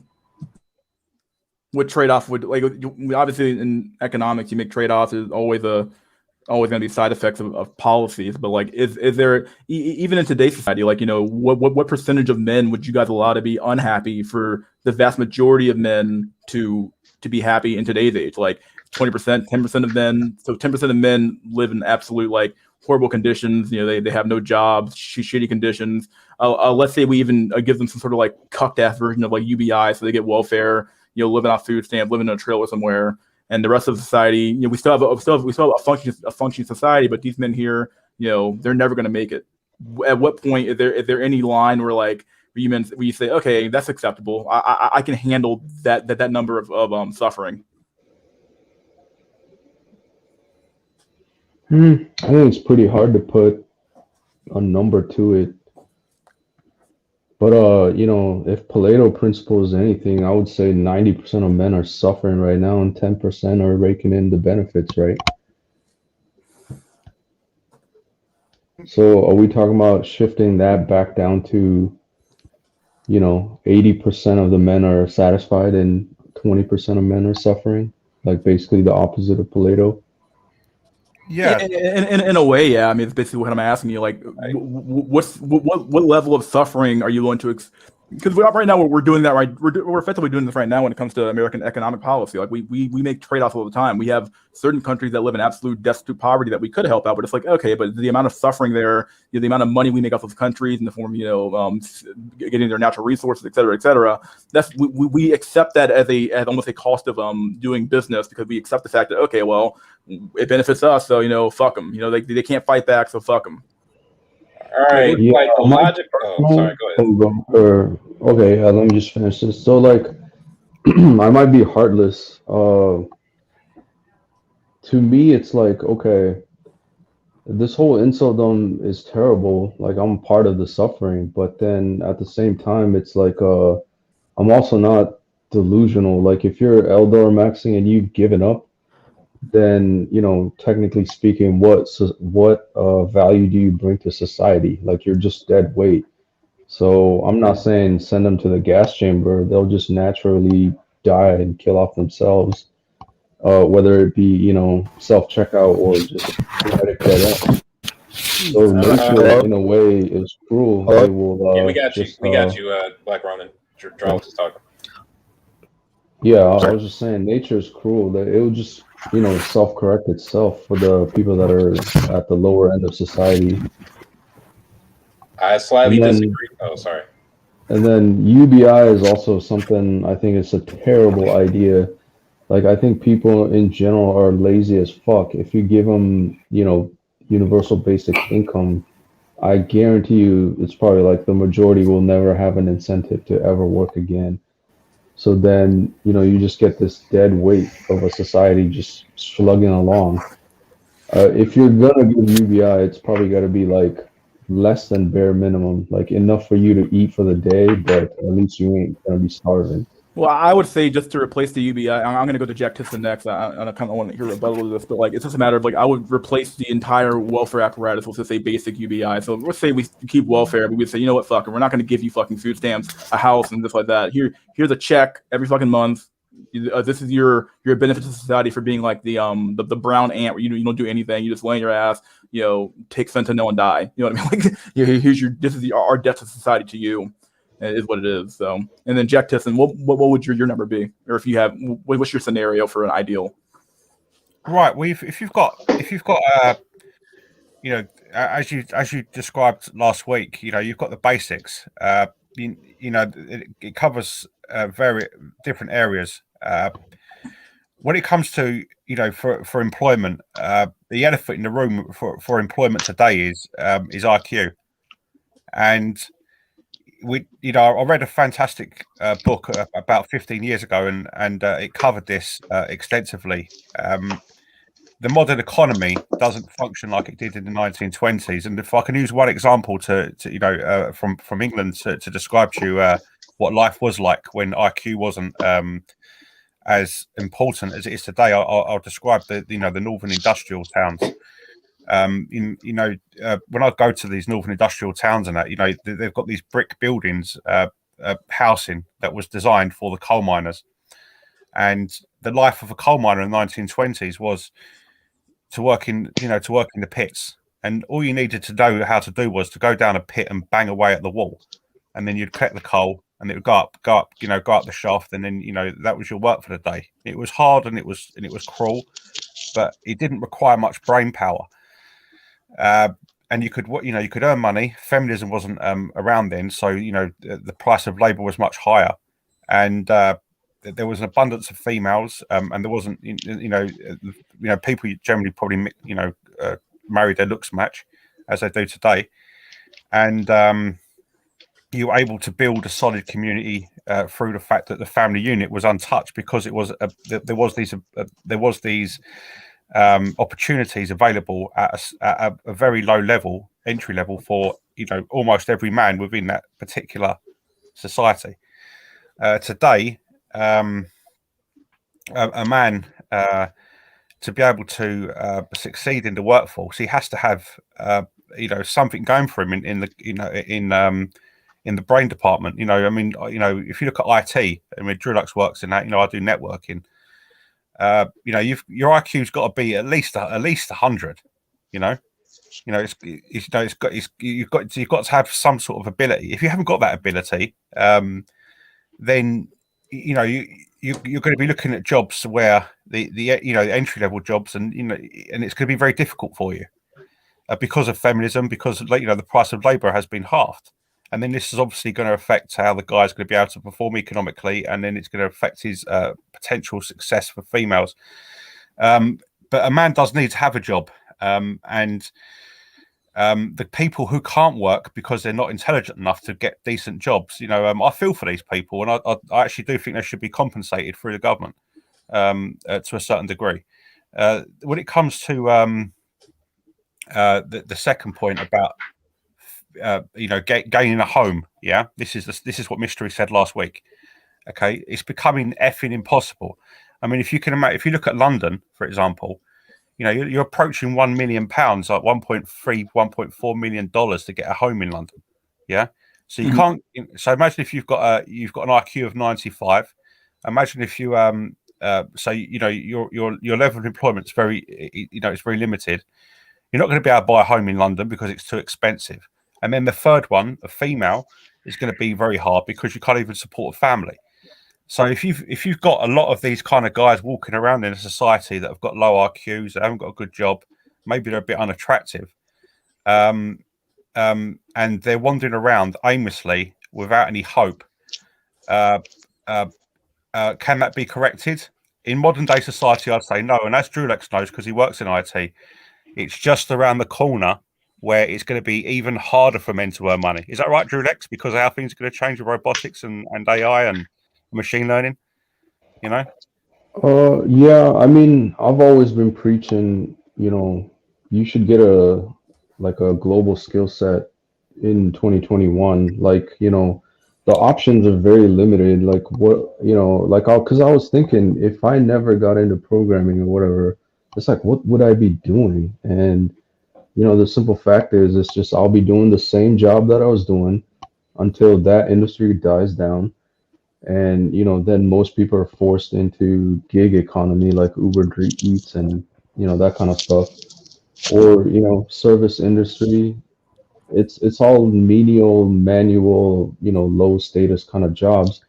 Not that the people that are doing that are, bad or anything, or, low IQ or anything. It's just that's what's available.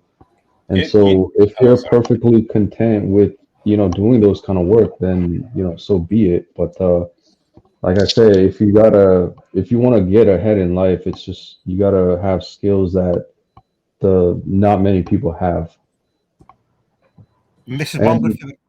Yeah, and to say that tech will replace everything, I think that's just false. Like new industry will always rise, but then there's also gonna be, certain other industries that rise alongside it to support it. So like even if you had self-driving cars, technically, I think you need mechanics to still fix them. You need people to still service the roads. So it's not like, oh, tech is just going to replace everything. You just got to play the game smart. I mean, if we're thinking in the long term, eventually you want to reach a point where it's easier to make an automated and basically easy to make some sort of drone or even Android in the future than it is to make another human. Like I think I'm saying, like at some point this like climbing ladder of necessity, I guess, it reaches a point of absurdity. Like you can't. There's no way to get around the point that you're eventually gonna end up with a society of useless eaters. I think that's why they're testing UBI out now, but with the unemployment system. Like what the hell do you do when you have a society full of humans you can't use? And be honest, you might not want to because they're inefficient. Yeah, I think because if you think about it, okay, I created this tech, but in order for this tech to run, I still need to have, side things that continue to support this. So it's never like a fully, self-closed autonomous loop system. It's like you still need support from external ones. And so, I guess being like, how do I put it? Oh yeah, the good examples, like people were crying back then that, oh, ATMs are gonna make bank tellers go out of business, or that industry to go, but they're still around. So the idea that tech will fully replace something, I don't think it will happen until we do actually get to a point. Then yeah, like a full autonomous like robot android that could do everything a human can do, then yeah, we're in real trouble then. I think that could be. Yeah, sorry. Go ahead. Yeah. I was just gonna say that even if we do reach that point, it would. But like, okay, so one day, like you lose, I don't know, power grid or some sort of outage happens, can't use the technology at hand. I think that would prove to be super bad, at least for people in the future that have everything kind of done for them or don't know how stuff works. And even now, like you got a lot of people that may not know how to grow their own food or whatever, or don't know how to fix things or build things, you know what I mean? And because we got tools to do that and whatnot. I'm hoping that we could at least. Hello, can you hear me? Oh, yeah, I'm hoping that we can. Sorry, I was gonna. Can I what you think about incels being the domestic terrorist threat? Yeah, you're breaking up quite a bit. I was gonna say, I'm hoping What that about we now? could like at least. Oh, We let Enrique finish on. I was saying, I'm hoping that at least we could like prevent in the at least like a generation or along the line of trying to help or at least give some information or knowledge to at least future generations on how to think of how the world works at least, or how things work, and how to use these tools at hand in case something bad ever does take place, to where we're not going to be able to use these autonomous machines or whatever we have coming into the future, because we'll just be useless at that point. I'm not going to say we're going to be all at like ground zero. We'll have some base of knowledge, but if you don't have hands-on experience, it could be like it'll be like a regression almost, because I would say that our parents and maybe even our own grandparents have a little bit more experience with doing things on their own than we do nowadays. Like, we're not interested in learning anything useful. No disrespect, but Tisset reminds me of most IT people I met. IQ this and IQ that. Anyone who is determined, disciplined, can learn any skill to the point of getting employed. I completely disagree with you. I cannot disagree with you more. I think IQ correlates with so much job success and so many other things that it's almost to deny that IQ has an effect on the job market and the job you're going to end up in is a complete cope. It really is. Can I answer this? Yeah, go ahead, Jack. Yeah, go ahead, Jack. Yeah. Sorry. Yeah. I'd wish to make this perfectly clear. I'm when it comes to we've discussed this and it's been discussed quite a lot on YouTube. There's a certain looks threshold where you've got to cross to be able to be acceptable as a mating choice for females, and if you're below that threshold, you're a true cell, and you're going to be sidelined in the dating market. When it comes to IQ, there's a certain threshold that you have to pass to be able to function in certain industries, and it's cruel, just like it's cruel for a true cell who can't secure himself a partner. It's and down to bad genetics. It's also cruel in the sense that some people they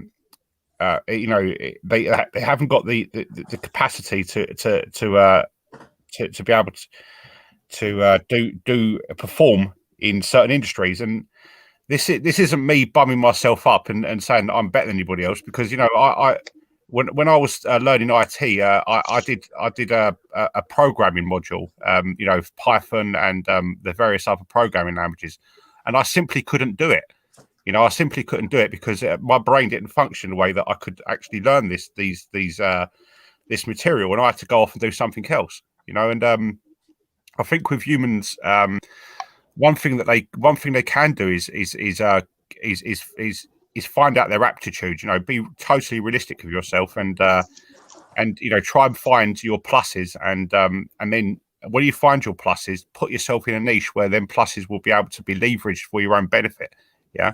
It's not necessarily IQ. Some people might not have high IQs, but they're very physically strong, so they might be able to make a career in construction or something. But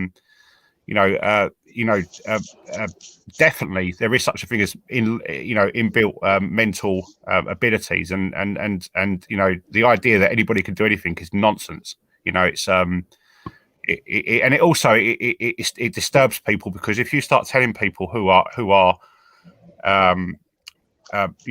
not very clever, and you're telling them that they can be a physicist or something, and then they do it and they fail repeatedly, then are you being very kind to these people?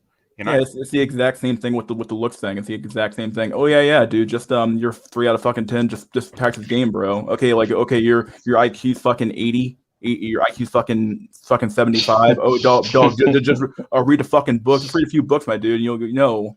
Like we've done countless studies on this. Basically, I think the education only contributes about like might even be 5 points to your IQ. Might even be less than that. I can't remember how many points it could theoretically add to your IQ. It's already been studied on that type of stuff. So like the IQ cope stuff is like kind of funny sometimes. Like, okay, like why would anything else, like what else could you possibly explain? It correlates so well with income.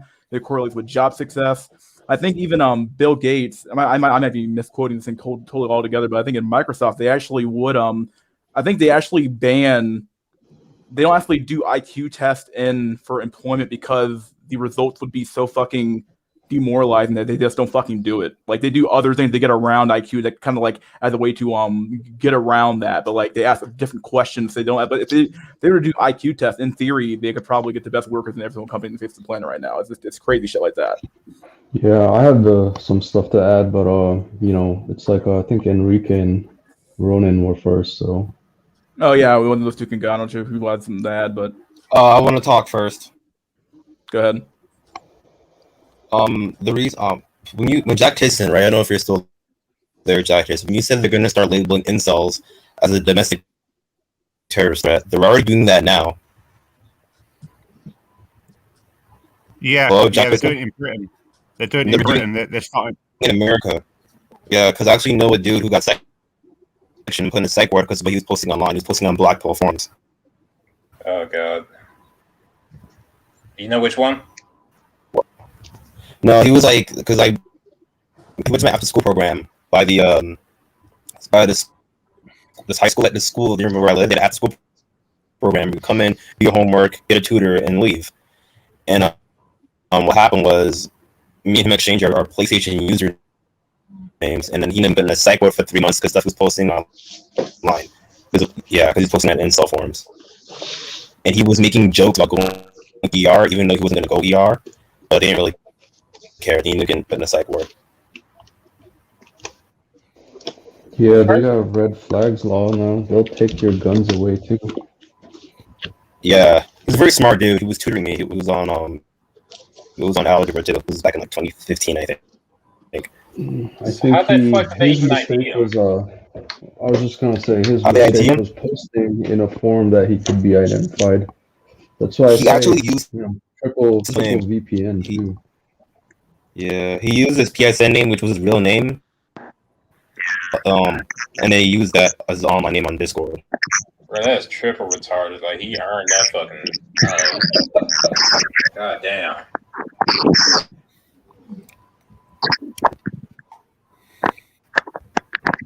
I know the boys will watch. But I feel like in the future they're hard for him. That's all I'm saying.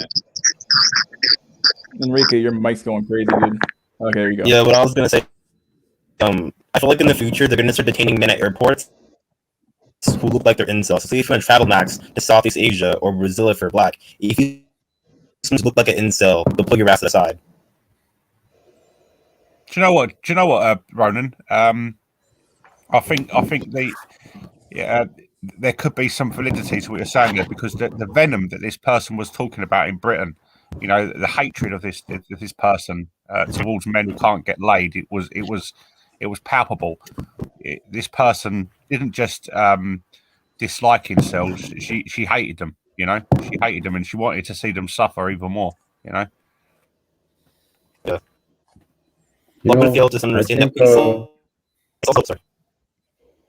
Yeah, just to add, the geomaxing thing, I think in the future, like government intervention might be inevitable.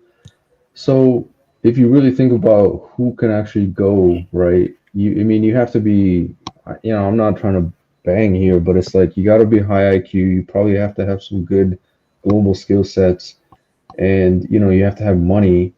And the very idea that your own citizen, your most capable men who actually contribute to society are saying fuck it and leaving it to Southeast Asia or Africa or wherever, like they have to know. And so in the future, I think even if you just wanted to go for a week to Thailand or something, it's like you would have to have approval from the hotel, the consulate. You gotta have your visa. If you're going there for a job, you need to have the employer fax the Department of Labor that, hey, we're employing this guy for this amount of time for this period, blah blah blah.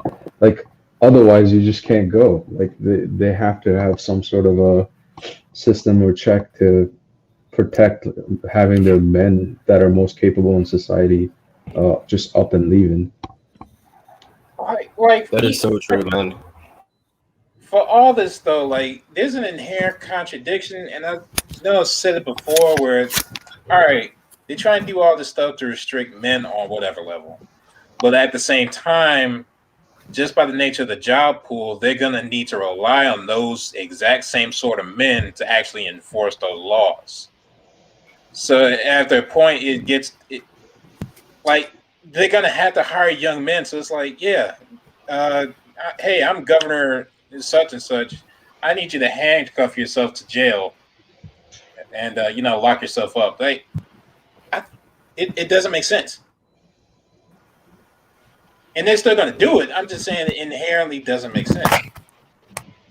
Yeah, I mean, ultimately, you can't stop someone from going. Like, as long as they have their heart set and mindset and the means to do it, I'm gonna fucking up and leave.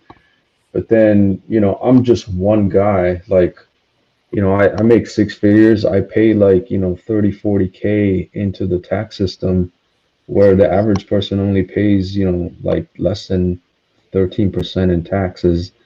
It's like the high tax bracket folks are like leaving. So it's like, just a bunch of slave wagers leaving. Well, yeah, who cares? It's like you're not a net positive. But if I leave, I'm probably the equivalent of like 10 guys leaving, 20 guys It leaving. happened in New York when they New York for attempt to raise taxes, and then like basically New York City basically relies on like I think a small group of like might be like 2,000 people that pay the majority of taxes in New York Yeah, City. And they yeah. all like basically almost all of them dipped out, and now New York City's like, oh my god, how do we pay people now? Like what the fuck's going on? So I think the real impact is when it hurts the government's pocketbook, they'll start to take action. So Draw, you said yeah something you wanted to bring up earlier. We were on the topic of the IQ stuff, but did you already bring it up? Oh, yeah, yeah. Trying to refresh my memory here. Oh, right, right. Like the IQ thing, I kind of agree, like to an extent. Like I think for some of these jobs, a lot of quote unquote the normie tier IQ, I should say. Yeah, like for the majority, I think most people, if they study hard enough and they can grasp the concepts, they can definitely make it into the in the job market. But I think the true difference lies in long term. Like, are you actually going to be able to do this job long term as a career, like more than 5 years, more than 10 years? Like, I think that's where the real, like, quote unquote, IQ comes into play.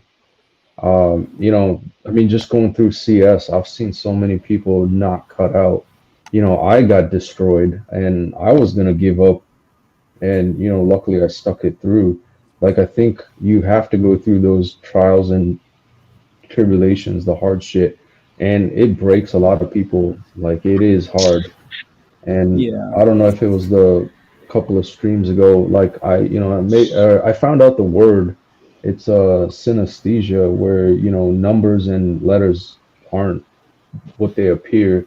Like for some people, it's you see them in shapes or different concepts.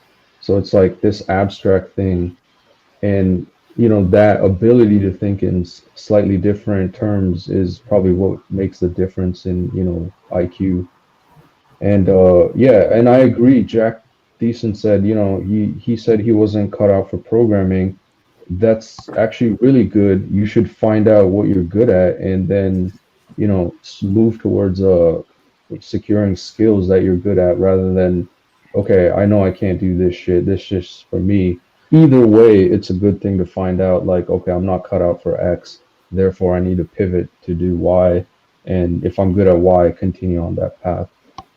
And I'm telling you, the tech industry is fucking brutal. Like 90% of the people don't make it through the interview. In fact, getting an interview is like literally fucking Tinder. I shit you not. Like, it's stacks and stacks of applicants. They have like I joke about this. TikTok and Tinder and all that shit, if your profile is getting a lot of views and likes, like the algorithm will promote your profile so that, you know, you get seen by all the foids. And, you know, by therefore, by extension, you know, you're being promoted because you're pretty. And then, you know, if you're ugly, no one is going to see your profile, like shadow ban, suppressed. It's the same thing. Like, even in the tech industry, like when you apply, literally your resume is your ticket. It gets filtered out. I call it the ATS, applicant tracking system. It just filters out your resume, and you have to fall into a certain score. Like if your resume doesn't even go above 80%, like it's an actual human will not even look at your resume. Yeah, and even some of that actually comes down to like an IQ test. It's actually analyzing your thing. It's, can you even do the basic shit right? You know what I mean? Like, Yeah, and literally, so then like in Amazon, it's like, okay, you applied, great job. Like you got past the ATS. You probably, so they have it as 60, 80, and 90, and it's actually color coded. So it's green, orange, or green, yellow, and orange. So if you score in green, definitely you're gonna get a call back. It's like literally, oh yeah, you are the candidate, prime candidate. If you're in orange or yellow, I think it's are you maybe good for the job? So we'll keep you around and we'll search your resume against other open jobs and see if you can, you know, like you're basically a potential. And orange, your resume is lost in the ether. Like no one's gonna look at it. It's in the system. Who gives a fuck? It's lost. It's literally like the dating market, to be honest. Like you have to meet that threshold.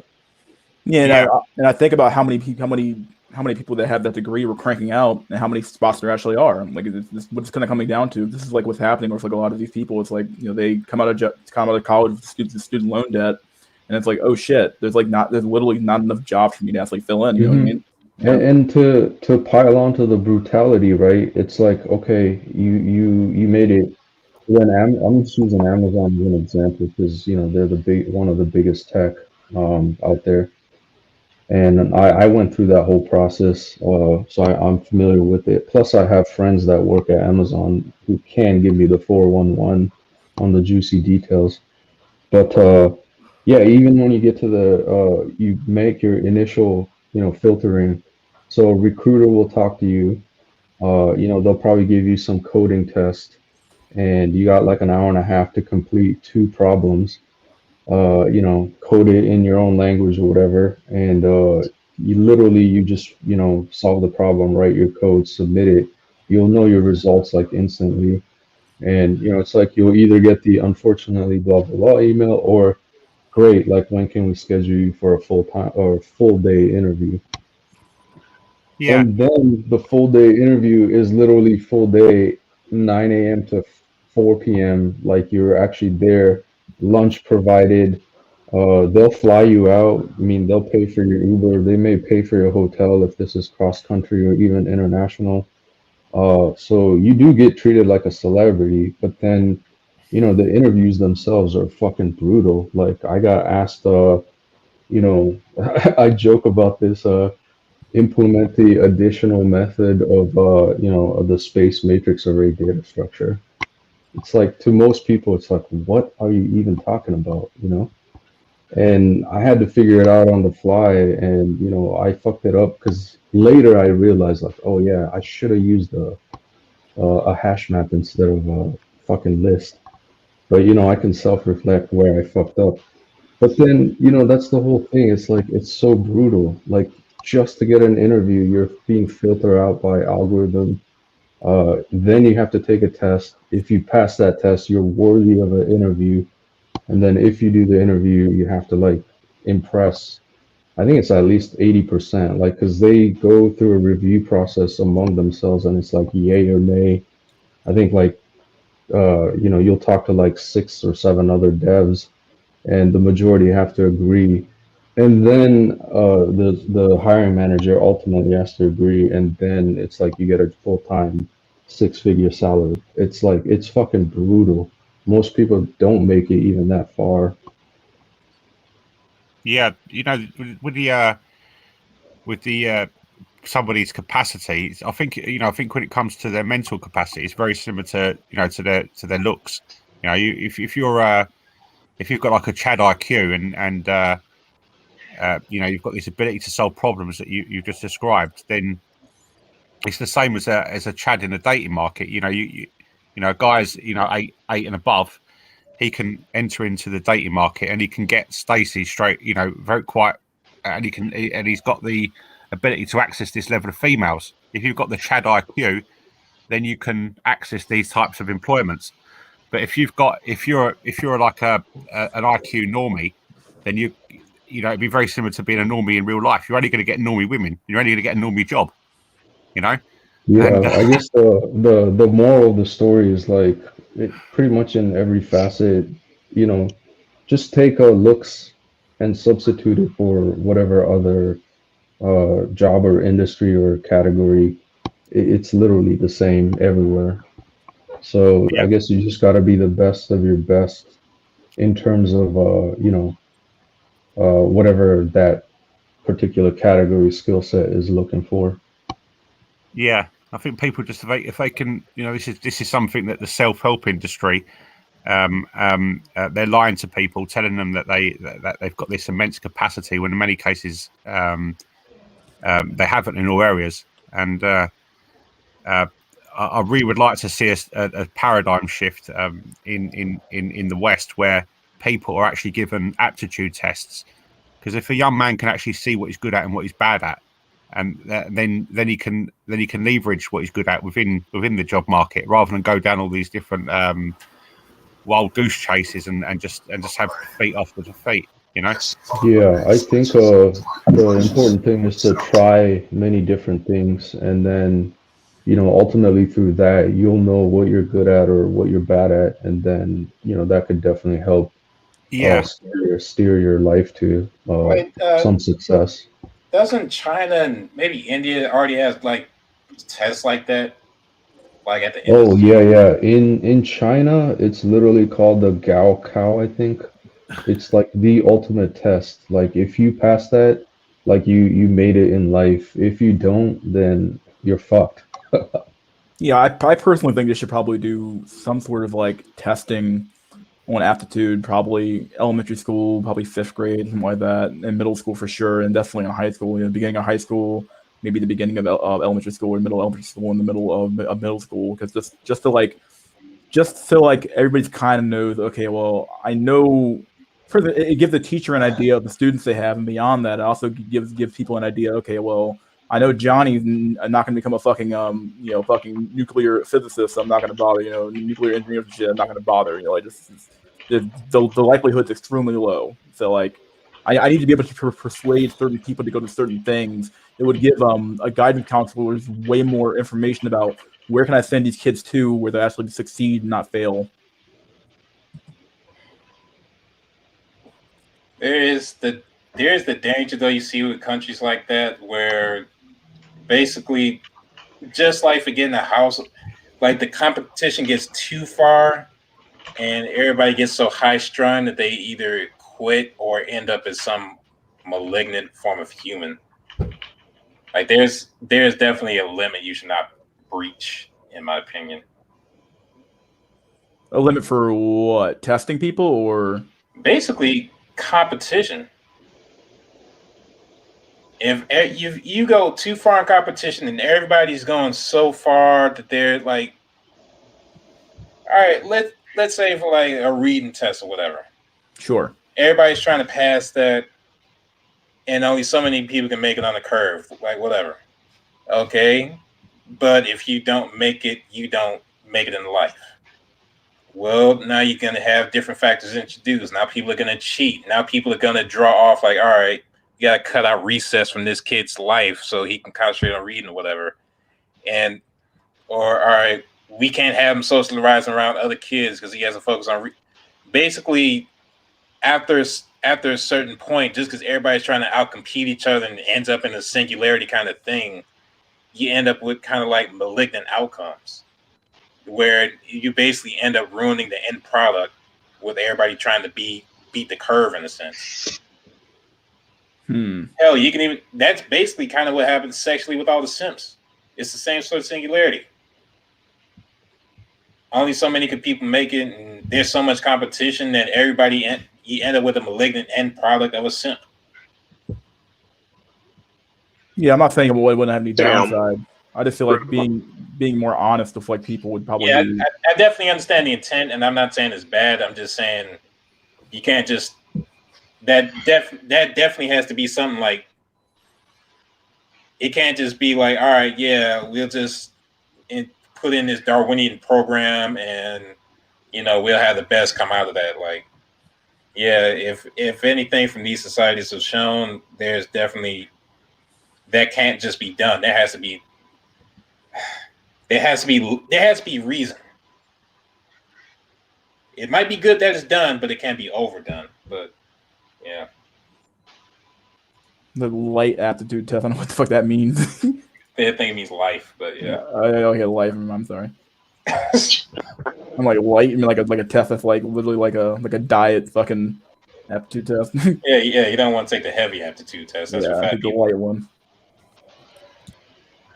Yeah, it's brutal, man. Life is all competition and filtering it out. Yeah, but that's probably why it's fucking dropping off the planet. Eventually, you have people lay flat. Basically, Gattaca, the invalid serving the ballots.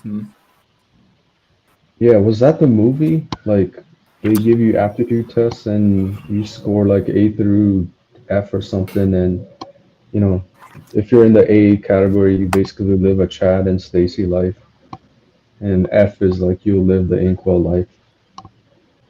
I mean, then you got things like Brave New World, where that shit was like determined at birth and shit. Like, yeah, you're built to be an alpha. You're built to be a zeta. Just Is that the movie? Brave New World? Yeah. That's the one with the genetic engineering and all that. Like, Gattaca was different. That was a different movie. But Yeah, I gotta watch these. I'm sure I watched like parts of it, but never fully watched it all. oh shit, I forgot about the list. Oh, and speaking of, you need to watch Fight Club and American History X. Yeah, I know, because I wrote it down twice. It brings the worst out when they go too far. Absolutely. No, Oh, and Rollux, listen to those bands I told you about while gym maxing. You keep cutting out. Listen to those bands I told you about while gym maxing. Oh, yeah. I have that list copied too. Yeah, Avenged Sevenfold, Godsmack, Disturbed, really good bands to gym max too.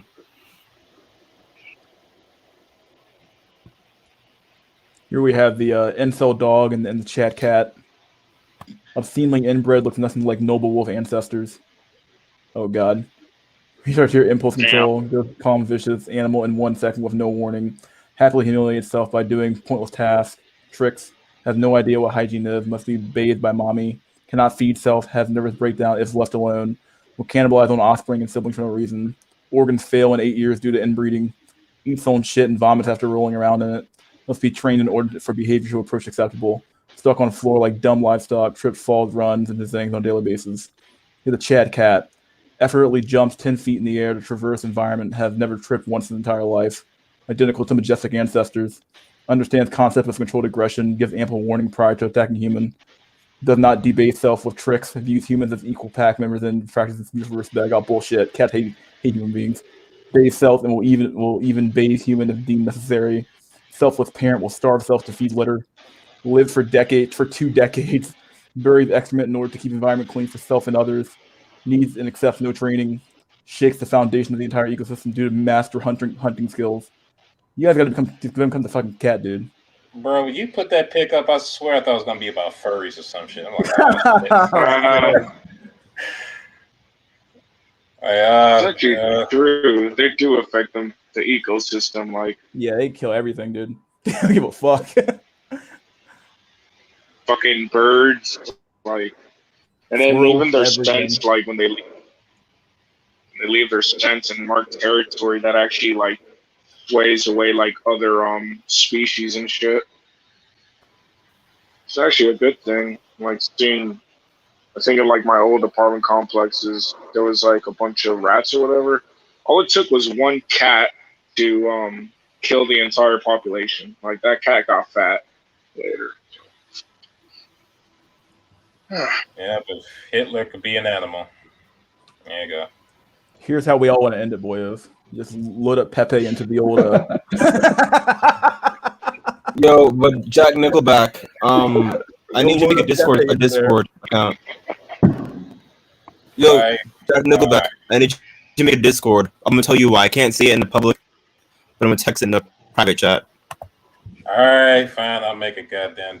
So like, when do I get on, or like, I don't know. Here's the new leader of China, John Cena. My God, I cannot believe he went on fucking. What a sellout, dude. Yeah, what a sellout, dude. He makes America look fucking weak. I'm like, seriously, dog? Seriously? His picture needs to be in the dictionary next to the word sellout. Yeah, it really does. Wait, wasn't that he the wrestler that was supposed to be like the one true Marine or some shit? When that Yeah. He's like, I'm the American dude here, yada yada yada, and all of a sudden it's like, yeah, okay, buddy. And then when it comes to actually making your money and ruining a movie, it's all of a sudden like, me so sorry, China, me so sorry. Like, okay, all right, dude. Yo, speaking of wrestling, dude, I tried to boot a black belt in WWE. They predetermine a champion based on height. Hello? Yeah. Yeah, and so it's scripted, but they base the writers and the board of directors decide who's going to become the champion based on looks, not talent. They base it on looks. CM Punk actually broke the first wall one time and is famous on Pipe Bomb and talked about that. Shit. Now that I think about it, did Rey Mysterio ever win anything? Or like, I think he did. He won the World Heavyweight Championship, but it was like a month. Like he didn't have it for that long. Oh, that's racist as hell. No, it's heightism because all the wrestlers were all like who become champion, who were the face of the company, are all 6 foot plus. They're all chads. I even remember somewhere where I read like one of the reasons The Rock blew up was multi-sexual racial appeal, but no, multiracial sexual appeal. Well, shit, maybe both. Yeah. Like for example, R-Truth is 5'9". Eddie Guerrero was 5'8". And it took a while for him to become that guy, face of the company. It took him a while to become the dude. So even the height of WWE. Do aptitude test every year and have counselors steer kids in certain career paths. Don't make the test be end all be all, and just make the test a helpful tool to gauge students. Actually, wouldn't be a bad idea if you have to keep the scores hidden from the students, but the counselors kind of guide the kids. That might actually work out, and then you wouldn't have this weird like, oh, I got a higher score than you did, kind of like the SAT tests that are kind of like in high school. People kind of talk about their scores all the time, so you kind of keep it under wraps. Yeah, maybe. In ancient Greece, slaves were not allowed to physically train lest they grow strong and revolt against their masters. I think about this a lot. Yeah, I wonder. Not this guy on here. He's actually pretty strong, but these two guys here, yeah,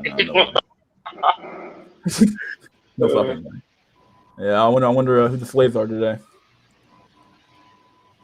I hate that face. It makes me physically repulsed every time. What, the soy face? Yeah. Oh God. It's like, no wonder black people didn't smile in pictures, and I understand that shit. Here we are. Your grandmother at 25, husband, 3 kids, expert cross-stitcher, active in church, skilled cook, presiding over a happy and healthy household. Woke woman at 25, passed out, drunk, using a slice of pizza as a pillow, stunning and brave. Yeah, this is What is that? A pizza? Yeah, literally slice of fucking pizza. I would have never known if No, he wasn't fucking lying. Like, what? Hold on, I gotta say this: if you wouldn't hit, you'll vote. So I hit it. I'm gonna lie. I'm just saying the pizza's there. Damn. I hit and I eat the pizza too. Goddamn, like shit. Waste not, want not.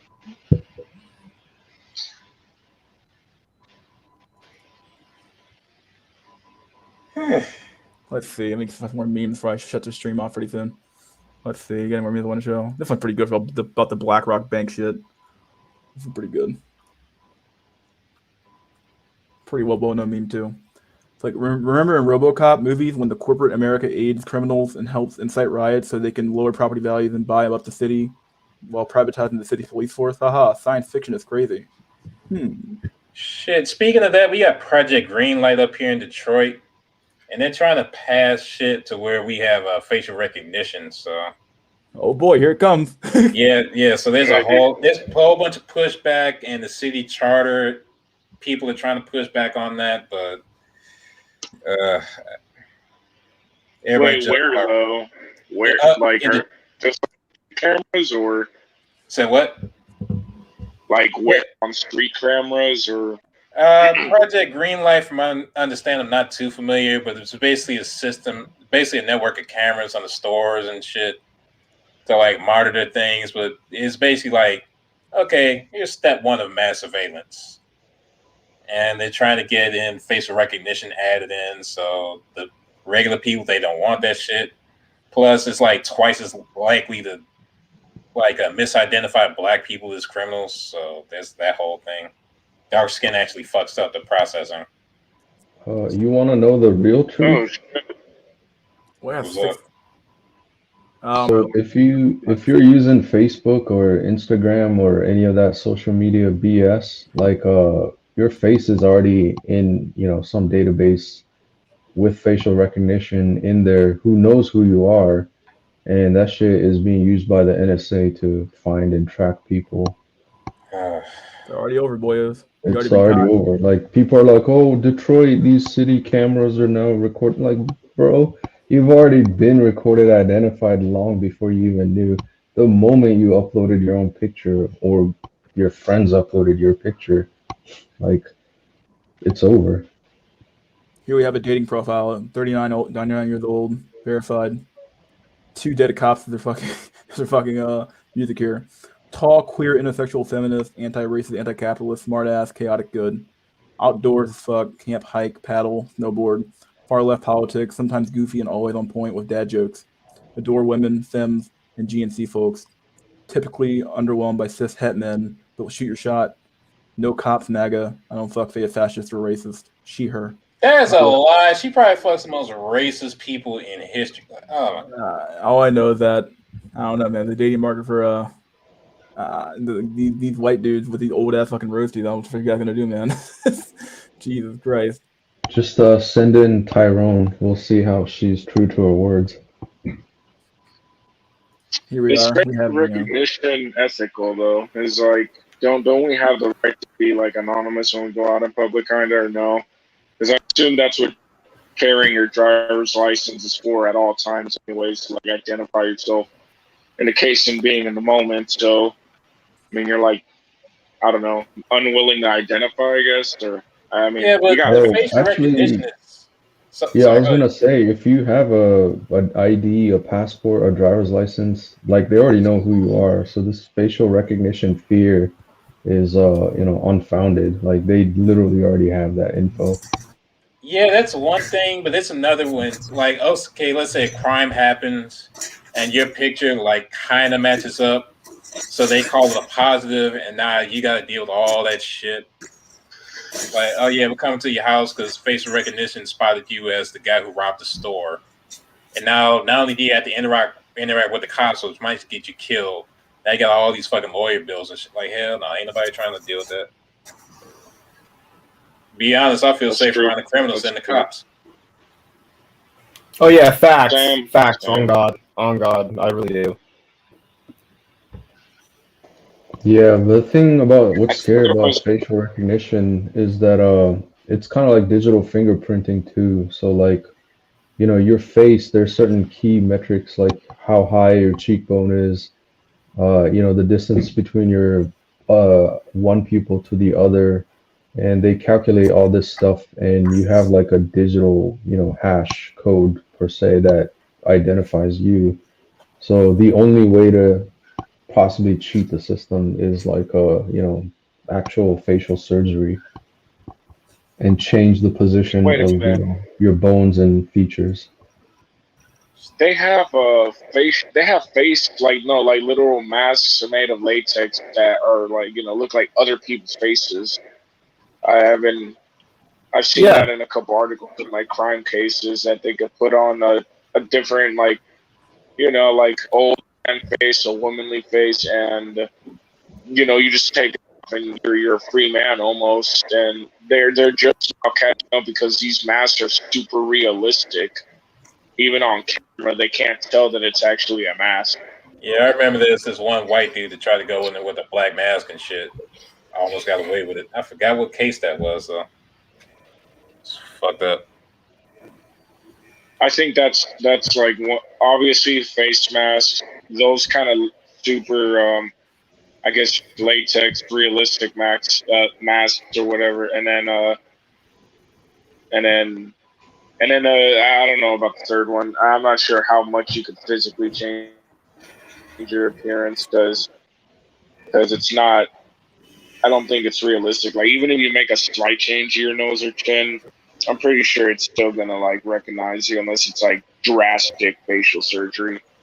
I mean, even the drones nowadays are so badass. They can recognize you from the top down. So it's all kinds of small biometrics you might not even be taken into account. Yeah, like Oh, that's true. That's true. You can't literally cheat your stature. Like, if you're 5'4", it's like you can't really cheat unless you're wearing like 10-inch heels or something. Here's your look match in 2021. If money and sex is all you look for, peace. 35-year-old woman, 150 centimeters, is Lutheran, looking for a relationship. Cashier at Albertson, single, on a relationship, seeking a man, dating. Wow. Yeah, Mystery, I'd like to take this time to actually thank you for what you do. Because calls like these make me somehow appreciate being a virgin for somehow. I have no idea why, but what the fuck? God damn. I put it to you guys, if you wouldn't take it, this is Volso, I'm sorry. It's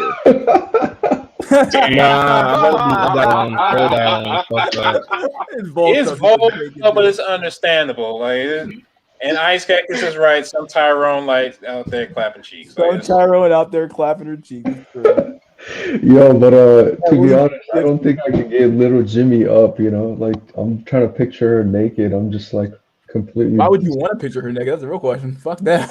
I'm trying to get my imagination fucking going, dude. Bro, I ain't trying to get inside some woman I can literally fit inside. Hell no. Yeah.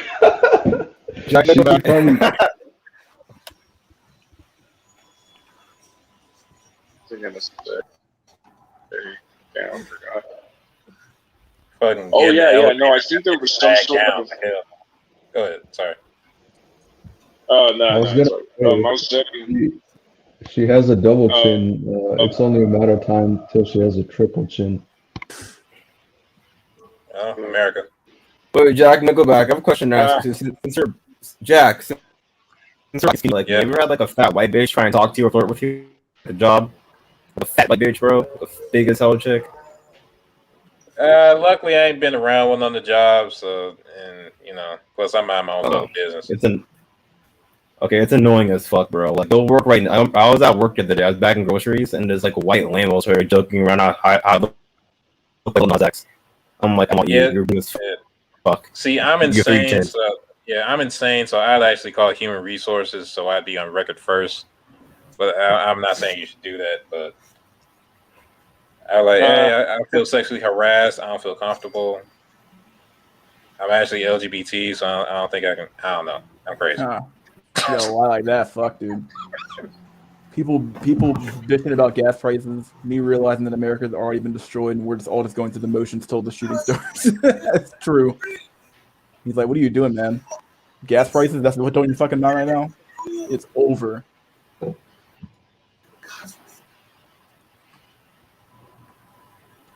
Yeah, I think it's like $4 a gallon now. Like, at least in my area, I was like, "What the hell?" Is it?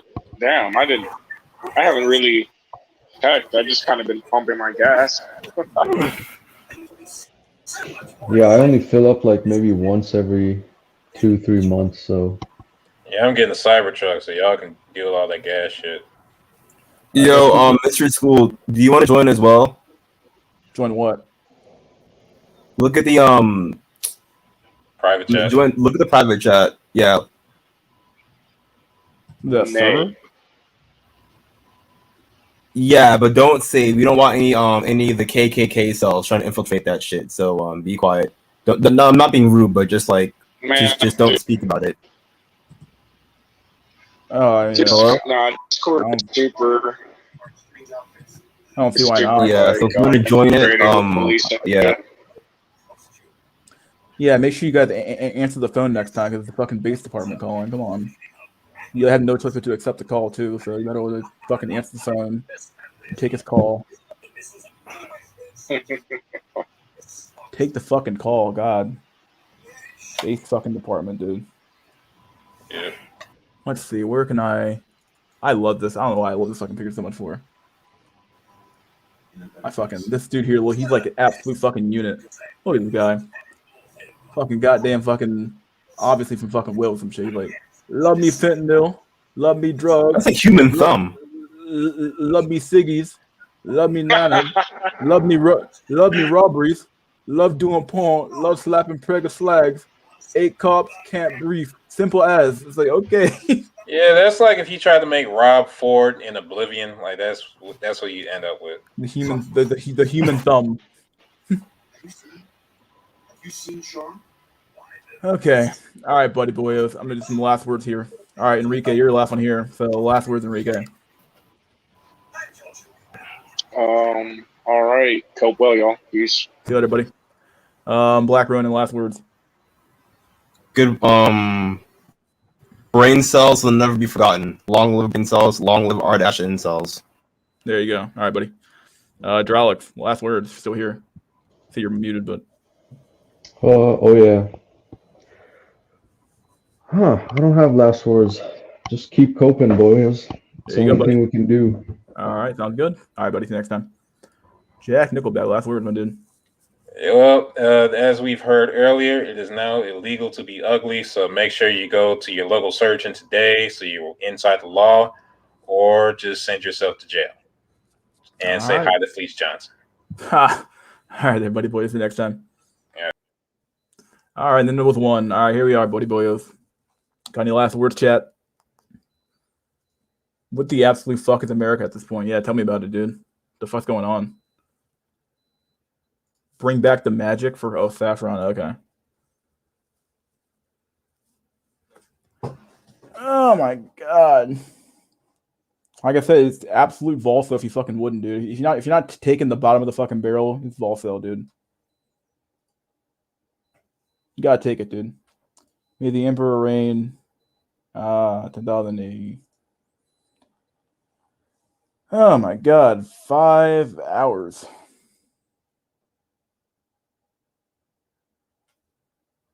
And Silicon Bar. Just realized Tails and Pluto promoting my vid. I was like 300 plus views in a day. Haha. I see. What's my phone at? Oh, it's my pocket. Fuck.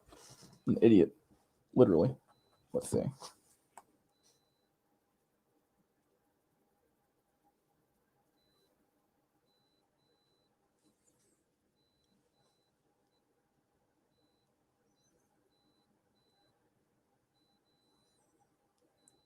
God.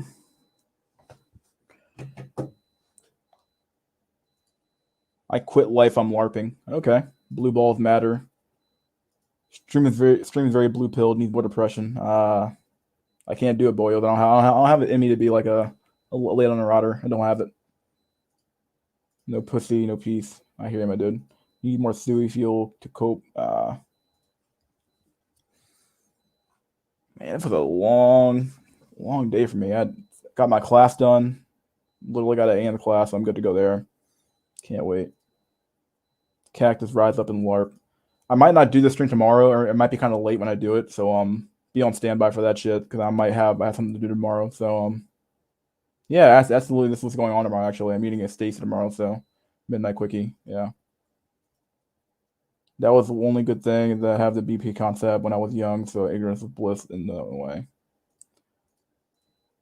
Keep that late on the rush shit over with Martyr. Revolution or Exodus. Yeah, there we go. That's what I'm used to seeing.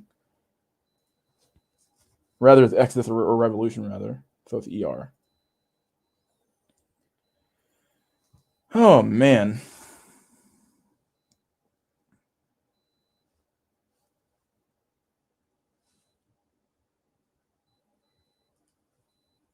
Mystery smashing Stacy's. Oh yeah, you have to give an update on the last date. What last date?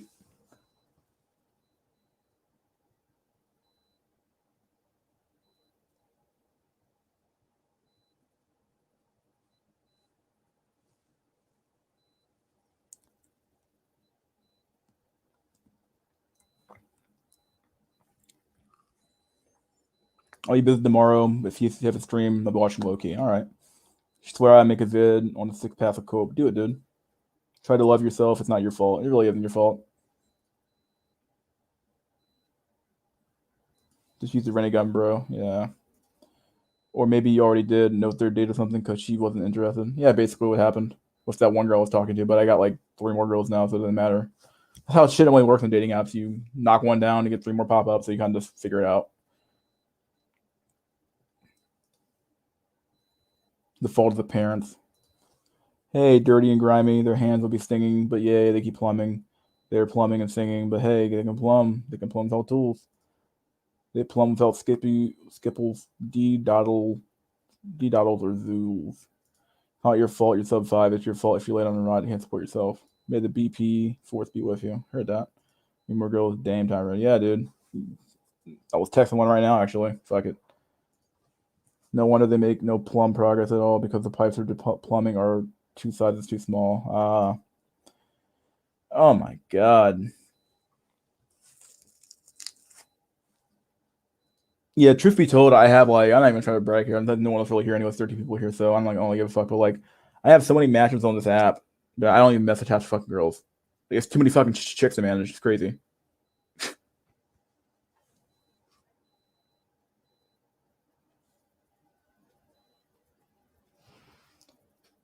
No wonder they make no plum progress. Oh, I read that one. I just came out, fucked everyone else ascended, so I was just the fuck up. Good night. Good night. Watch the whole stream. Heard that. It's run by Meek's younger brother. Oh, stream is run by Meek's other brother. Fuck me, dude. I'm thinking of doing a social experiment pretending to be extremely blue-pilled. The end is grim. Ah, yes, of course. What is the app? It's Hinge. The one I was talking about. Yeah, it's Hinge. Must be nice if I'm glad for you. It's crazy, dude. I mean, I don't even like. Part of me doesn't even enjoy it. Like there was this I'm gonna just tell a story real quick, and I'll probably end the stream pretty soon. But there was this one girl who like there's certain girls I don't even deal with. Like if a girl says she already has her own place and she has a fucking PhD, I just flat out don't deal with her at all. I literally don't, because you want to know why? Her standards are gonna be so fucking high. I can never meet them. She has her own place anyway. She's already established in a city or an area. So it's like, okay, well then, what the fuck do you want a man for? You have everything you need. Like, there's nothing I can give you that you don't already have. Nothing I can do can excite you. I can't do anything for you. You know what I mean? So like, what's the point?